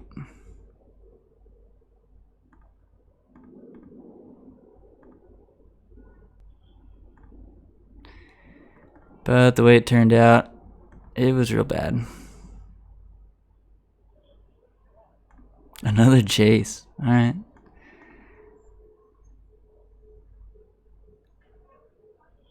That's a good draw.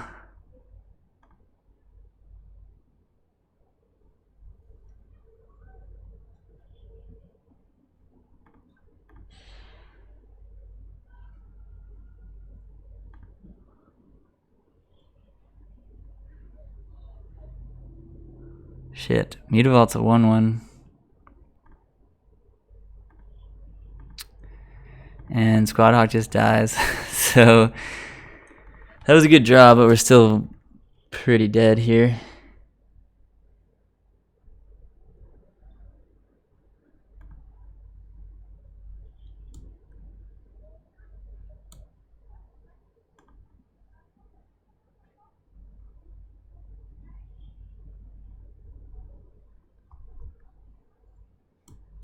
Yeah, we're super dead. Well played, opponent. Because they're going to flashback Fatal Push? No, they're not. Huh. Well, they could have just done the flashback on Fatal Push, and we'd have been dead here. Instead, we can block with Mutavault. It's a 1-1. The problem with Mutavault... Oh, they had another Fatal Push in hand. Our opponent's great at this game. Damn, 1-3. Tough loss, tough loss. Yeah. Mutavault does not interact very well against Plague Engineer. Literally, they could name anything, and Mutavault would shrink. They could name horse. They could name cell phone. Mutavault would be a 1-1.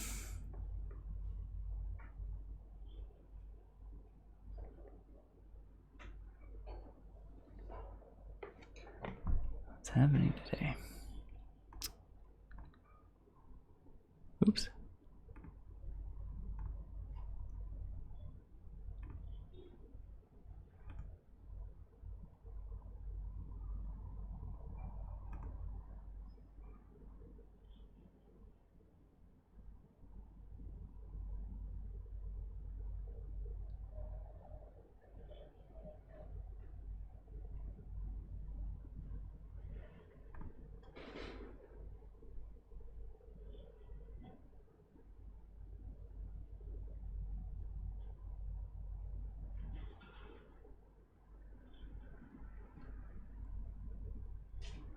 All right, so we're on the play for round number 5.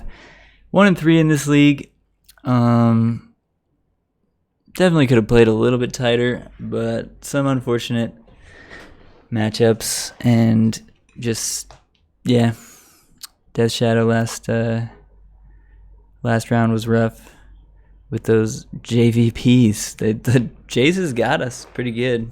It was pretty strong. This hand's great. We're going to keep.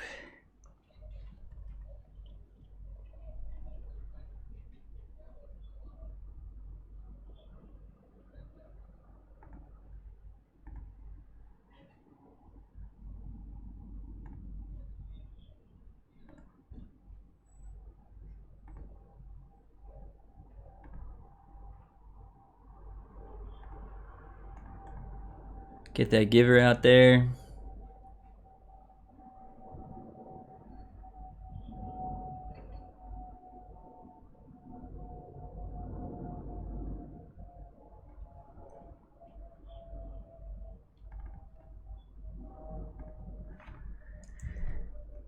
And yeah, give her into Thalia. These are the hands that we love. This is what we want. Botanical Sanctum. So I assume this is Neoform. It's kind of an unfortunate draw because we can't cast it. Once Thalia hits play, but we could just cast Squad Hawk next turn if we draw a land and then also have Force of Virtue, which is probably what we'll do if we draw land. This could also be humans, but I think it's probably Neoform. Humans doesn't really play Botanical Sanctum anymore, I don't think. Yeah, I'm pretty sure we're playing as Neoform, which is a pretty good matchup. I mean, Thalia is a very good card in this matchup, especially with Giver backup. I don't know how much removal they actually run in their main deck. Probably none. So attacking with Giver is probably fine.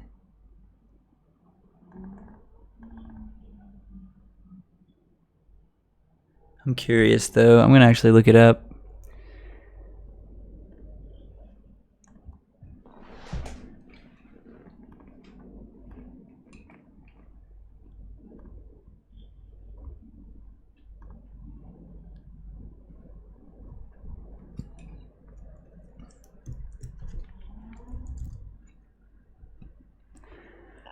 Neobrand.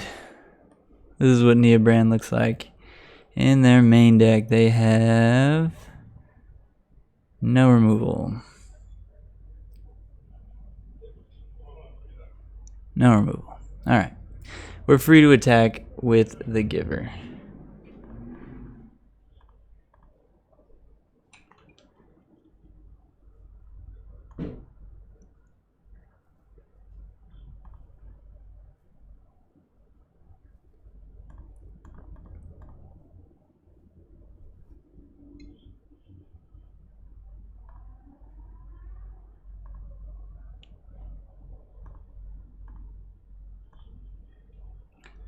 And we're going to shut the door real quick here.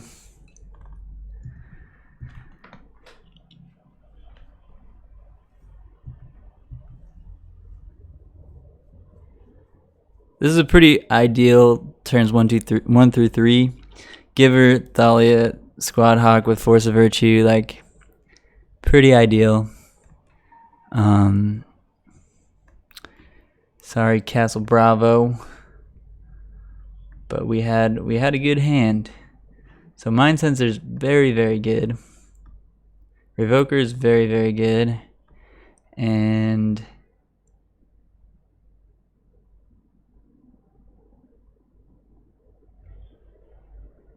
what else is in their deck?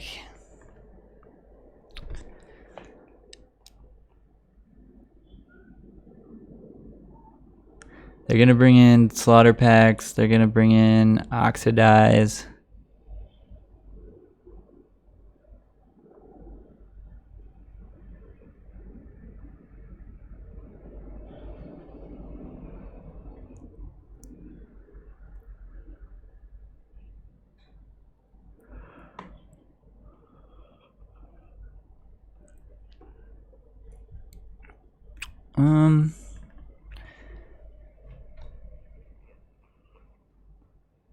So Ranger Captain Loop with Light and Shadow is a way to beat them.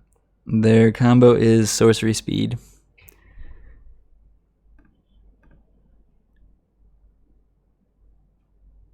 As far as I can tell. Neoform Sorcery, Eldritch Evolution Sorcery. Yeah, so their combo is Sorcery Speed. Ranger Captain Loop with Light and Shadow is very good. Batterskull is like kind of whatever. Sword of Fire and Ice provides a decent clock though, so we're going to cut the Batterskull. We may want to cut the Fire and Ice and like 2 Stone Forges.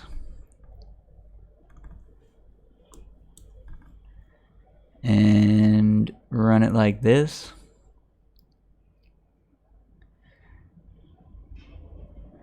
We could trim like the Raven Inspector for an on thin ice for like a wild canter on turn 1. How many wild canters do they play? I think just one, huh?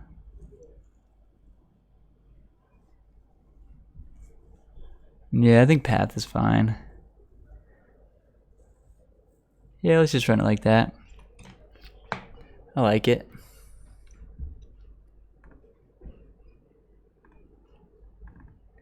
Could be Twiddle. No, I don't think they play green and Twiddle.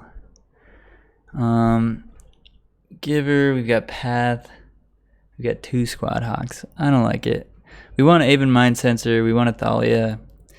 And we also want Path, but it's going to be hard for us to hold up Path with this hand. So we're going to mulligan. This hand doesn't do anything, so we're going to go to 5. This one has a Mind Sensor.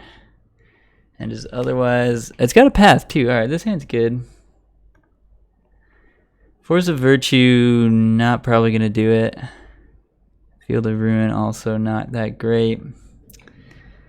And let's go. Let's hope we're not dead on turn 1. They kept Island? Serum Visions? Island. Alright. Got it.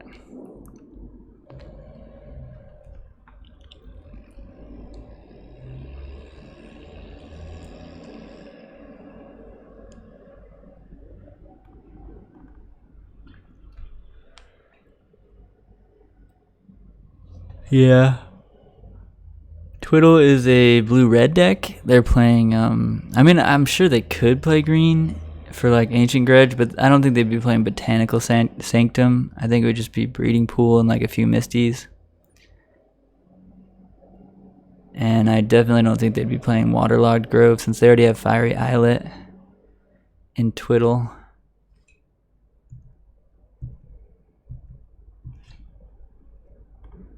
Two Aven Mind Sensors. Well, those Aven Mind Sensors might be really, really good.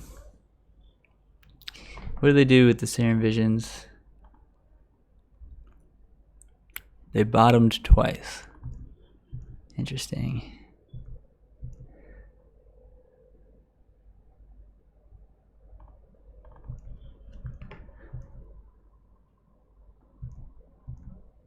We did not have a Thalia.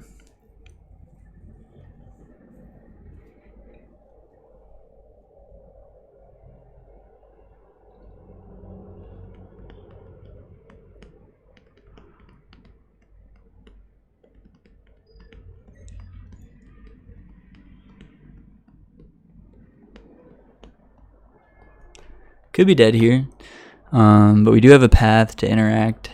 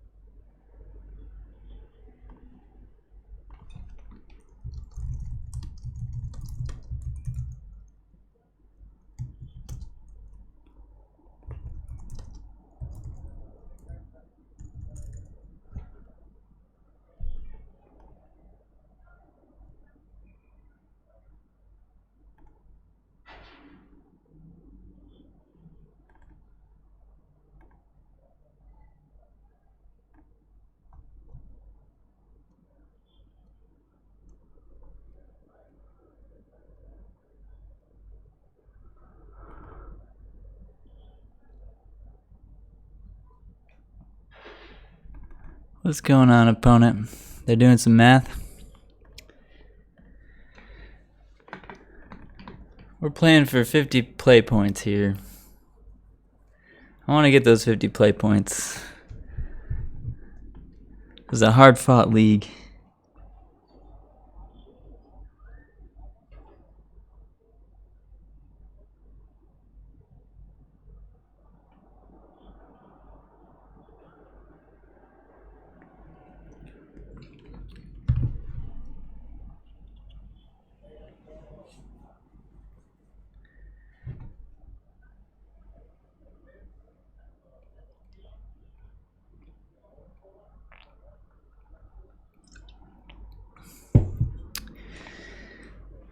Hello?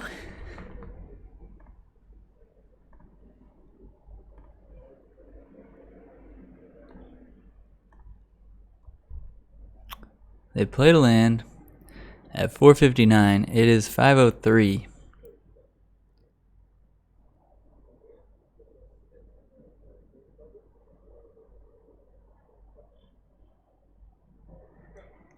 And I assume they're going to just time out here. So I don't love the new timeout rule because when you get disconnected, it does suck real bad. Like if your internet spots out or whatever, and then it takes a sec for your router to restart or whatever you needed to do to fix your internet. You log back into Moto and you might have already lost your game, especially if you were thinking about your play and then you didn't realize you were disconnected until like a minute into your thinking about your play. Then you only have 4 more minutes to figure out your router and get it all set up and get logged back in. And like Moto's slow too when you're doing that, so like sometimes it doesn't log you back in right away, and then when you get in you might have already lost your... Alright, Allosaurus Rider, you got it. Our opponent was thinking for like 4.5 minutes. What were you doing?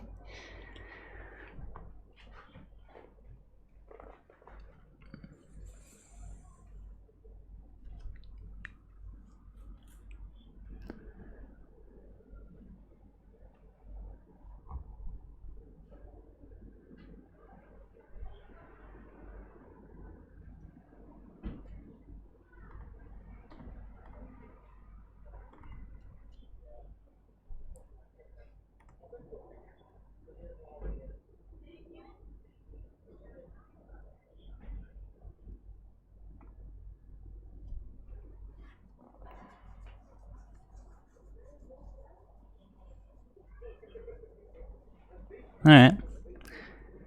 They got out of the first one. They pitched Chancellor.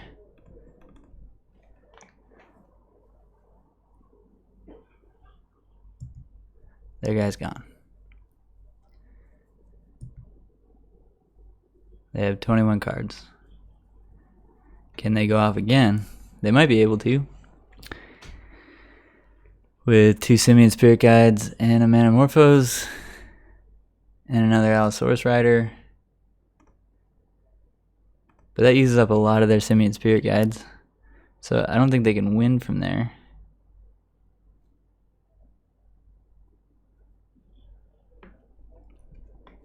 And they just scoop it up. Got him.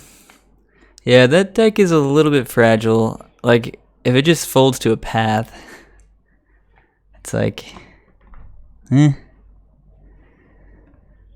not a super robust deck, but obviously a deck that can win on turn 1 has some merit. And they can beat paths some of the time, I'm sure. But yeah, so 2-3, we got our play points, 50 play points back, half of our play points.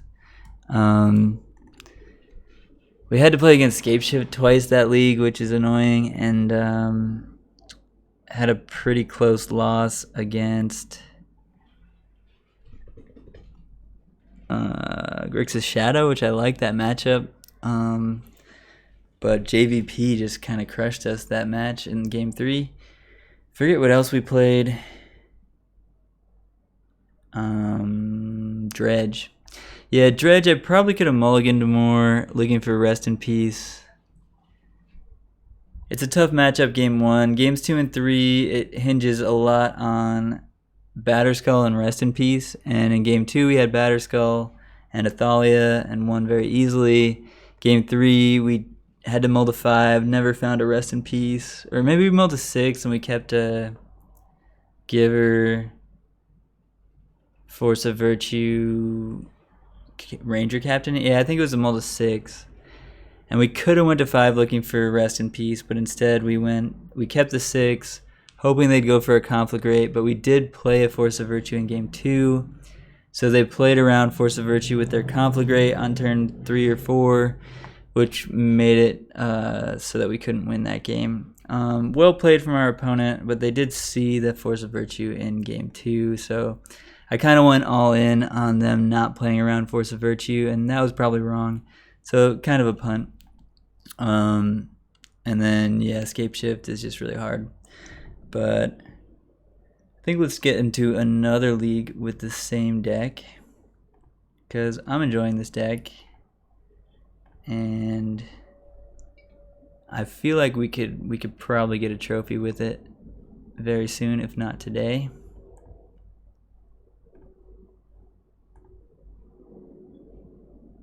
And I don't want to change anything, I don't think. I think it's set up pretty well.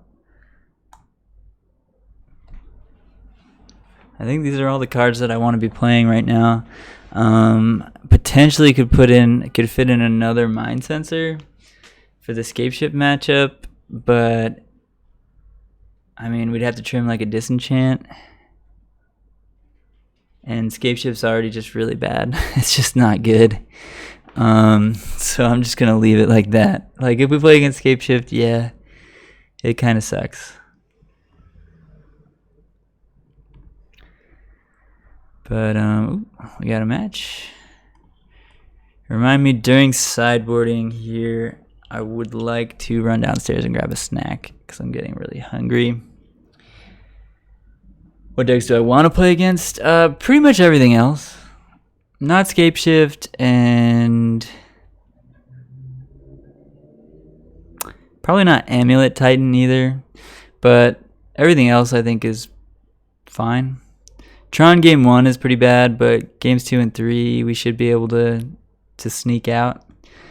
And that's not to say that like all our other matchups are like over 50%. I don't know that that's true, but I feel at least like I have a fighting chance in all our other matchups. Escape Shift, we don't really have a fighting chance. We did beat it in that last league. We beat it and then we lost to it. So we can beat it, but it's probably like a 30% matchup, something like that. Sure.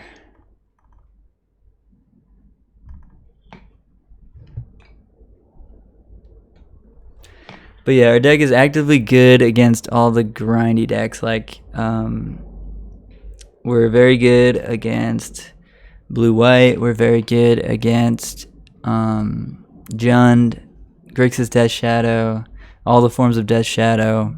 I mean, and when I say very good, I mean we're probably in the 60% to win.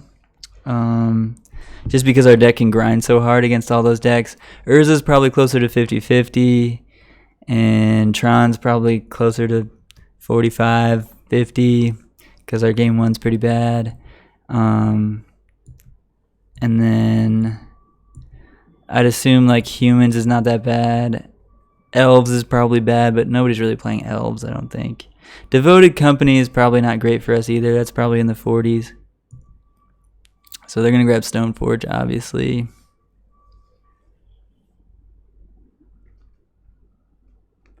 Or Devoted Combo, whatever you want to call it.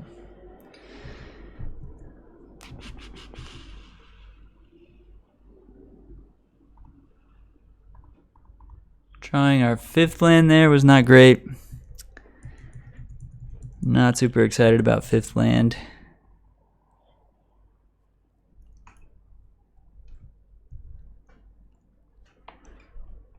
Huh.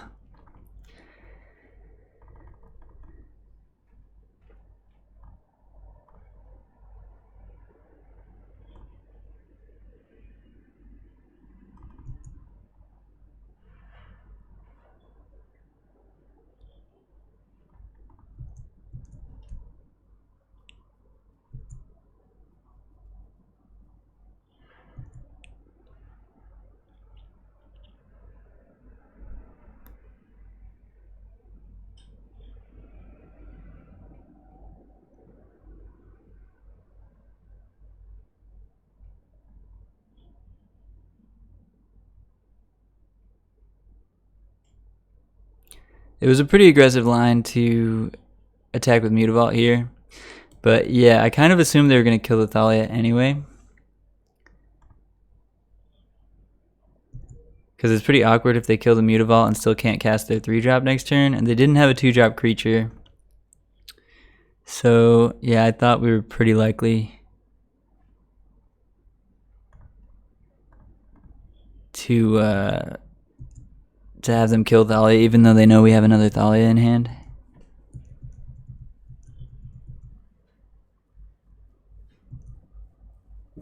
Sure.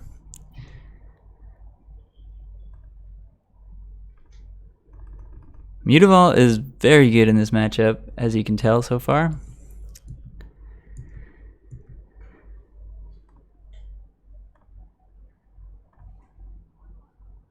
That's a good draw.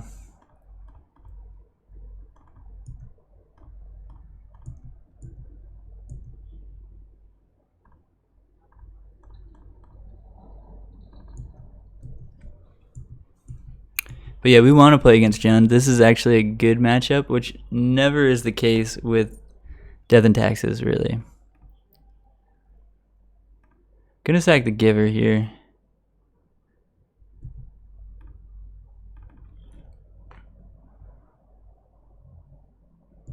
Scoos. Alright, Scoos is very good. We're gonna need an answer to that.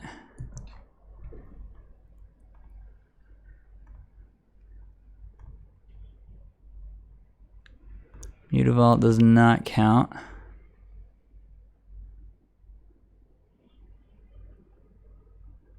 They also have a Pyromancer in their graveyard, which is good to know about. Let's just draw some cards. Another Thalia. Yeah, I guess we just couldn't find the right stuff here for the Scoos, but we're still in okay position.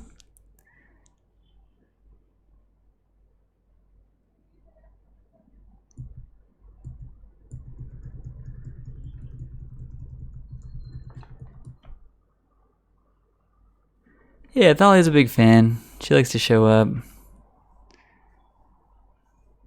Ooh. Alright. Well, I guess that's fine because we got another Thalia, so could have been worse. Are they gonna attack or just save their Lily? Yeah, they're gonna try and save Lily here. But we can kill Lily if we want to. But we have to throw away a creature to do so. I'm gonna leave it on 2, yeah. So we're gonna have to throw away a creature here.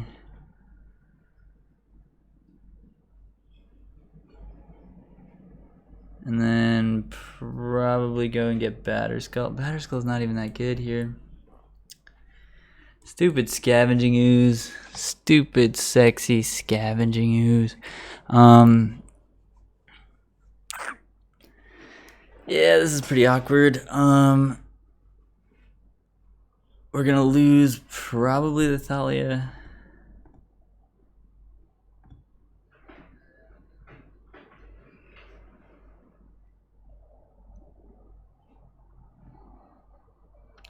Try drawing gas. Well, we drew some gas here.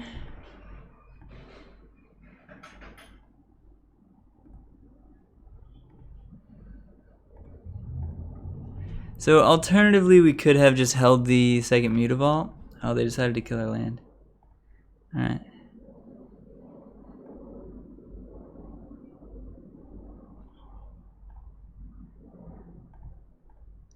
But I wanted to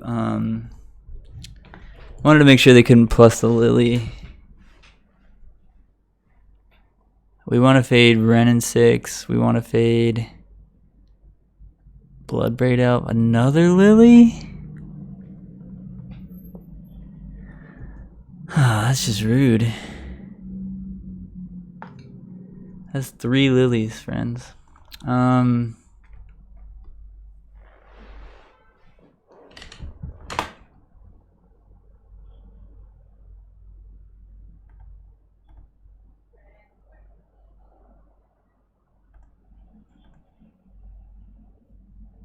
Again, they're not attacking. Alright. So we get a Batterskull into play. But they can make their Scoos bigger than Batterskull, so it's not great.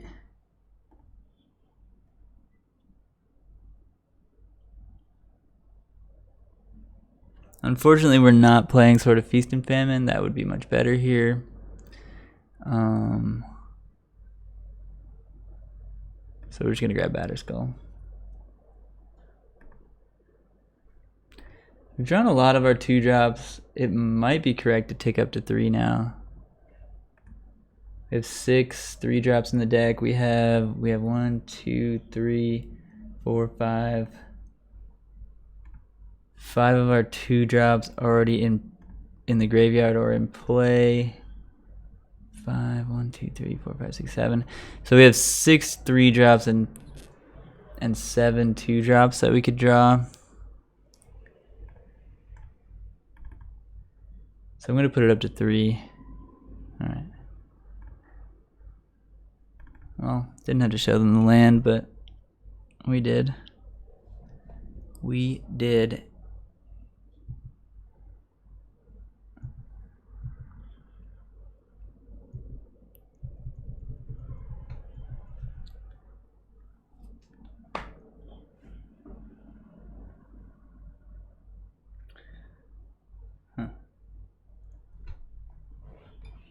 My camera's doing some weird lighting things.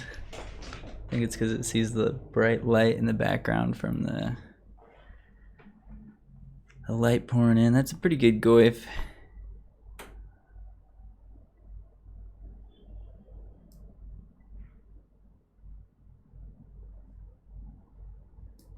That's a big old boy. Much bigger than our Batterskull, unfortunately. They did not discard.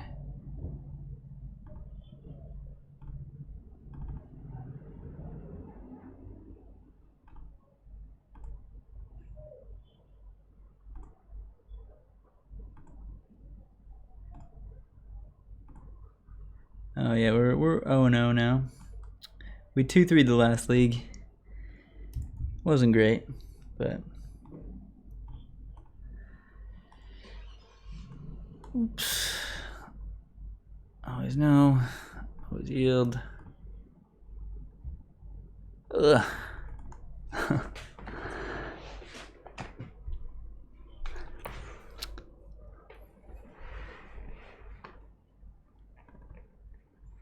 Mm-hmm.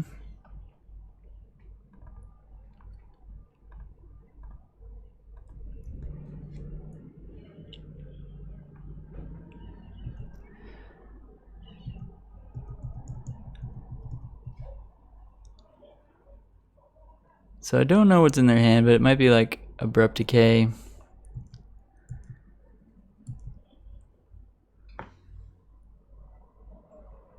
Some things that they didn't want to discard, that's for sure.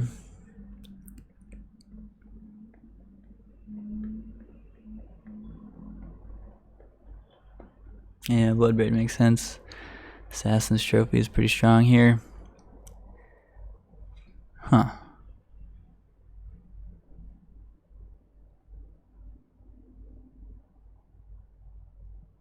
Hey.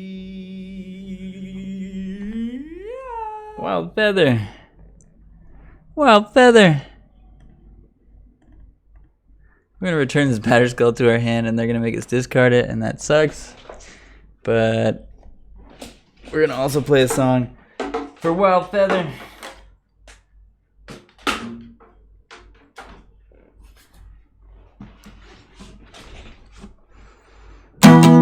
Wild Feather, it's always better when you're around.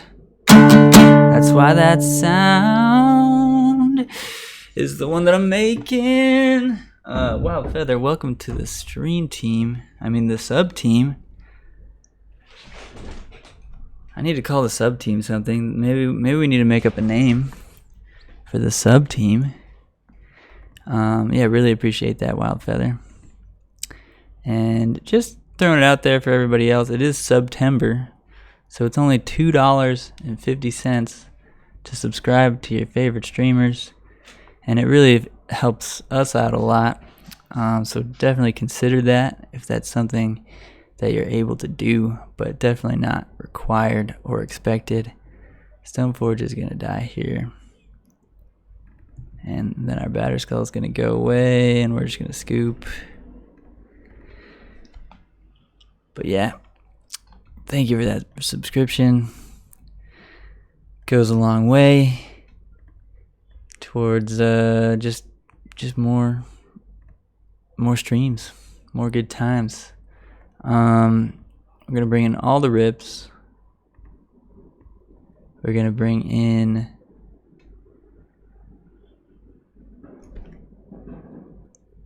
all the rips, taking out all the vials.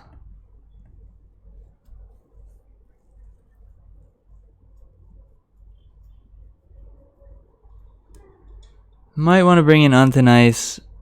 Might want to bring in one Revoker. Might want to bring in like one Mind Sensor. Flyers are pretty good here, but we really need the Force of Virtue in order for Mind Sensor and Revoker to be good. Otherwise, they just get kind of caught up by Ren 6 or Plague Engineer. So it's kind of close. Could also be Forge Tender, which is good against Lightning Bolt. I think I'm just going to bring in a Forge Tender. Mind Sensor can get them sometimes, and Revoker can get them sometimes, but those cards are a little bit of a liability if we don't draw Force of Virtue. Not that Forge Tender doesn't get hit by Plague Engineer also, but if they name Kithkin or Wizard, it doesn't hit anything else in our deck. So that's fine if they want to name Kithkin or Wizard with Plague Engineer. Well, actually, that's not true. It does always hit Mutavault no matter what they name. But Walking Ballista, not great in this matchup either. I guess we could bring in something, but this finishing off a Lily is kind of a big deal. So, I don't know. We'll leave it.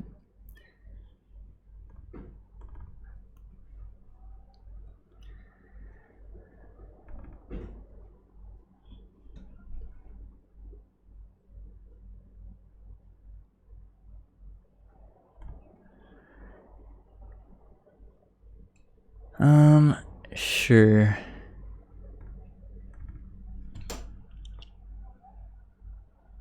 The problem here is we could go turn 2 Thalia. Well, no, I guess on turn 3 we'd be able to force, probably. And Mutavault's good. Turn 2 Thalia with a Mutavault and a 3-drop is a pretty good hand. Obviously, Giver would make it a lot better, or just anything to do on turn 1. Alright, they had the Inquisition.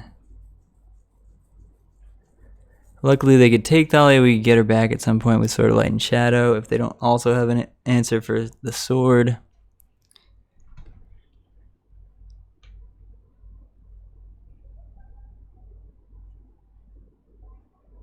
I meant to grab a snack during that sideboarding sesh there. Drawing a 4th land there, not what we wanted. Should have attacked with the Mutavault. That was a punt. Don't know why I didn't see that. That's a pretty big punt. That's 2 damage. Ren and pick up sticks.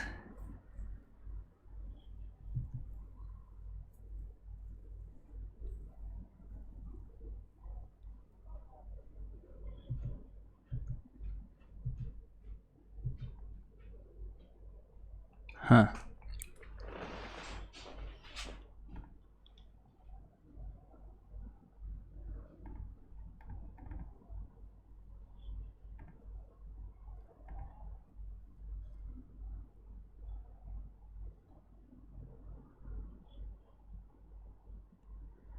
I think I want to get a Giver and just pitch it to the Force.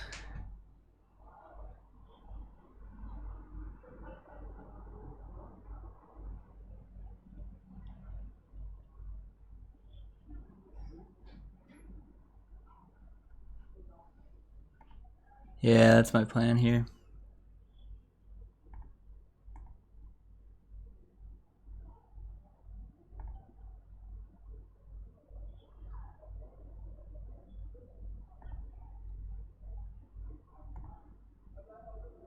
And I'm just going to do this on upkeep because I don't want to like do it on their end step and then they bolt the Ranger Captain in response. I'd rather they have the bolt right now and they go for it, and then I sack Ranger Captain and they can't cast like Liliana or something.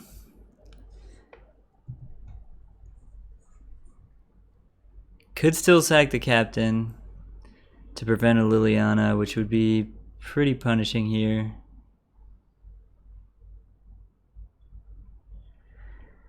So they're cracking Bloodstained Mire. We could sack Ranger Captain. Prevents Liliana for 1 turn. It's not like she's not still going to come down on the turn after. So I think we just let it happen. Pitch Thraben? No, Thraben's actually really good in this matchup. The extra draw is actually really relevant. Giver's also good in the matchup, but the Giver doesn't give us something when it comes into play. So Thraben is actually more important to draw in the later game than Giver is. I did have the Lily. Ran into Lily is a pretty good draw for them. And they have infinite card advantage here. It's pretty bad for us.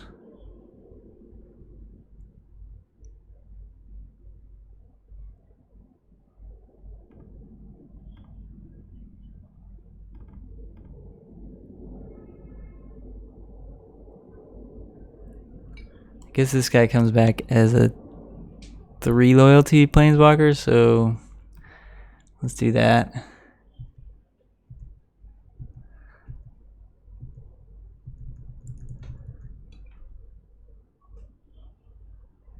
Oh, Torres. Yeah, that's not a bad question. The reason is people play Pithing Needle, and if you're playing all the same one, oh my god. That is a beating. Opponent had everything here. Yeah, we're just dead. So the reason you play one of each is because Pithing Needle and Sorceress Spyglass can name your Canopy land, and if you're playing all the same one, then none of those work anymore if they name it. And it can be a really important card in certain situations, in certain games, in certain matchups. So it isn't totally out of this world for somebody to name your Horizon land with their Pithing Needle, and in that case you should have different ones. You definitely shouldn't have all the same if they don't matter. And in our deck, they don't matter what they are. It just needs to produce white. So that's why we're playing different ones. But if you do need a specific other color for like a splash in your sideboard or something, you should absolutely be playing all of the same one that give you that color.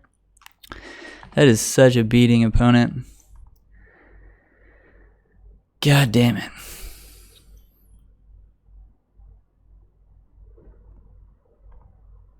Yeah. That was ridiculous. I honestly think our gen matchup is pretty good, but that was, I don't know. Opponent had all the stuff.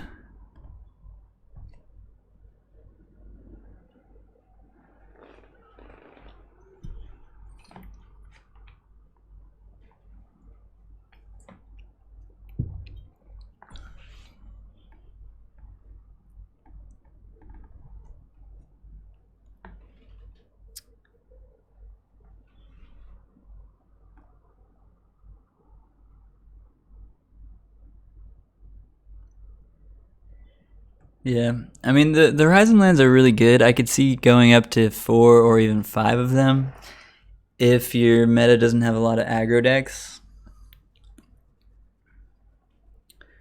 like Burn and like Mono Red Prowess. You really don't want to draw 2 Canopy lands against Burn or Mono Red. You don't even really want to draw 1. So they're really, really bad in those matchups. And some other aggro decks, like maybe Humans or something, they can be a huge liability. But in most of your other matchups, they're really good. and it just depends on what your metagame is. But I like 3 right now because burn does seem to be pretty popular.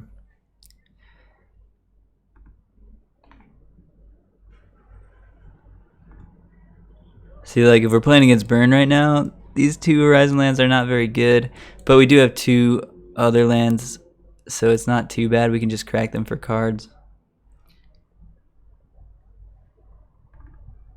We lost again.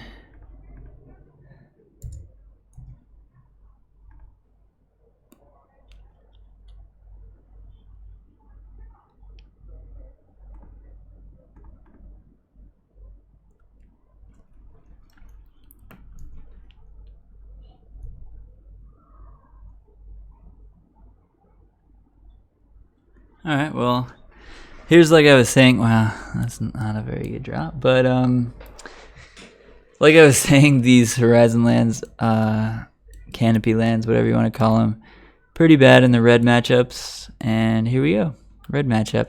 But the fact that we have 2 planes is strong, and obviously Giver into Thalia here is also very strong. Likely going to be hard for them to beat this, but Sword of Fire and Ice was a really bad top deck because we can't really cast it. Although it is good at some point, obviously. Well, I don't know if they're playing Gut Shot anymore.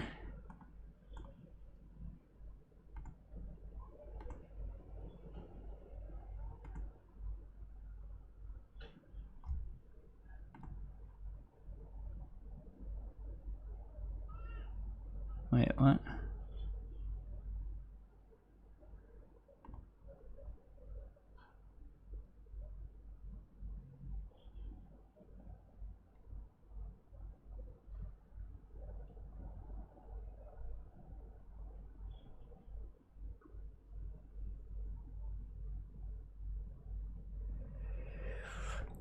There was no prowess deck anywhere near the top of this list, huh? Of the...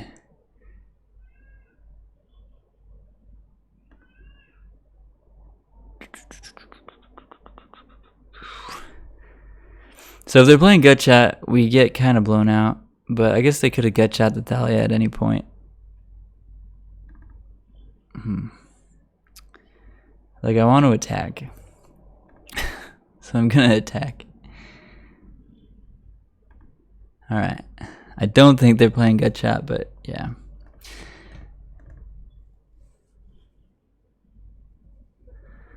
I'm sure they could be.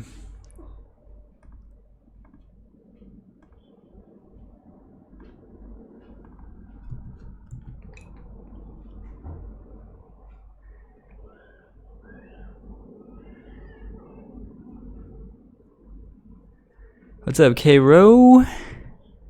I did rest up after that 12-hour day. Yeah, I got a decent amount of rest before the PTQ the next day, and felt like I did pretty well in the PTQ. Got my money back basically for getting 17th place. So could have been a lot worse. Could have been obviously a little bit better, but the deck felt really good, and yeah, I'm happy with how it went.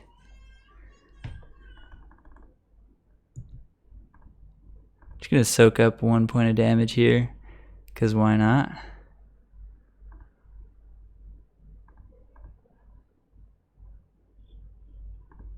Opponent on, like, play all the lands that I like playing.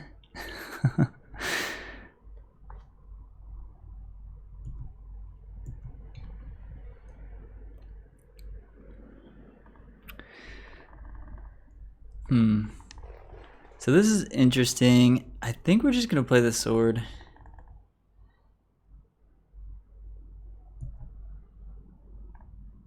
And we're only attacking with Thalia.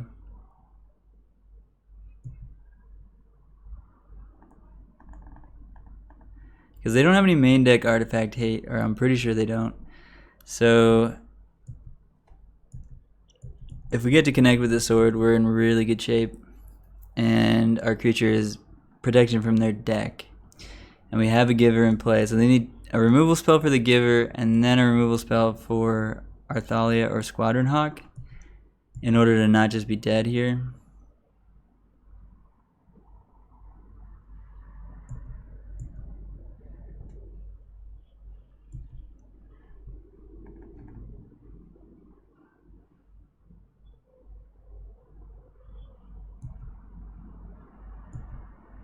And that's not the way to start it out. They do have an Abrade? No way. A main deck Abrade? Alright, I was wrong. They do have main deck Artifact hit. Alright. Very well then.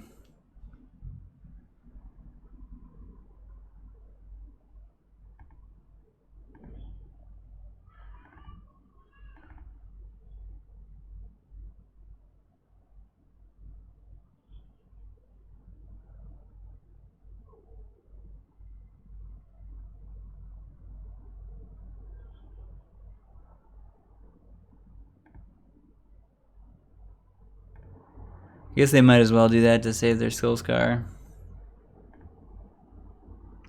Also taps out our giver here.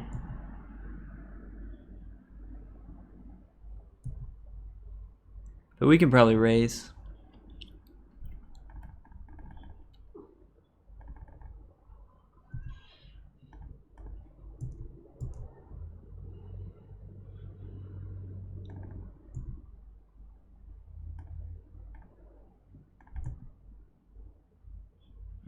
That's a pretty good draw. I'll take it.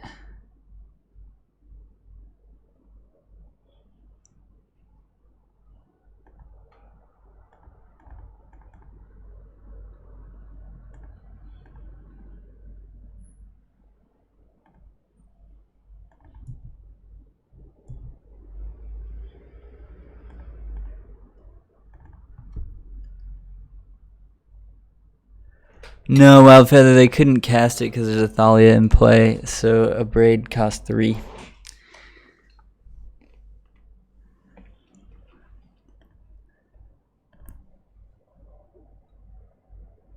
Yeah, I played Squawks Cairo. It was good.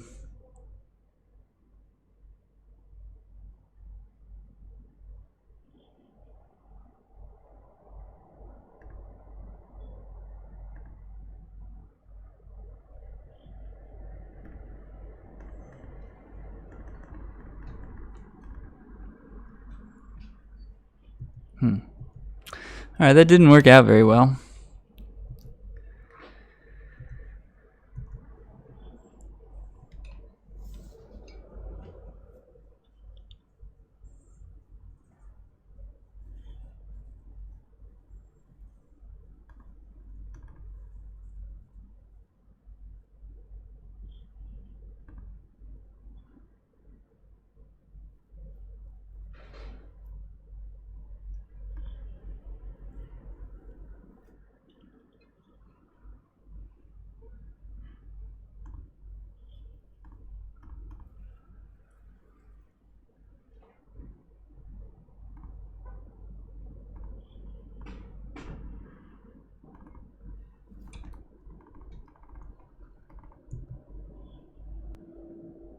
I'm not going to play the Ether Vial. We don't need to take any more damage here.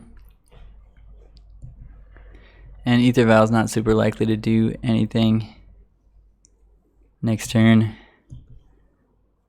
or be necessary this game in general. We have a lot of lands.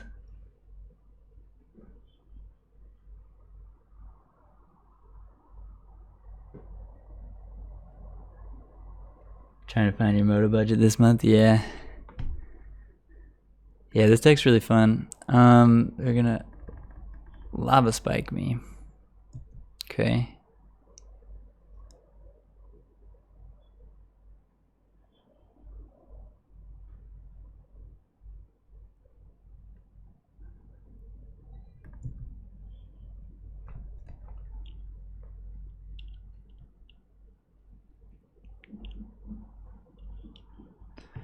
Metamorphose, you got it.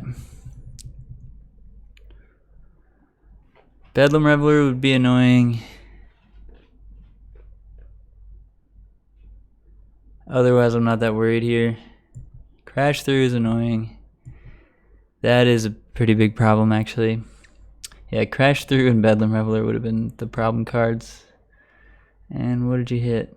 Bedlam Reveler. Nice. So do you have the land? They do. Damn. All right. Opponent. Probably going to win this game, even though we were super far ahead. We connected with it. Whoa. Wow, yeah, our opponent with the nuts in their hand, huh? Jeez. Felt really good, but we're super dead.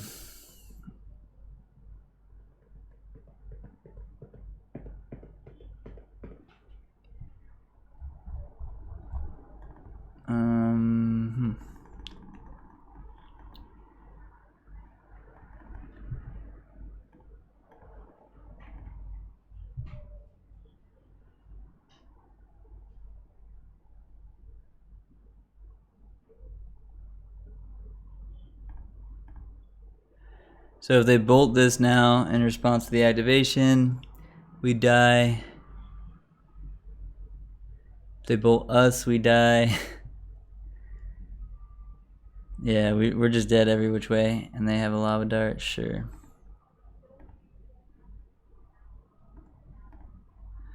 Sick. Really didn't expect to lose that game.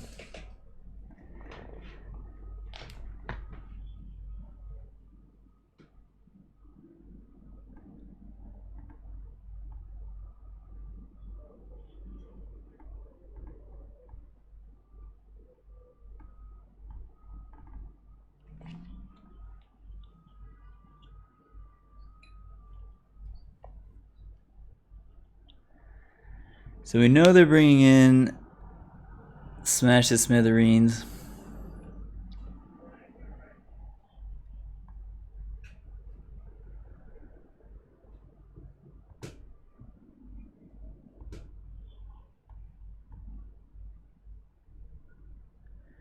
All the swords are pretty good, though. All the equipment. And Force of Virtue is very good.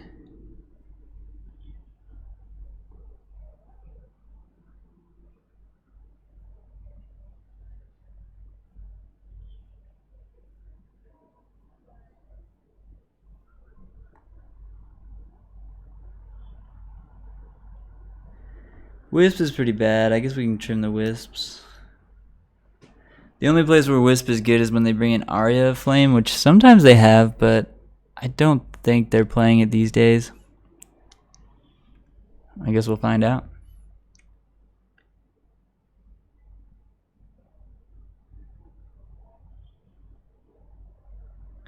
Yeah, that one Painland activation was rough.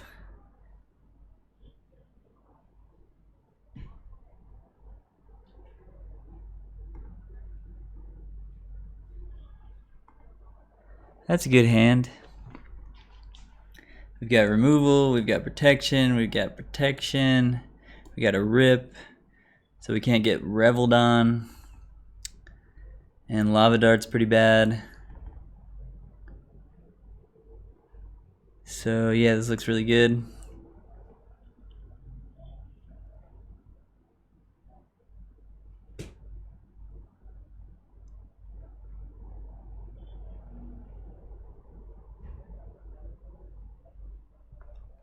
Yeah, definitely a span keep. If I had to venture a name for this keep, it's a span keep for sure.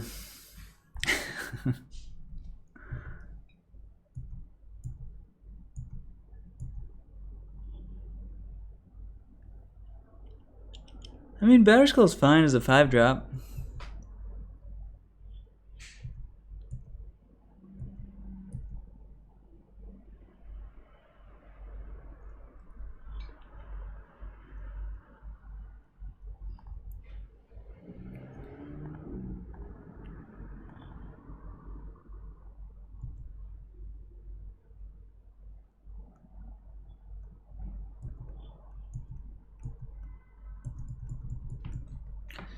No attackies.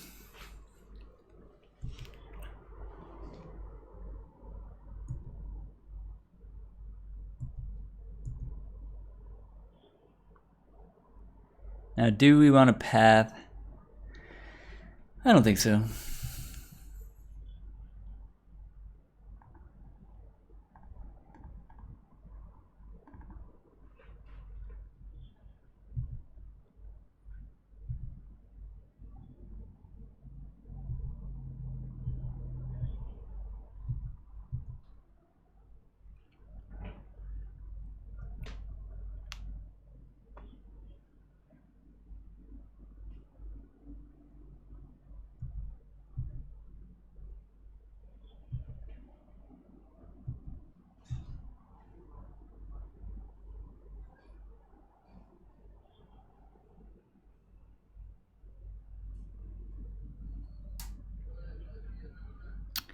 Yeah, we're getting there into the fifth land. Manamorphose into Manamorphose is pretty strong.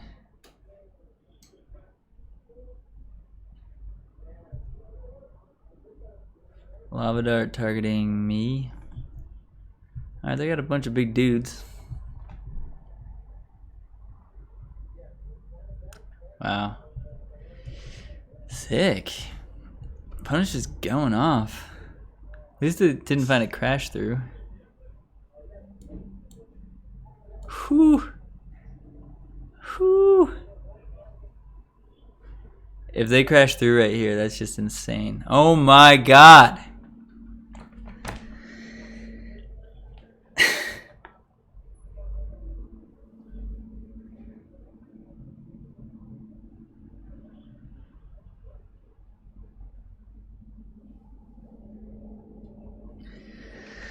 Wow. That's fucking asinine.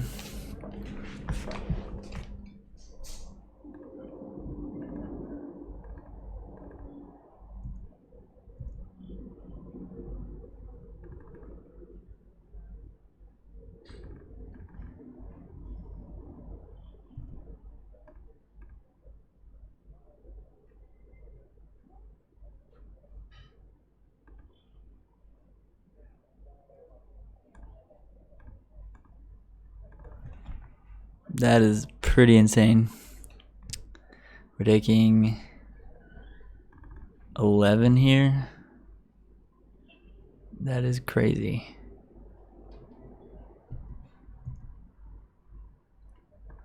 Oh, we got fifth land. And we have 2 protection from red creatures. So things are okay.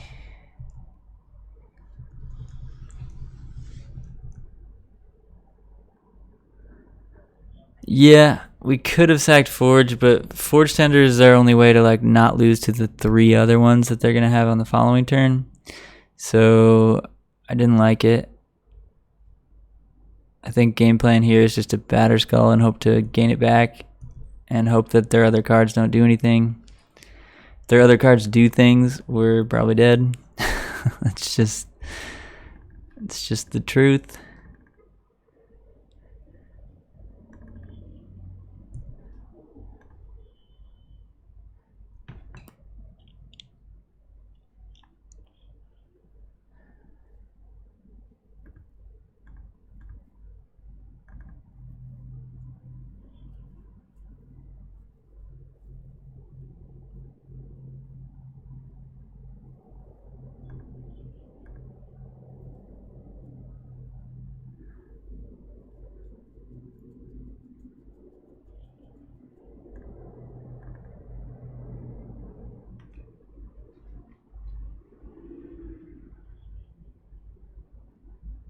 Shouldn't I be dead anyway? Why? Why should I be dead? I don't understand. Really, Manamorphose number 3? Opponent, you are fucking good at this game. Really good.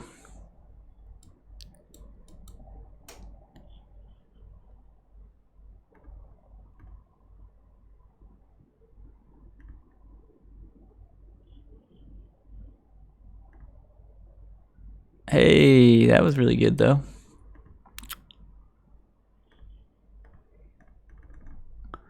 Please no smash. If they have a smash, it's just game. But if they don't, then... And no braid. They can't have a braid or smash. Or shattering spree. Or any of those cards.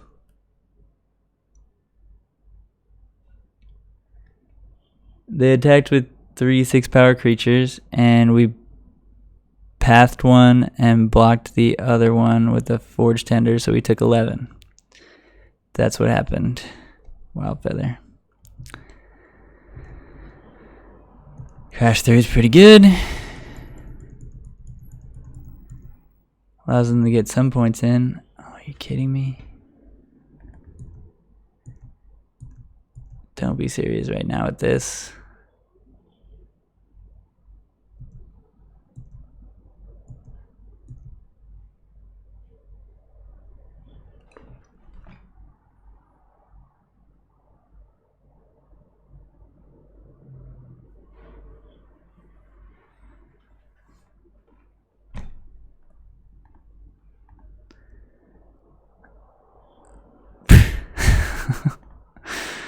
Okay.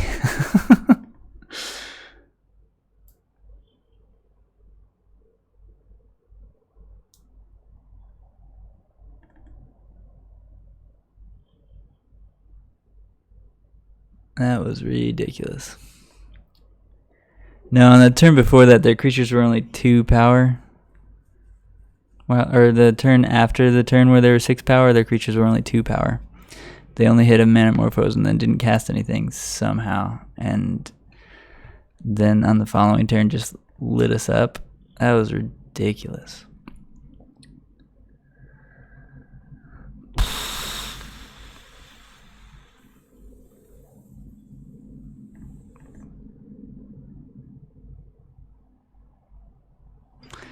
That was like fully unreasonable, our opponent's draws last game.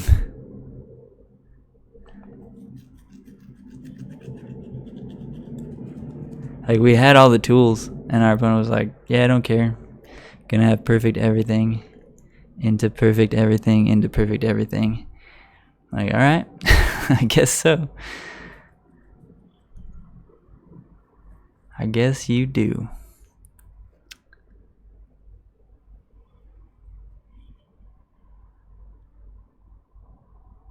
Hey.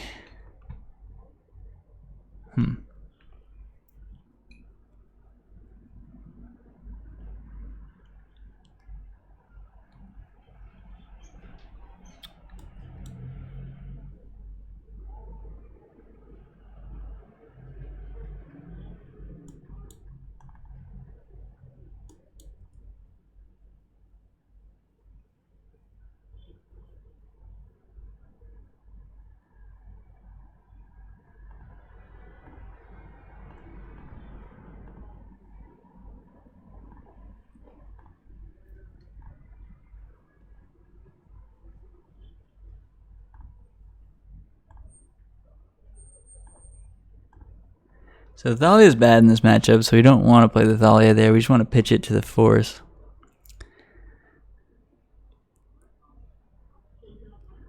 Wow.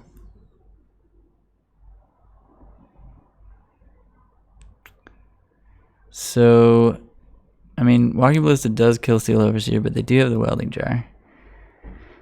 So they're just going to Welding Jar it. But we can make them do that in their upkeep next turn.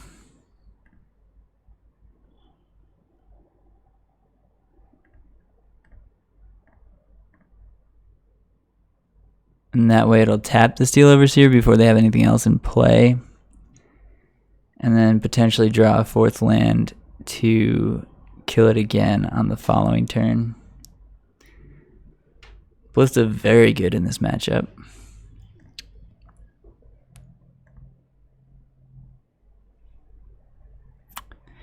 So we could potentially bash with the Mutavault here and then just play Giver. Or we can Stoneforge for, I guess, Batterskull.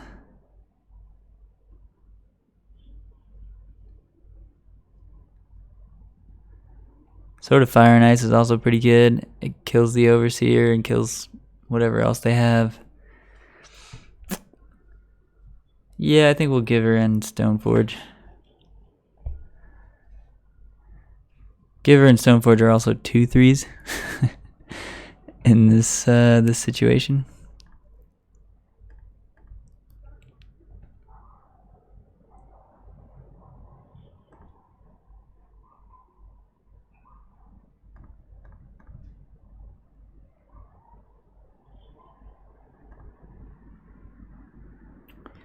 Still a little shook by our opponent's draws last game. That was crazy.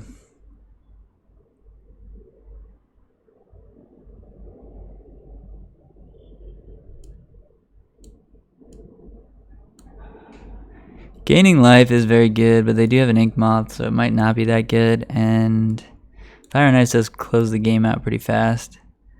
Batterskull also hits pretty hard. It's a 5/5. Lifelink. Vigilant. And if we don't hit our 4th land, it would be good to do that. Yeah, I guess it's Batterskull. We can also give it Pro Colorless and get in with it, so yeah. Yeah, Batterskull makes more sense. Glad we thought that one through.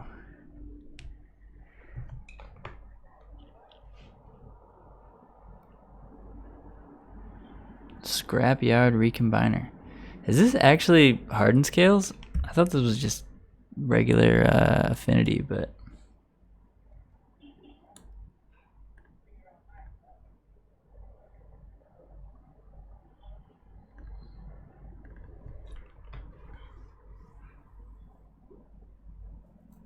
I meant to do this on their upkeep, but I guess it's better to do it after they cast a spell. There. Oh.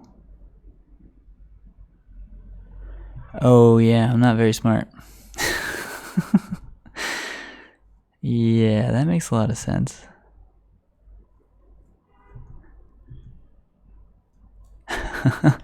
They don't have to crack their welding jar at all, it turns out.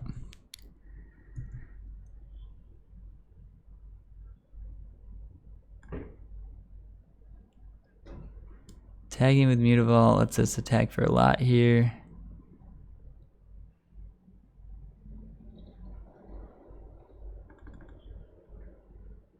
I think we just want to put Batterskull into play though, and swing with the 2 givers. Ranger Captain can get us another giver. And it's a 4/4, which is cool, but not better than Batterskull.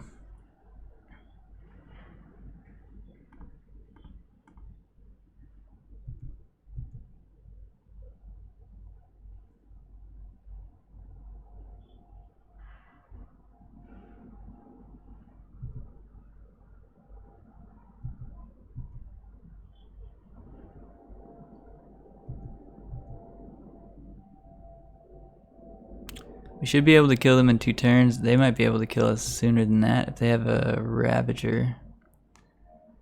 We might just be dead right now. In fact, we're definitely dead right now if they have a Ravager. And they go for it.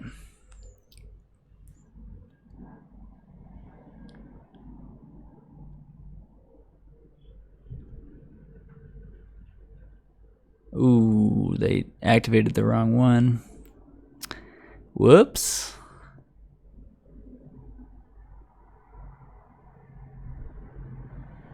Maybe they weren't attacking with it anyway. I feel like they wanted to attack with it though. I feel like they activated the wrong one. Yeah. The shame concede.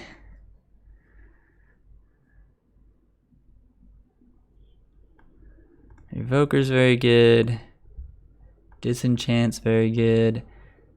Rest in Peace is very good. Stony Silence is very good. On Thin Ice is very good. We got a lot of very good cards in this matchup. We're going to cut all the artifacts, I think.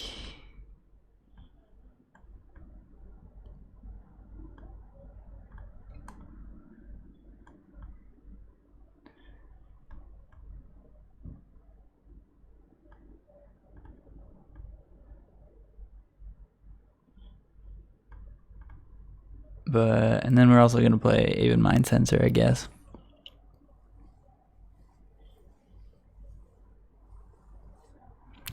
Seems good to me. We brought in like a casual 13 cards just now.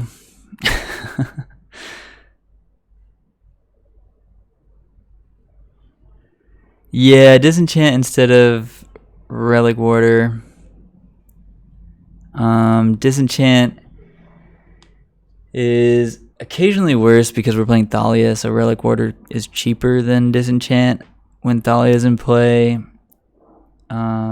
Speaking of Thalia, Thalia should probably come out in this matchup, and maybe we should have left the Vials in. Sand's fine. 2 Field of Ruins plus 2 Paths and a Disenchant. Like, it's just all removal, but I like removal. I'm not mad at it.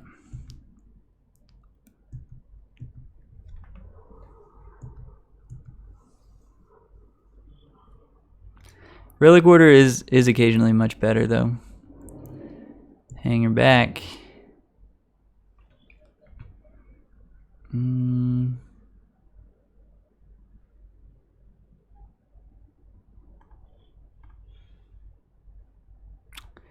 I'll wait a turn.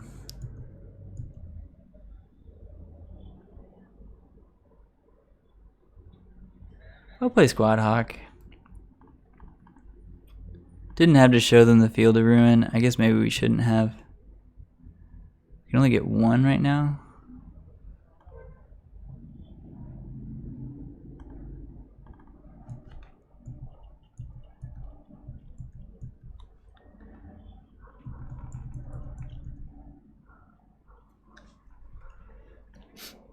But yeah, I like Disenchant. I think it's pretty good. Definitely can't let them untap with those 2 things.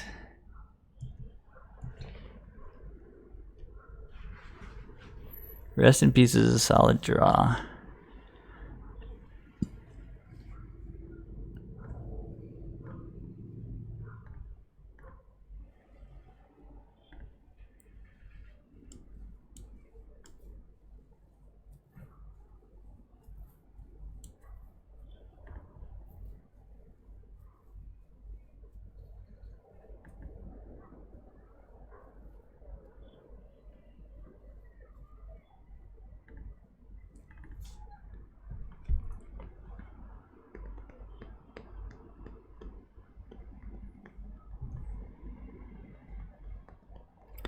I don't know if we want to attack with the Squad Hawk or not. Probably not.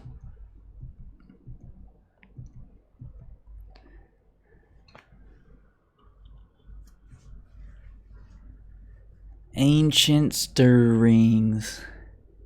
We did give them green, which was kind of necessary, but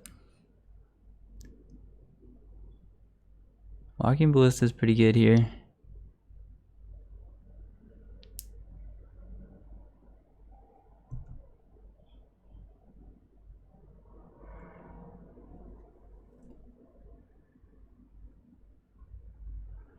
Gonna kill my Squad Hawk with a 1/1 Walking Ballista. I'll block one of your Inkmoth Nexuses. That seems good to me. I like this trade.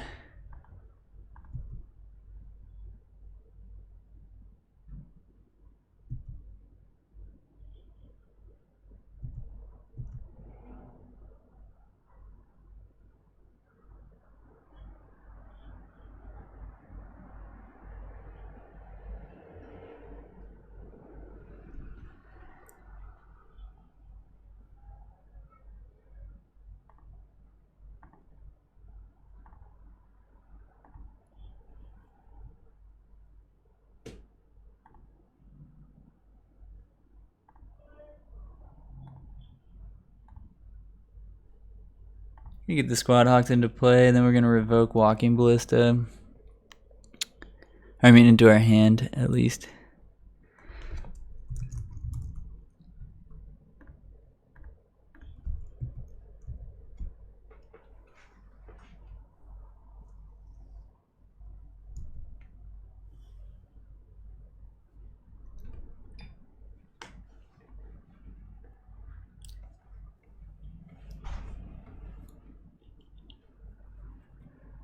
But yeah, this is going to be our last match of the day. I'm fading fast here. Huh.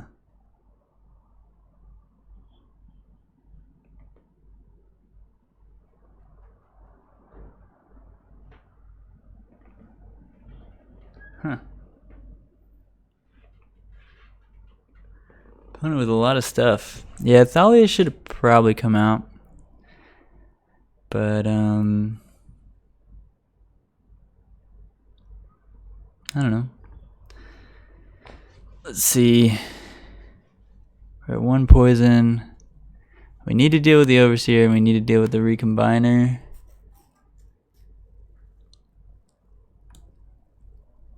Because they can, like, sack a Darksteel Citadel and keep getting stuff.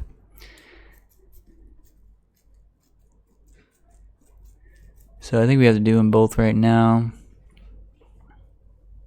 And then probably play a Squad Hawk.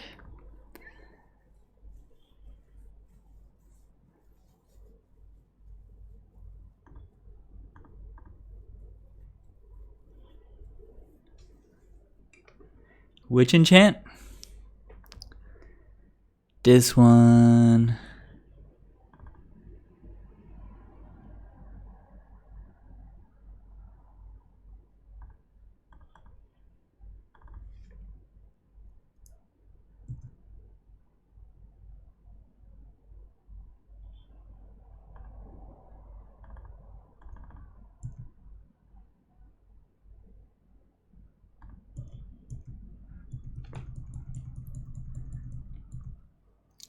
With 2 Field of Ruins for their 3 Ink Moths that are left. They've drawn all 4 Ink Moths this game. We should be okay to deal with them.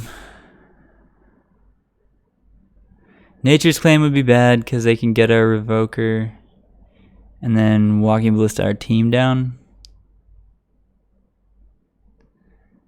Because we've ramped them a bit. So Nature's Claim is the scariest card out of them.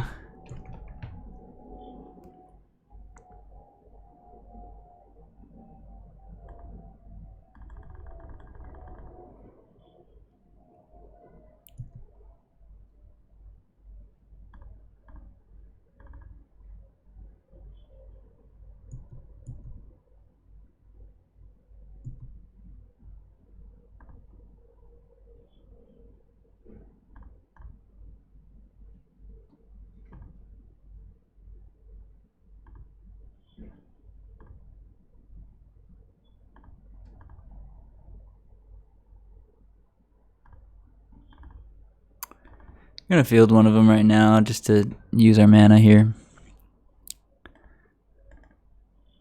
It also thins their deck a little bit, but I'm okay with that.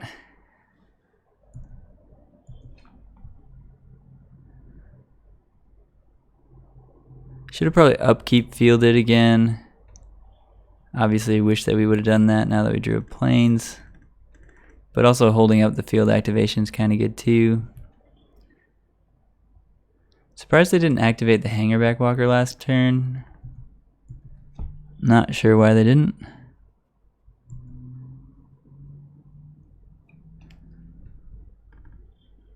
Don't need to show them this planes.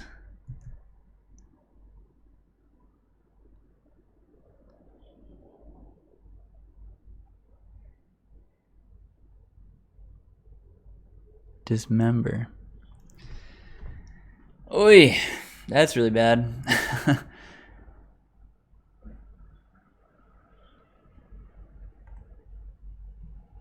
That's really bad. They're gonna mow us down right now.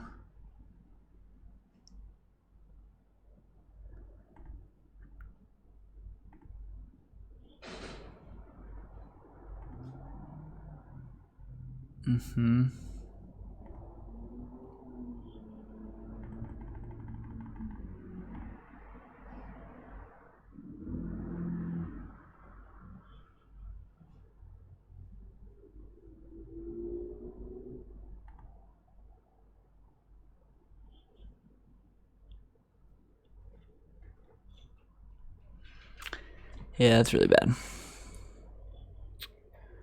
Listed for 1. Oh, because they want to use those, yeah. That makes sense. We are not in good position here.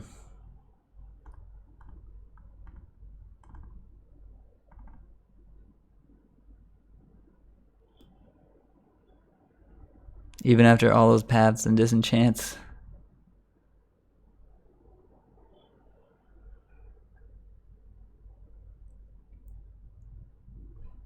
Yeah. We're just dead. Huh.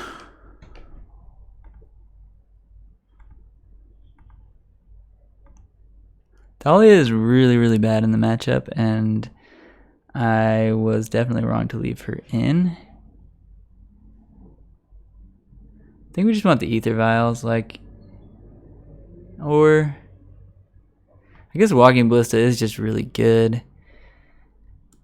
And if we have a stony silence, we can still just make a 2/2 or whatever.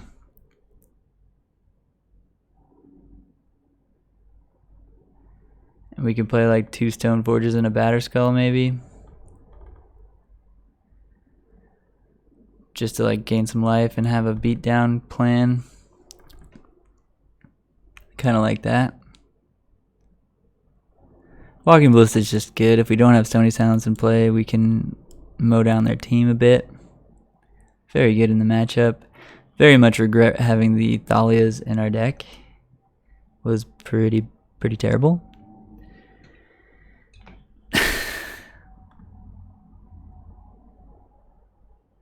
To keep.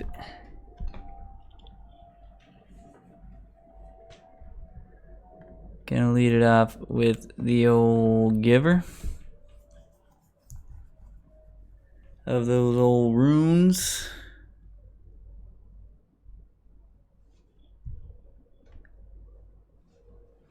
The machines.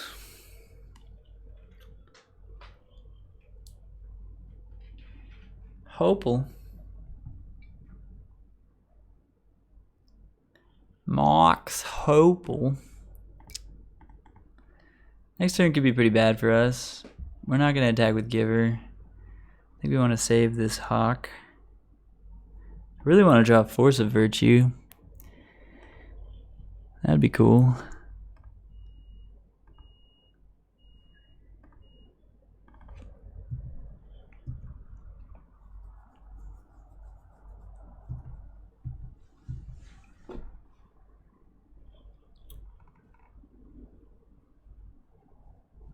I gotta dismember the Giver. Okay.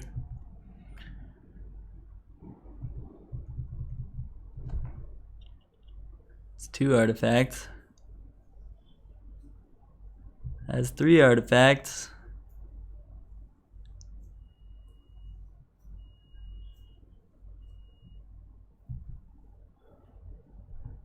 Alright, Stony would be pretty good.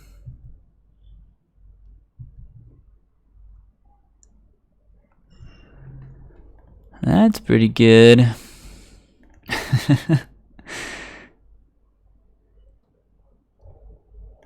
They could have Forest Nature's Claim and be fine here, but they need Forest Nature's Claim in those 3 cards.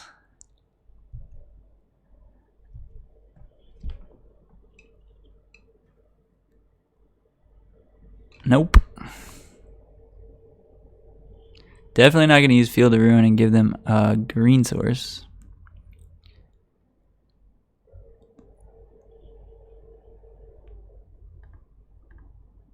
I'm just going to play some birdies and slowly kill them.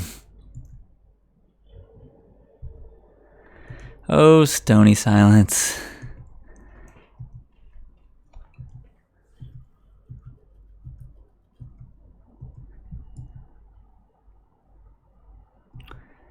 What a card, what a card, what a card, what a mighty good card against this deck.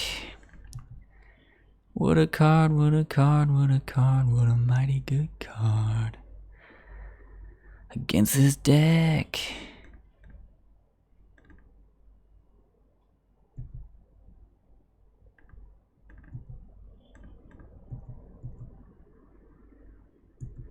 So they only have 2 more turns.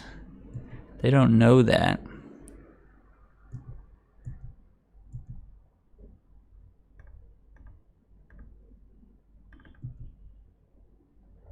Huh.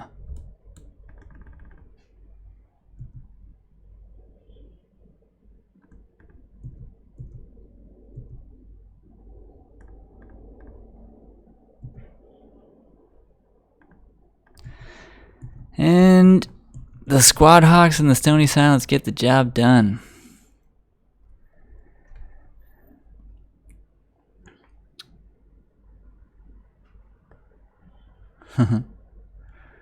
Yeah, I realized that you couldn't cast your spells. I was aware. Yeah, we're 1-2 in this league. We will continue it tomorrow. Everybody must get stonied. Tempting to put a 3rd Stony in the deck. I don't know what I would cut. Probably the Disenchant. It would probably be the 2nd Disenchant for a 3rd Stony. Stony is very good against Tron. Obviously very good against Urza and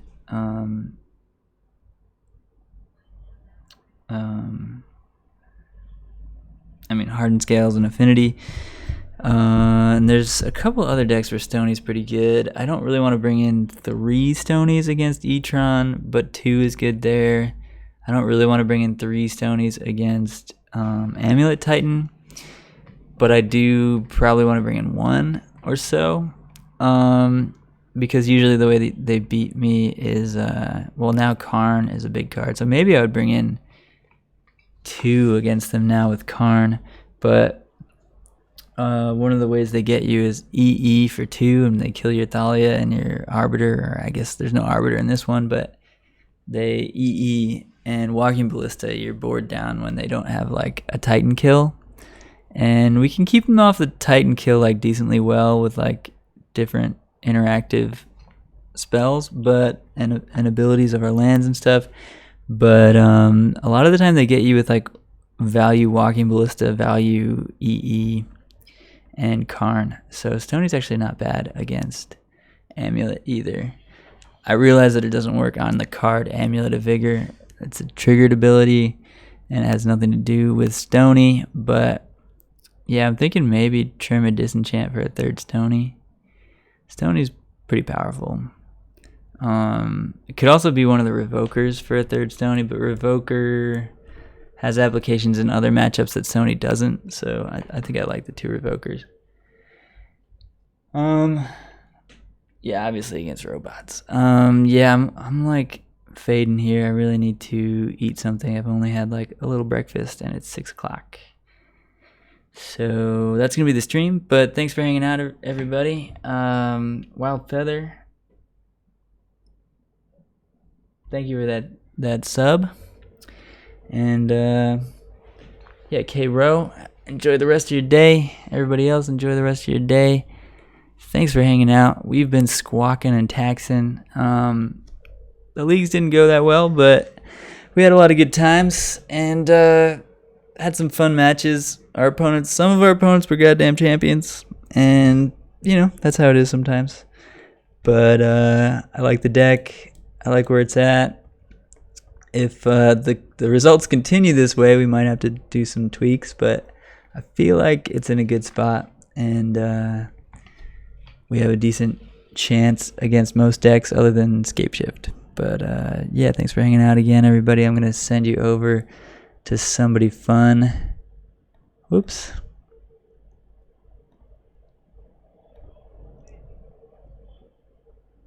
Who do we got?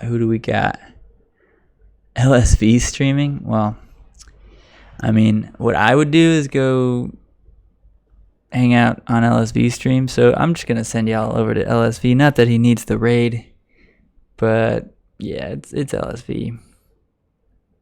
We're going there.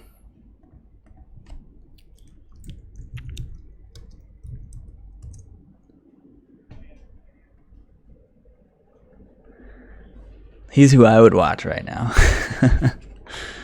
So, why don't we all just go hang out with LSV for a bit? I mean, I'm going to go get some food, but see you, everybody.